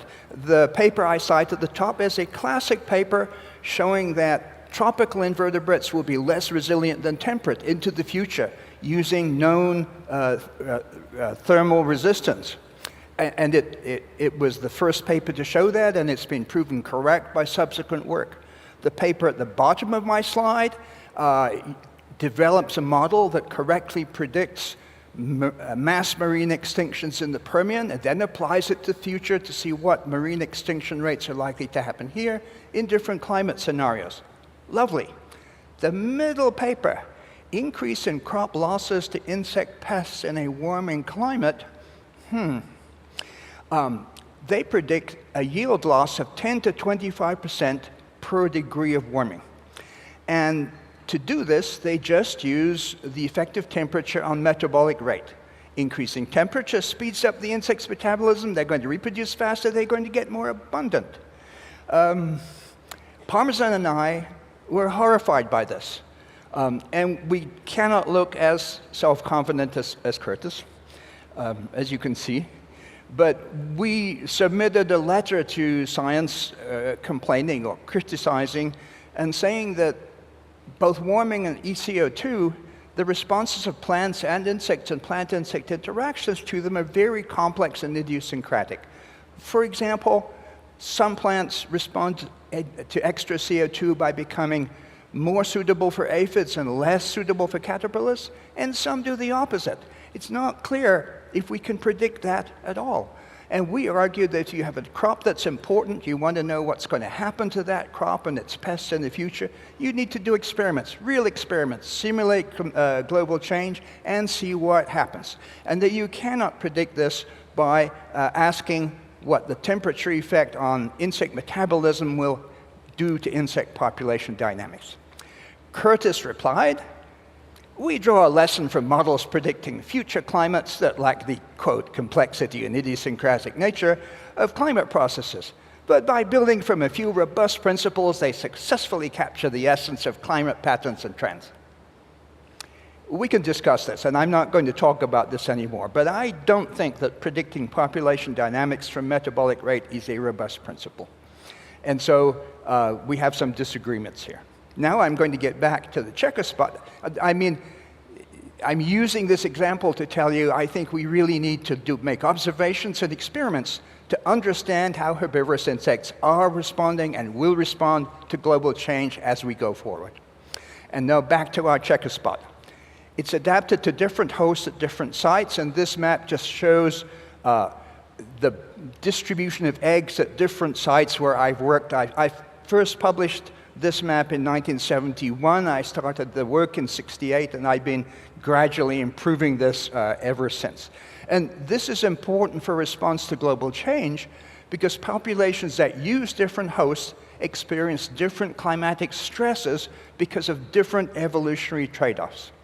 The second bullet here says some populations trade fecundity against climatic stress, others trade predator avoidance, and in both cases the butterflies evolve to the limits of the climatic tolerance, generating a geographic mosaic of climate stress.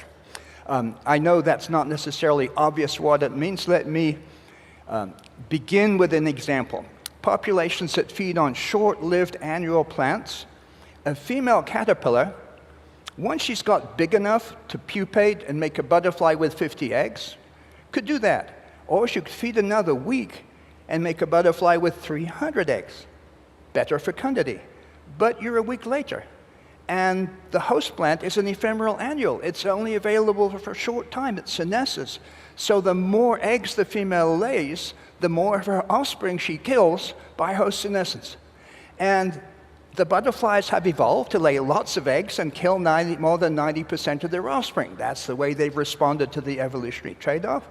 I wrote about this in 1972. I studied it for my dissertation from '68 to '71.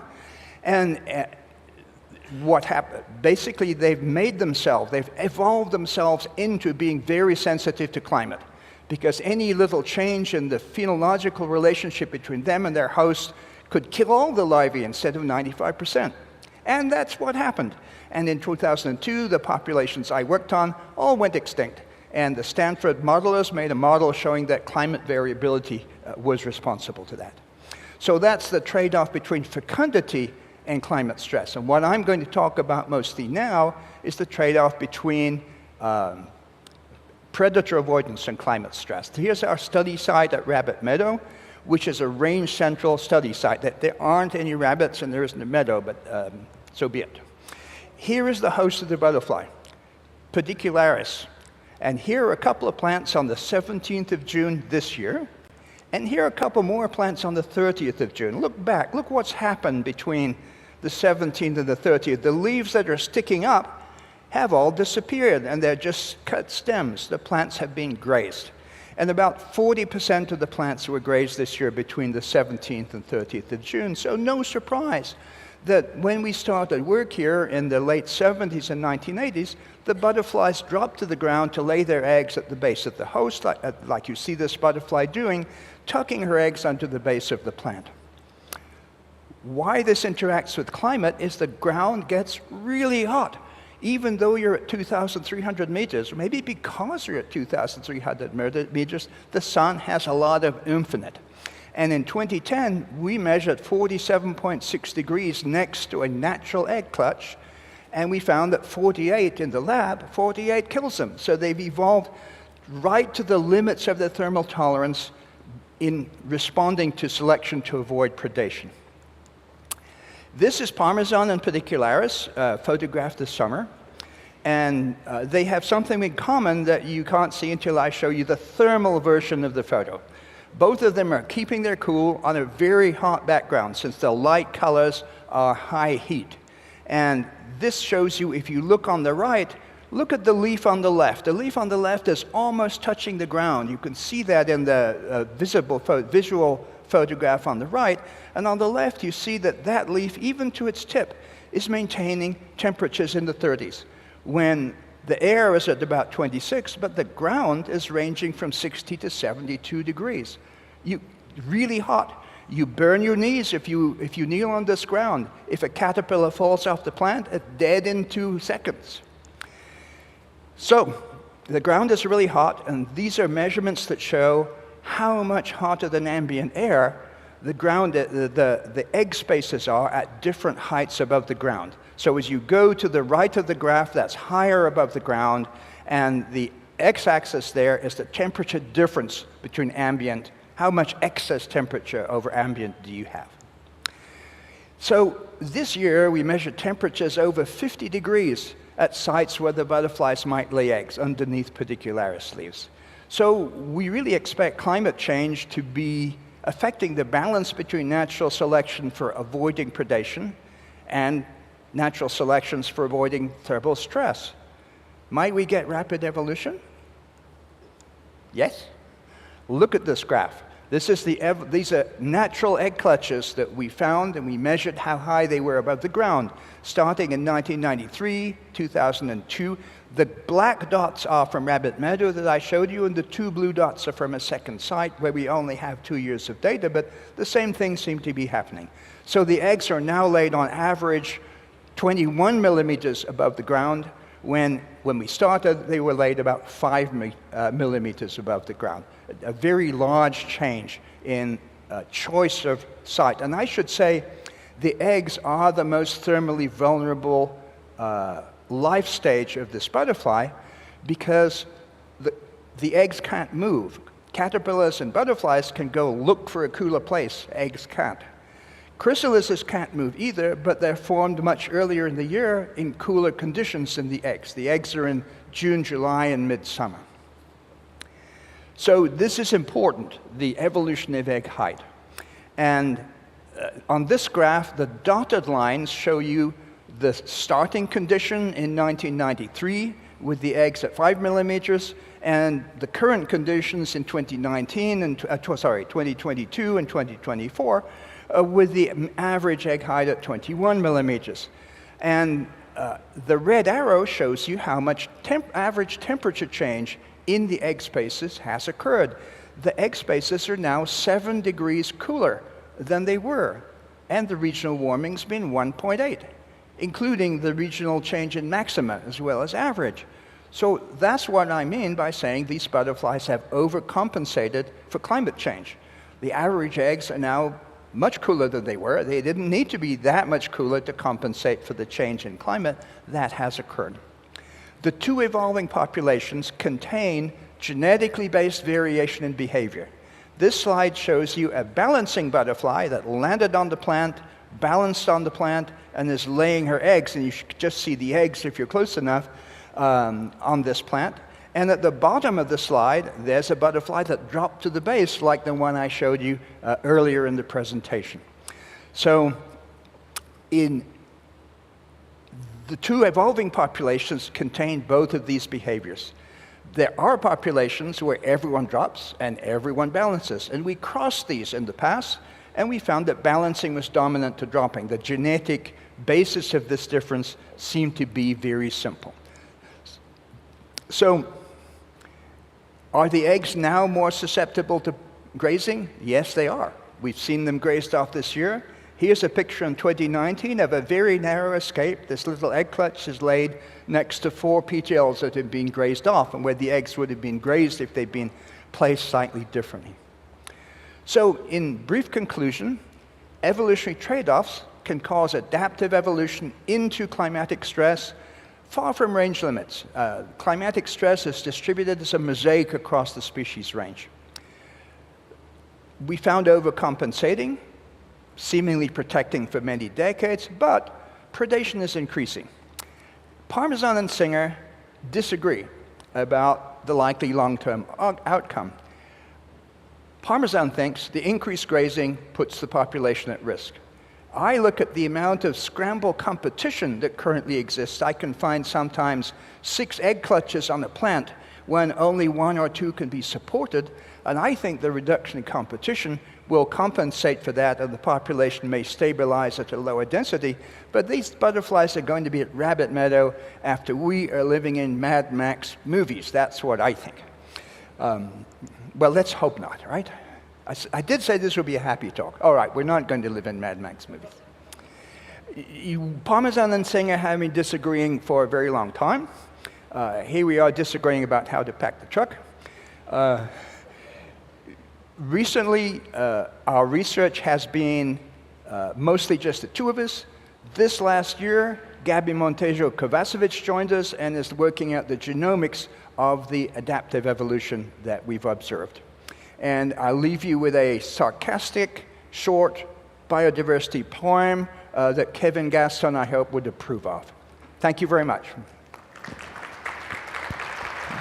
Thank you, Michael.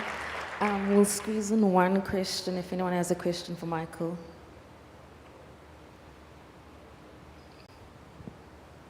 Okay, no questions. Thank you.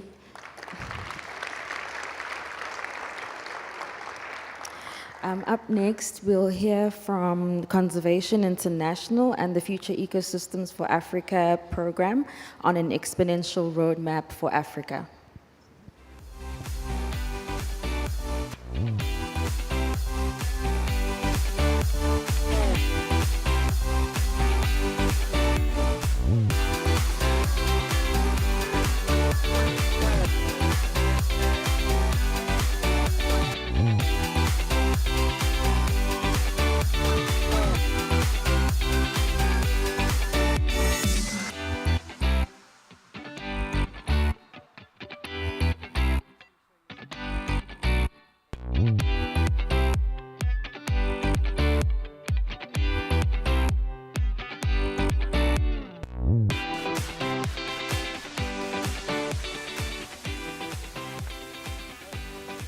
No? Yes, great. Hi, good afternoon, everyone. Wonderful to be here.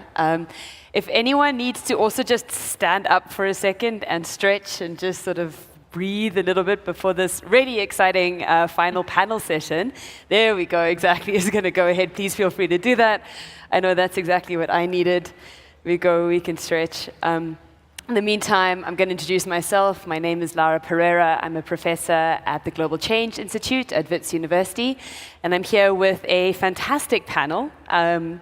I've got Julia Levine from Conservation International, Edwin Mashinga from UNESCO IOC, and Kim Zola, also from GCI at Wits. And we are going to give you what is fast becoming the annual update on the Exponential Roadmap. That is a collaboration between Conservation International and the Future Ecosystems for Africa program that is being funded by Oppenheimer Research and Conservation.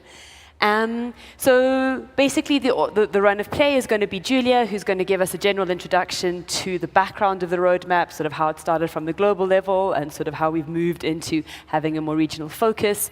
Edwin is then going to step up and sort of talk to us more from a practitioner, decision-making perspective as to why this is such a critical bit of science policy work that needs to be done. And then Kim is going to come up and just sort of delve into a little bit more around the need for this African regional focus, bringing in diverse value systems, not just focusing on carbon sequestration, but also extending into nature's contributions to people, biodiversity, and development needs. So, without further ado, because I know lunch is calling, if I could hand over to you, Julia. Thank you. Great, thanks. Good morning or good afternoon, everyone.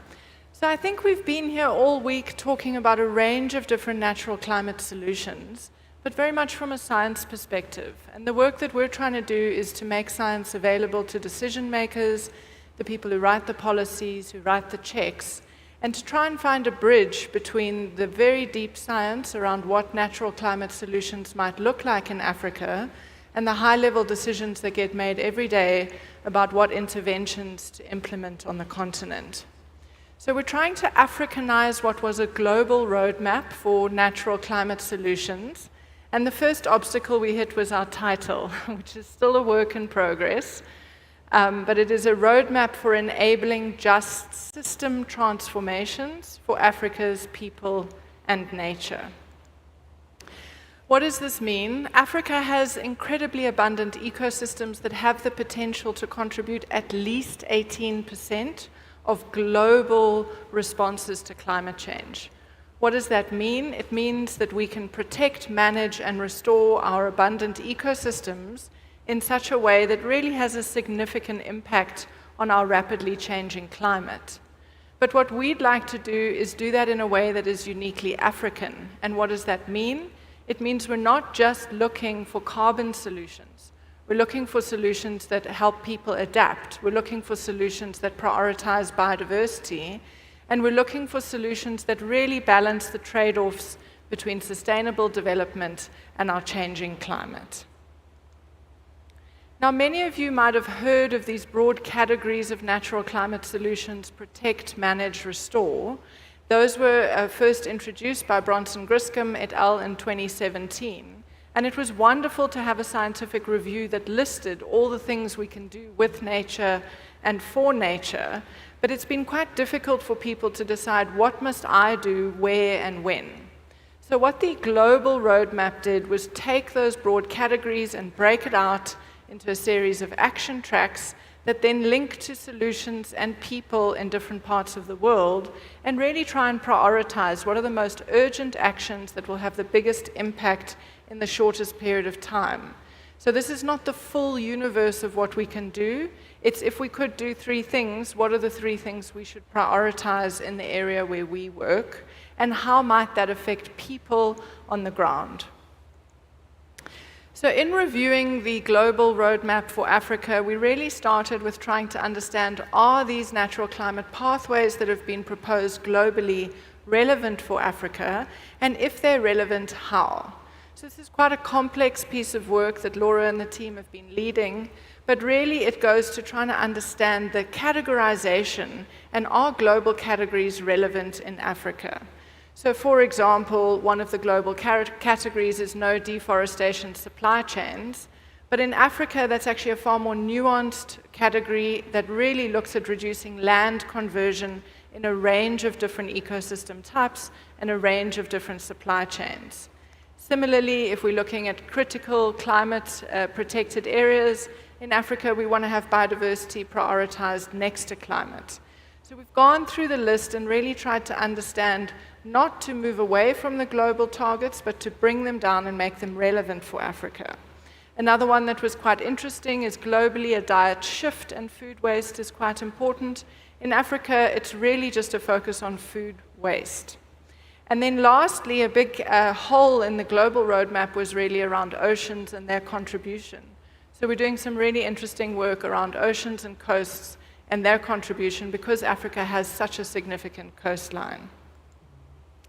What does this look like back in the laboratory where Sally and Kim and Laura are busy working? Is it's really getting into the detail of the data to make sure that we're using African data, comparing it to global data, and checking that the projections and the recommendations are accurate. So for example, we know quite a lot about grasslands in Africa, and so instead of just having a broad category around, climate smart grazing, we're really looking for a detailed assessment of what savanna, grassland, and woodland management might look like.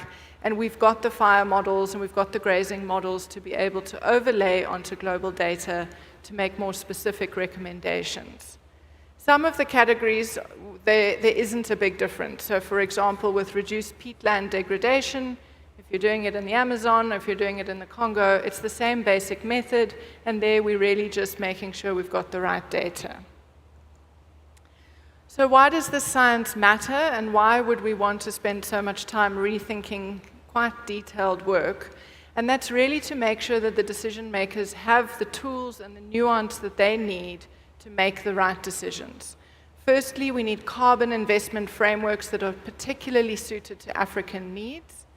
We also need policy positions for negotiations, such as the African Group of Negotiators, that are based on African data and not global data, because as the team will start to show in the next few months, there are some significant changes. We also need to make sure that financing solutions, climate finance solutions for Africa, really prioritize African values and put African perspectives first. One of the biggest ones is putting adaptation at the center of our mitigation agenda in Africa, which is not the case in many parts of the world. And then lastly, we want to make sure that adaptation really understands what a just transition looks like and that it prioritizes people. So this is quite urgent work because people are making decisions every day. So this is just an example of a decision that was announced in New York Climate Week a few weeks ago. The initial group started a year ago. So this is 11 African heads of states who've come together because they believe that protecting and restoring miombos is a significant climate solution. There's a big European company who wants to give them $500 million. So contrary to what people think, you know, governments and decision makers are trying to do things, but do they have the right data? Do they have the right approaches? Or are they just copying from large global data sets and applying quite a rough approach? So this work is really urgent, and we hope to launch the final roadmap at the COP Belém next year. But along the way, we're trying to make recommendations as we go. All right, so how can you help, and why are we talking to a bunch of scientists who really have their head in the detail? So firstly, we want you to have an opinion or be curious about what your research means for natural climate solutions and natural climate pathways in Africa. It doesn't help that you know about this very detailed solution if the decision makers don't know about it. So before you say, well, this is not about me, just think about each and every bit of research and what it tells us about the African situation and how that may influence decision makers who are leading solutions to climate change. And then if you have specific case studies for natural climate solutions in Africa, we would love to see them and use them and share them, because a lot of the nuance actually emerges in a case study when you can see things are not so straightforward. We're also looking for raw data. So the Future Ecosystems for Africa have a lot of data, but they don't have all the data, and we're particularly short on some of the data for the forest work and food waste. We've got a lot of grassland data. I'm sure we could take more, but you know, those are the two topics we really need inputs on. And then lastly, at the center of all of this is not just African science, but also indigenous knowledge. So we are working with the indigenous people and local community centers, but if you have case studies or academic research that can help bring indigenous perspectives into NCS pathways, please do share them. And I've just put Sally and Parushan's emails there, but you can find, you know, just contact anyone at FIFA or Conservation South Africa and we'll direct you. Okay, so these are our current partners. We're working with lots of people, but these are sort of the core contributors at the moment. We've mentioned very generous support from the Oppenheimer family. We've got the Africa Group of Negotiators helping us think about policy, University of Cape Town, University of Pretoria, FIFA, UNESCO, and the Conservation Alliance, the African Data Drive, and the Social Ecological Observatory for Southern Africa. So I'm going to hand over to Edwin to talk a little bit more about how this helps decision making. Thanks. Well, thank you, Julia. And you have really highlighted what the NCS roadmap really wants to achieve for Africa. And since I come from an ocean-based organization and background, I think my perspective along the stakeholder view on how useful the roadmap will be biased along those lines. And in terms of IOC, the Intergovernmental Oceanographic Commission for UNESCO, we are coordinating the UN Decade for Ocean Science, 2021-2020 to 2030. It's 4 years in operation now, in implementation. And I think this roadmap is a crucial resource in the implementation of the UN Decade for Ocean Sciences. When we were developing the UN Decade for Ocean Sciences, and in an African perspective, we had a group of experts come together and they put together the Africa Roadmap, which prioritizes the thematic areas that we are going to focus as an Africa in terms of the UN Decade for Ocean Science. And critical to it, one of the priorities is unlocking the blue carbon potential for Africa. And this roadmap comes to answer that question and will drive that priority of the Africa Ocean Decade Roadmap. And this is how. The roadmap will help us in terms of addressing data gaps in new and potential marine ecosystems like the seaweed and kelp ecosystems that are gaining tractions around Africa, seaweed farming in Zanzibar, kelp farming in Namibia and South Africa. All these, they are data gaps. We don't understand the potential of these ecosystems in terms of sequestration of carbon, first of all, and also in terms of helping the African continent and African people to adapt to climate change. As Julia mentioned, adaptation is a critical priority for Africa in climate change discussions. So we are hoping, and that's why IOC is one of the partners in this roadmap. We are hoping that this roadmap will address those data gaps and will help us to know the importance of these ecosystems.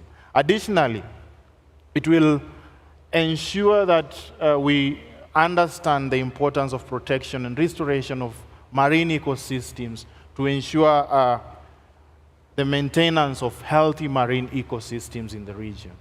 Africa people are highly dependent on the ocean, and the blue economy is a good platform for Africa to enhance its economic potential, and that is why we are going beyond the carbon values in this roadmap. We are looking at livelihoods, we are looking at food security, we are looking at the adaptation goals for Africa. So that is crucial also in terms of this roadmap.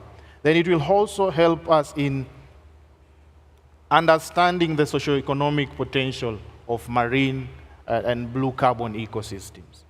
Then, critical to that, it will provide data and critical data for decision-making and planning for African governments along that line.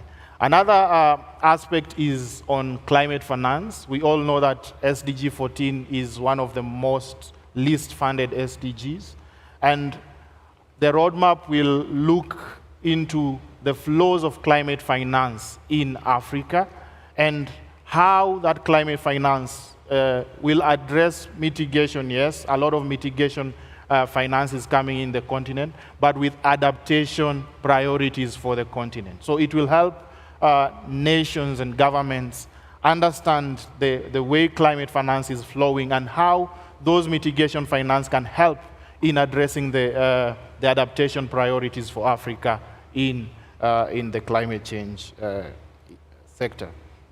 So then it will also, we've seen that NDCs, National Climate Mitigation and Adaptation Policies, the framing and the drafting of these NDCs sometimes excludes the critical marine and coastal ecosystems. So the roadmap will advocate and will ensure that there is an integration of marine ecosystems in national climate change policies like the national determined contributions and the MBSAPs for the GBF, so that coastal, because we know the ocean is both a solution and a victim to climate change narrative. And it is important for coastal ecosystems to be factored in those national climate mitigation policies. And I think it will also be a way of highlighting best practices in an African context, how Africa is conserving, restoring, and protecting its marine ecosystems for adaptation, livelihoods, and food security. And it will give an opportunity for scaling up those initiatives and replicating those initiatives in different African countries. Thank you so much. Over to you. Thanks, Edwin. Over to you, Kim. Thanks, Edwin. Is this working? Yeah. So I'm going to be focusing mainly on how we can sort of scale these roadmap tracks down to the African context, and how we can use non-carbon values to better understand how people and nature can benefit from the tracks. But first, I just want to reiterate that, you know, Africa is home to a really diverse range of ecosystems, as we've learned these last few days.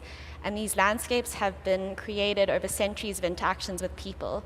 And so this means that it's really critical that in order to properly understand the climate mitigation potential of Africa, it's important that we understand these interactions between people and nature. And so part of what we're really trying to do is to ground our tracks into the priorities of the African people. And this is particularly significant as we move to COP29 and COP30, that we develop an evidence base for principles for climate action that are rooted in these African priorities. And this means that the natural climate solutions that we develop not only need to address the climate change problem, but also help address biodiversity and livelihood issues that are really prevalent for African communities. And so the roadmap is really useful in this way because it recognizes that in order to do this, we need a holistic approach to understanding our relationship with nature and how that impacts climate change. And so this is where our team and all these lovely partners sort of come into play. We have developed a really good team with specific expertise. And we're reworking these global methodologies to tailor them to these specific social ecological contexts in Africa. And this allows us to generate better data and develop models that are really grounded by African roadmap principles. And I'm just going to give you some examples of the kind of work we've done so far. So you would have heard Fazile talk on Wednesday, and she is focused on quantifying resilience of African woodlands to better inform afforestation and reforestation priorities. We've also developed a technical report and a framework that helps to guide ecosystem intervention decisions with the African group of negotiators. And this sort of links us more to the African Union and African Roadmap and the natural climate solution space. And then Sally, who spoke yesterday, has produced spatial maps of stem growth and biomass accumulation rates, and this also helps inform African Roadmap, and it's really critical data that we can scale up to better address these climate issues. And then moving forward, as Edwin mentioned, you know, we need to start paying more attention to the blue economy space, and to that end, we're going to be working with some colleagues to estimate the carbon sequestration capacity of marine systems, and this includes the high potential but unrecognized systems like kelp forests. And we're also working with our colleague in Ghana, Mohammed Amani, who is developing a queryable database on biodiversity and livelihood trade-offs. And sort of the main crux of what I want to say is that these natural climate solution interventions not only produce ways that can help us mitigate against carbon, but they also produce multiple benefits that can help African communities and biodiversity more generally. And we just came off a workshop where we tried to define these non-carbon values more succinctly. Both Julia and Edwin alluded to some of them. They are adaptation and resilience, biodiversity, health and integrity, food and water security, and finally well-being and livelihoods. And this is particularly important in the context of the African roadmap, because we know that, and it's been sort of coming up as a through line throughout all the talks that we've heard this week, is that the benefits that nature provides people is pretty hard to quantify. And they produce intangible, tangible, and regulating contributions that help people improve their quality of life. And what we're really interested in doing is understanding how these benefits can coexist by adopting a pluralistic approach to understanding these different kinds of benefits. And ultimately, it helps us implement stronger science and make that science policy interface more communicable, and we know that we need to promote these kind of things with government and society and business to incentivize investment in natural climate solutions. Cool. Thank you so much, Kim. So, I mean, to wrap up, in essence, we're really looking at African science and knowledge for the African context and peoples. And it's this whole idea of moving beyond just the carbon argument. You know, we need to do mitigation, but not at the expense of adaptation of livelihoods or biodiversity. Sort of thinking about the need for sustainable use, not just stopping use. And I think, you know, what you've all mentioned is, you know, it's really putting African ecosystems on the map. So from grasslands to kelp forests, these are almost oddly unique in the carbon negotiation space, in the financing space, but they're really, really critical from an African perspective. And this link, you know, I think this is the first time we're really seeing sort of active work around linking the marine and the terrestrial sort of data science knowledge holders together for decision making.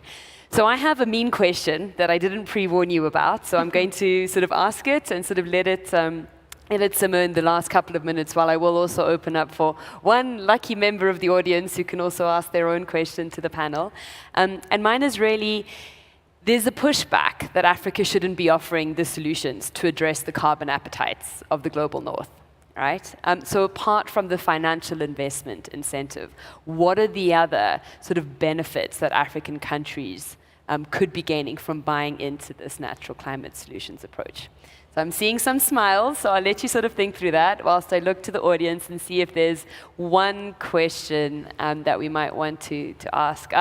We knew that William was going to do it. Okay. He's been saving it all day. Please, could I get a microphone to Thank you. You're also sitting right in the light, so I had to see you. Can I ask now? It's sort of useful to measure these carbon interventions against the rate at which carbon is increasing. So I try to do that from your first slide, which is indicating quantities, and I couldn't quite work out very quickly what that was all about, but it comes to a little over 2 billion tons of CO2, and that accounts for 11% of 1 year's increase in global CO2. 1 year. So do you think it's worth it? Where all of that stuff is worth 11% of 1 year's increase. Isn't it just a fraud, basically? Is it not a flaw in what, sorry? A fraud. Isn't nature climate solutions a fraud relative to the rate of increase of CO2, largely from fossil fuel use? So it's a sop to people to pretend that this is going to make a difference. Will it really make a difference where we have these big interventions in Africa and it accounts for about 1/10 of 1 year's increase being driven by fossil fuel use? So I think that's almost similar to my question, right? So I'm going to hand over to them, then I'll also try and sort of... Thanks. So I said to Laura, no hard questions, please, but I take it that she didn't listen. So I always like to think about the last ice age and the impact that that had on the current levels of biological diversity and why African biodiversity is what it is today. And it's not what it is today because there wasn't an ice age. It's what it is today because during that ice age, there were tiny little pockets along the southern tip of Africa that weren't fully covered by the glacier. There were tiny spaces that were not affected, but they were not as dramatically affected as the rest of the continent and other parts in the world. And as the climate changed in that natural cycle, these little hotspots of genetic diversity that had somehow come out a little bit stronger than other areas have had exponential impacts on global biodiversity in the time since then. So it's not a perfect argument, but I do believe as a practitioner rather than a scientist that doing nothing is worse than doing something.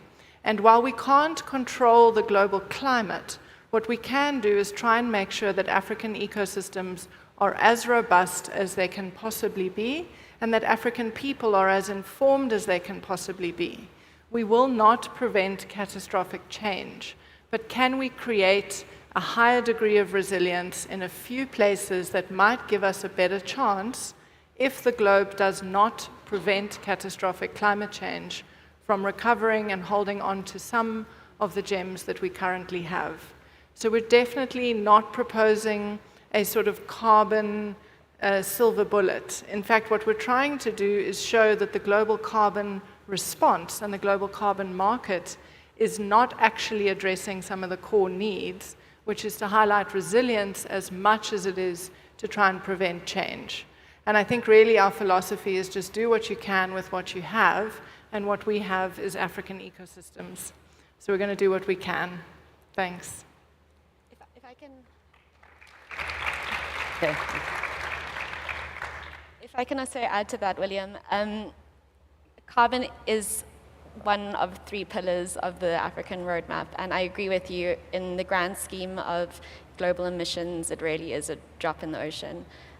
But having spoken to policy representatives within CI, it seems like the best way to leverage funding is via carbon sequestration potential. And we know that global biodiversity loss and carbon emissions are 2 sides of the same coin. And if we can leverage that funding for climate mitigation approaches to better enhance biodiversity and improve local livelihoods, I think it's kind of, a 3-pronged approach. I think Julia and Kim have highlighted what we think.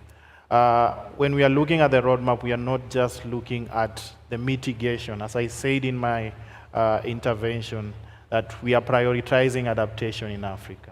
And our ecosystems have much more value, other values than just sequestration potential. So we are looking at the cultural aspect of these ecosystems, the protection aspect, the provision functions of these ecosystems. And that is why this roadmap is crucial. We are not just looking at the carbon benefits that result from ecosystem, but key to it, the adaptation, livelihoods, food security, and the biodiversity potential of these African ecosystems.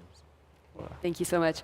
And I will also take the opportunity to answer my own question in a very Lara fashion.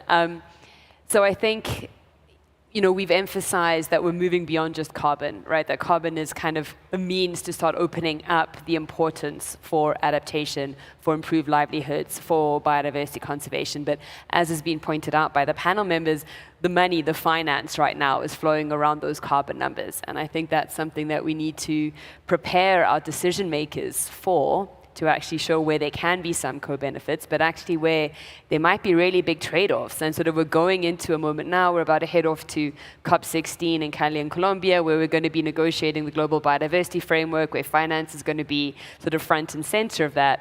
And a few weeks later, we're going to be going to, well, I won't be, thankfully, but going to Baku for the UNFCCC COP, where more finance is going to be talked about. And quite often, those aren't actually talking to each other, because the climate and the biodiversity negotiators, the financiers, aren't actually having that conversation. So I think this is a really great opportunity for us actually to bring both of these conversations that are happening at this intergovernmental space into the African regional context, to actually show if we're going to be doing something proactive around maintaining our ecosystems that are largely intact, the biocultural heritage that we have associated with that, we also need the finance to do that. The world needs to recognize the value of this. I think the hardest part is going to be about addressing those broader climate change drivers, which is around consumption, which is around the fossil fuel industry that operates globally. And we're not going to solve that problem, I think, by looking at carbon sequestration potential in Africa. But that is definitely a conversation that's front and center. Maybe something we can solve at the next conference next year. But anyhow, thank you so much to this wonderful panel for sort of concluding at this time. Time is officially up. And just a final round of applause for everyone.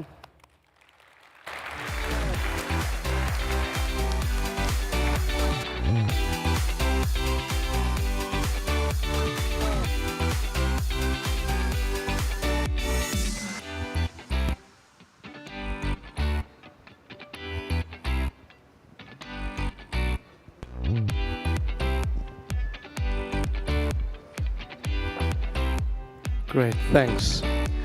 Thank you, Laura. Thank you, team. This is always a fun part of at the end of the conference, and that's the prizes. If I could call Nikki Oppenheimer up to award them.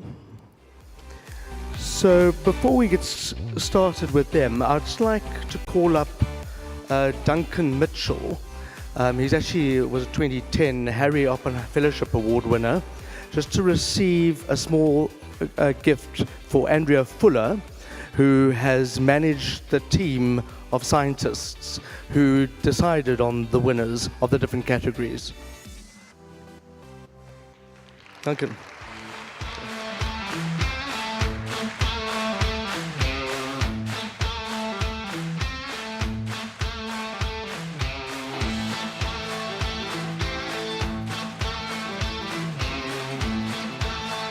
Thanks, Duncan.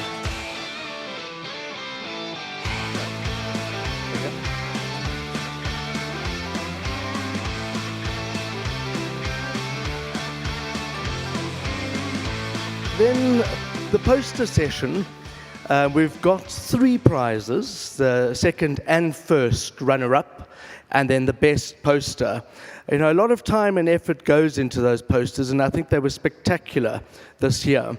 So the second runner-up,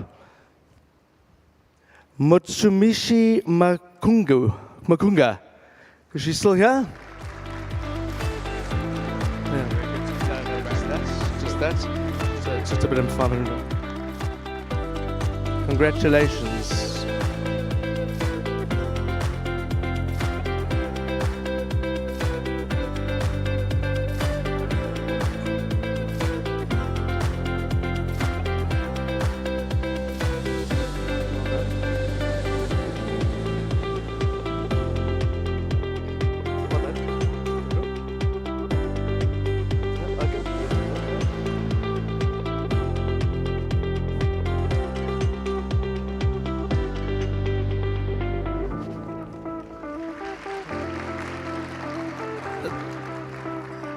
The first runner-up, Daniel Rousseau. Well done.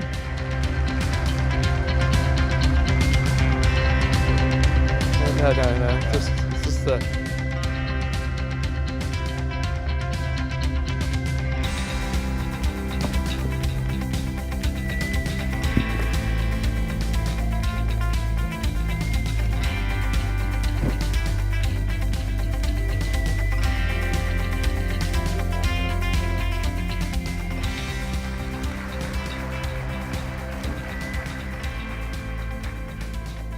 That's huge.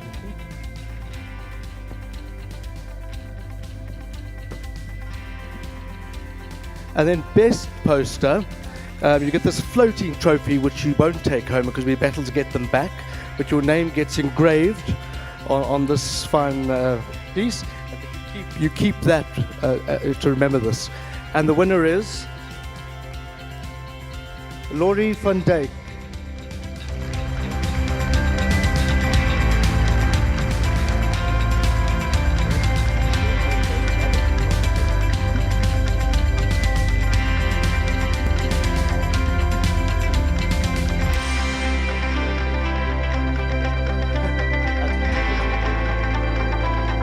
Well done, Laurie.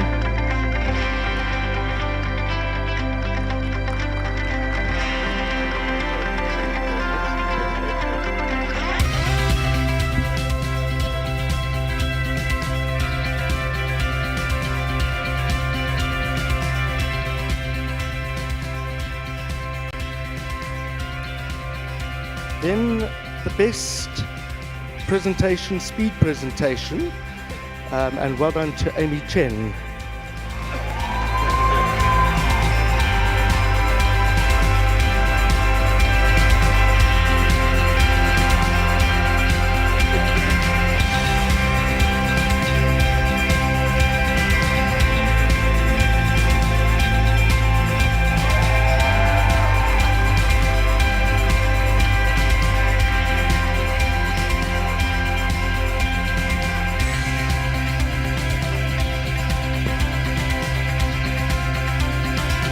I must make special mention of the speed presentations. I thought they were all fantastic. And the judges did have a hard time, but you certainly were well deserved. Thank you.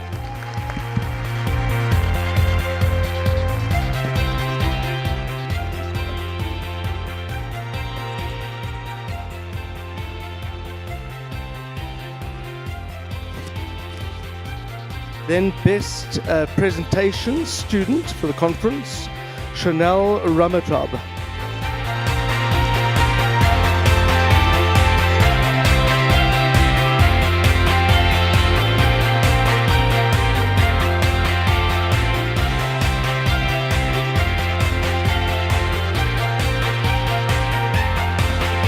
Well done, Chanel.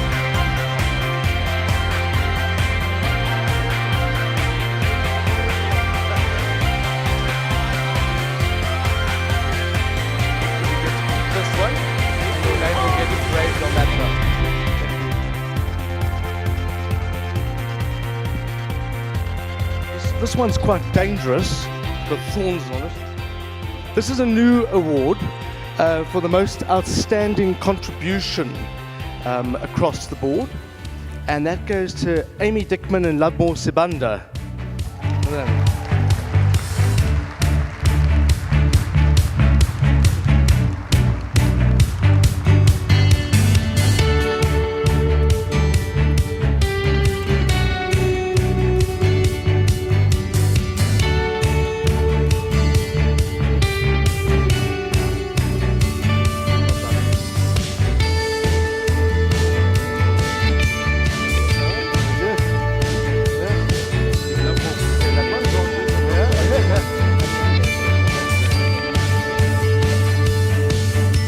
Feeling very short.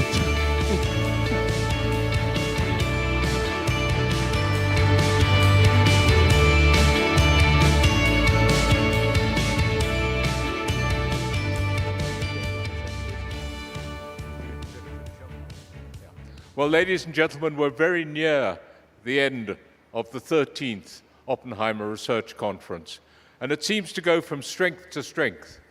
And I think everybody, I hope, will go away from here inspired to change the world further than they are already.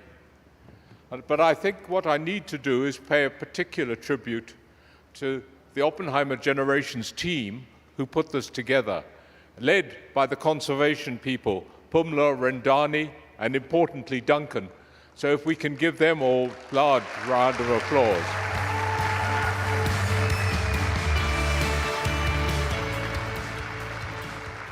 And if there were another prize, Duncan would win that.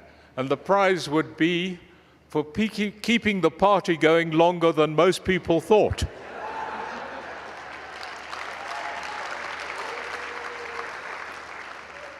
But thank you for coming, and thank you for being with us and sharing an important 3 days of wide-ranging, different presentations, conversations, dancing. I think this is a really important conference, and I think we show here what Africa can do in the conservation field. And it's really important that we do that we keep our feet on the ground, bare feet on the ground, and that we continue to change and save the world in partnership with nature, not imposing our will upon it. Thanks very much for all of you. And Duncan will go through the final formalities, if I can call it that. I'll talk from this one.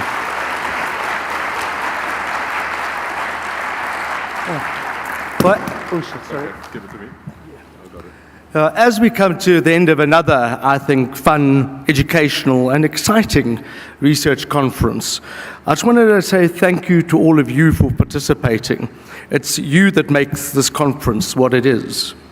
You know, over a decade of running this conference, we've been really focused on science that matters, and science that's going to make a difference. The networking opportunities that come with this conference are, of course, a further attraction. But sharing the research, learning from each other, and putting solid science behind decisions that we make are important.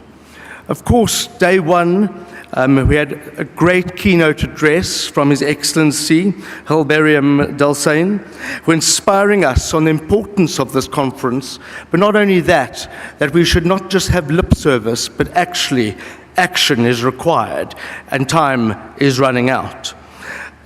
One of my favorite presentations of this conference, Professor Camille Parmesan, really challenging our thinking on climate change.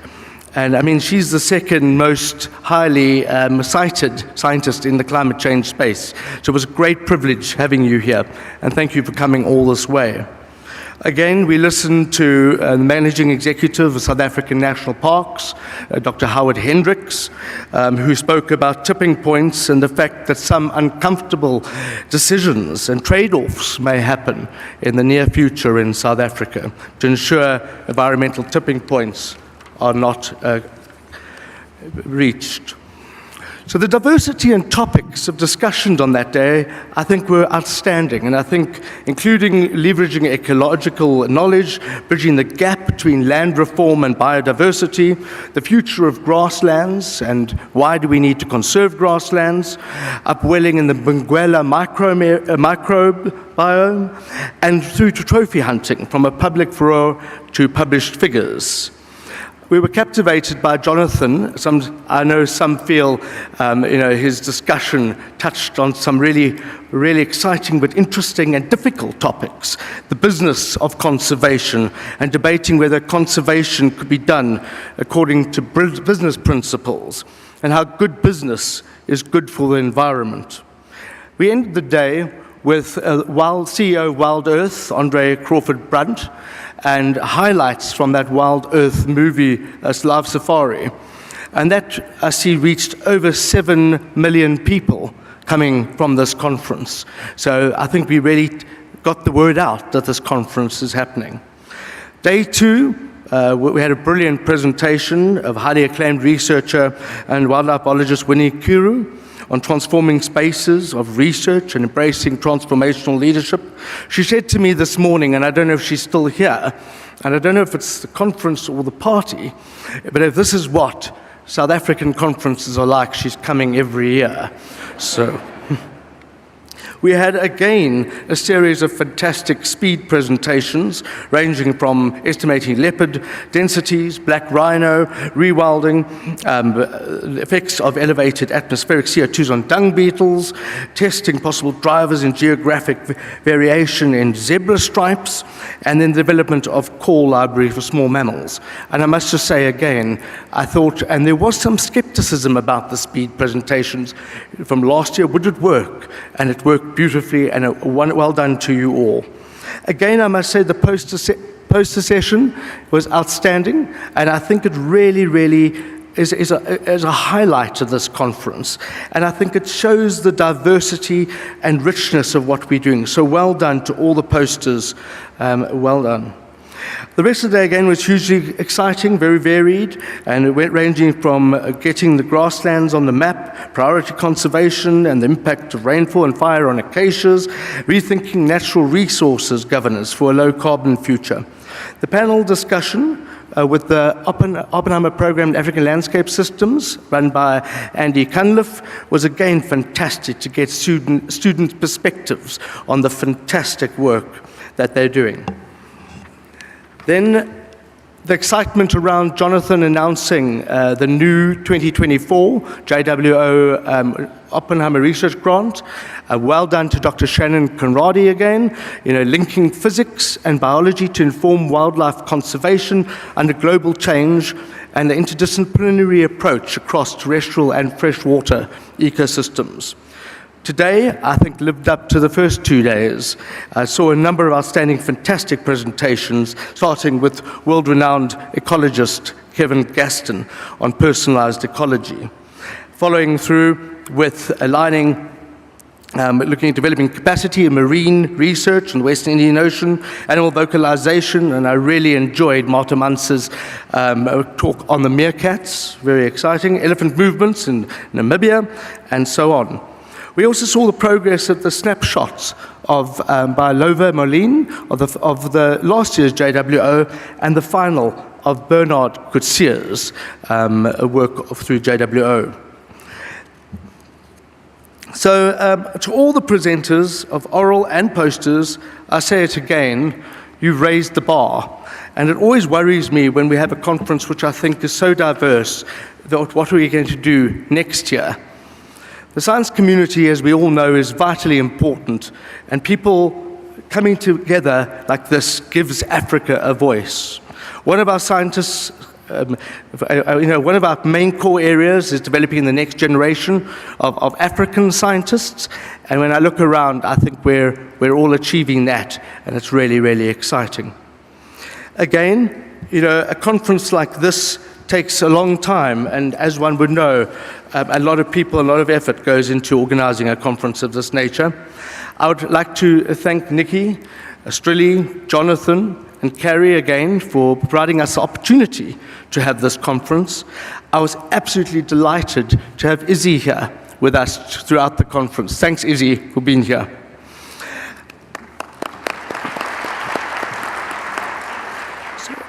As one knows, many conferences, one has an external conference company that helps one put a conference like this together. In our case, we don't have an external conference company. We do it all in-house. The Oppenheimer community, working for the Oppenheimers, all come together starting in February to start thinking about it. When it sounds like it's a far way away, we're busy starting thinking about it. And I think it really has paid dividends. So well done to the committee. I would like to mention a few individuals on that committee. One, Ricky Hollis. Thank you for all the IT support. We don't know what we'd do without you. To Ashley Finmunda and Greg Crockett, thank you for the app development. I hope the app was useful. I think it works pretty well. To Pumla Dlamini, thank you for organizing pens, gift bags, etc., etc. Duncan Butcher for organizing a very fine party last night. I always think a cocktail function is as important as the science, as good science, because it creates a relaxed environment to network and really get to know people. I always tend to get mixed up with the wrong crowd at these things, but Nikki reminds me regularly that I might be the wrong crowd.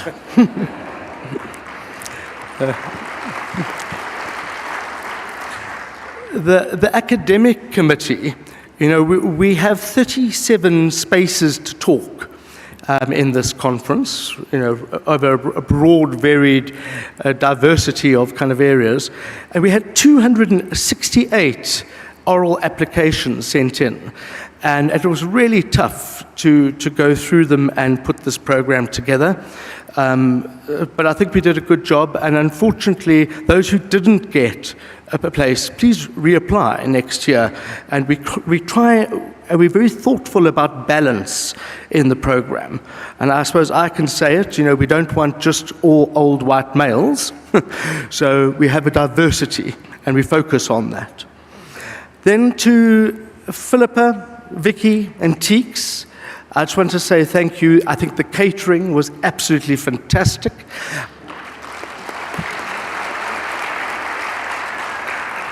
It's another strength of this conference. I hope it's not too much of a strength. I hope we come for the science. But well done to Vicky and her team. Then to our communication partners, Jive Media, Robert, Eve, Mimi, thank you for all the work you've put into this.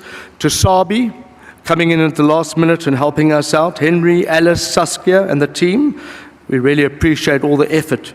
Katie Roxburgh, who's a strategic advisor for us, her involvement. And then Habitat XR for all the photography and videography. A huge thank you.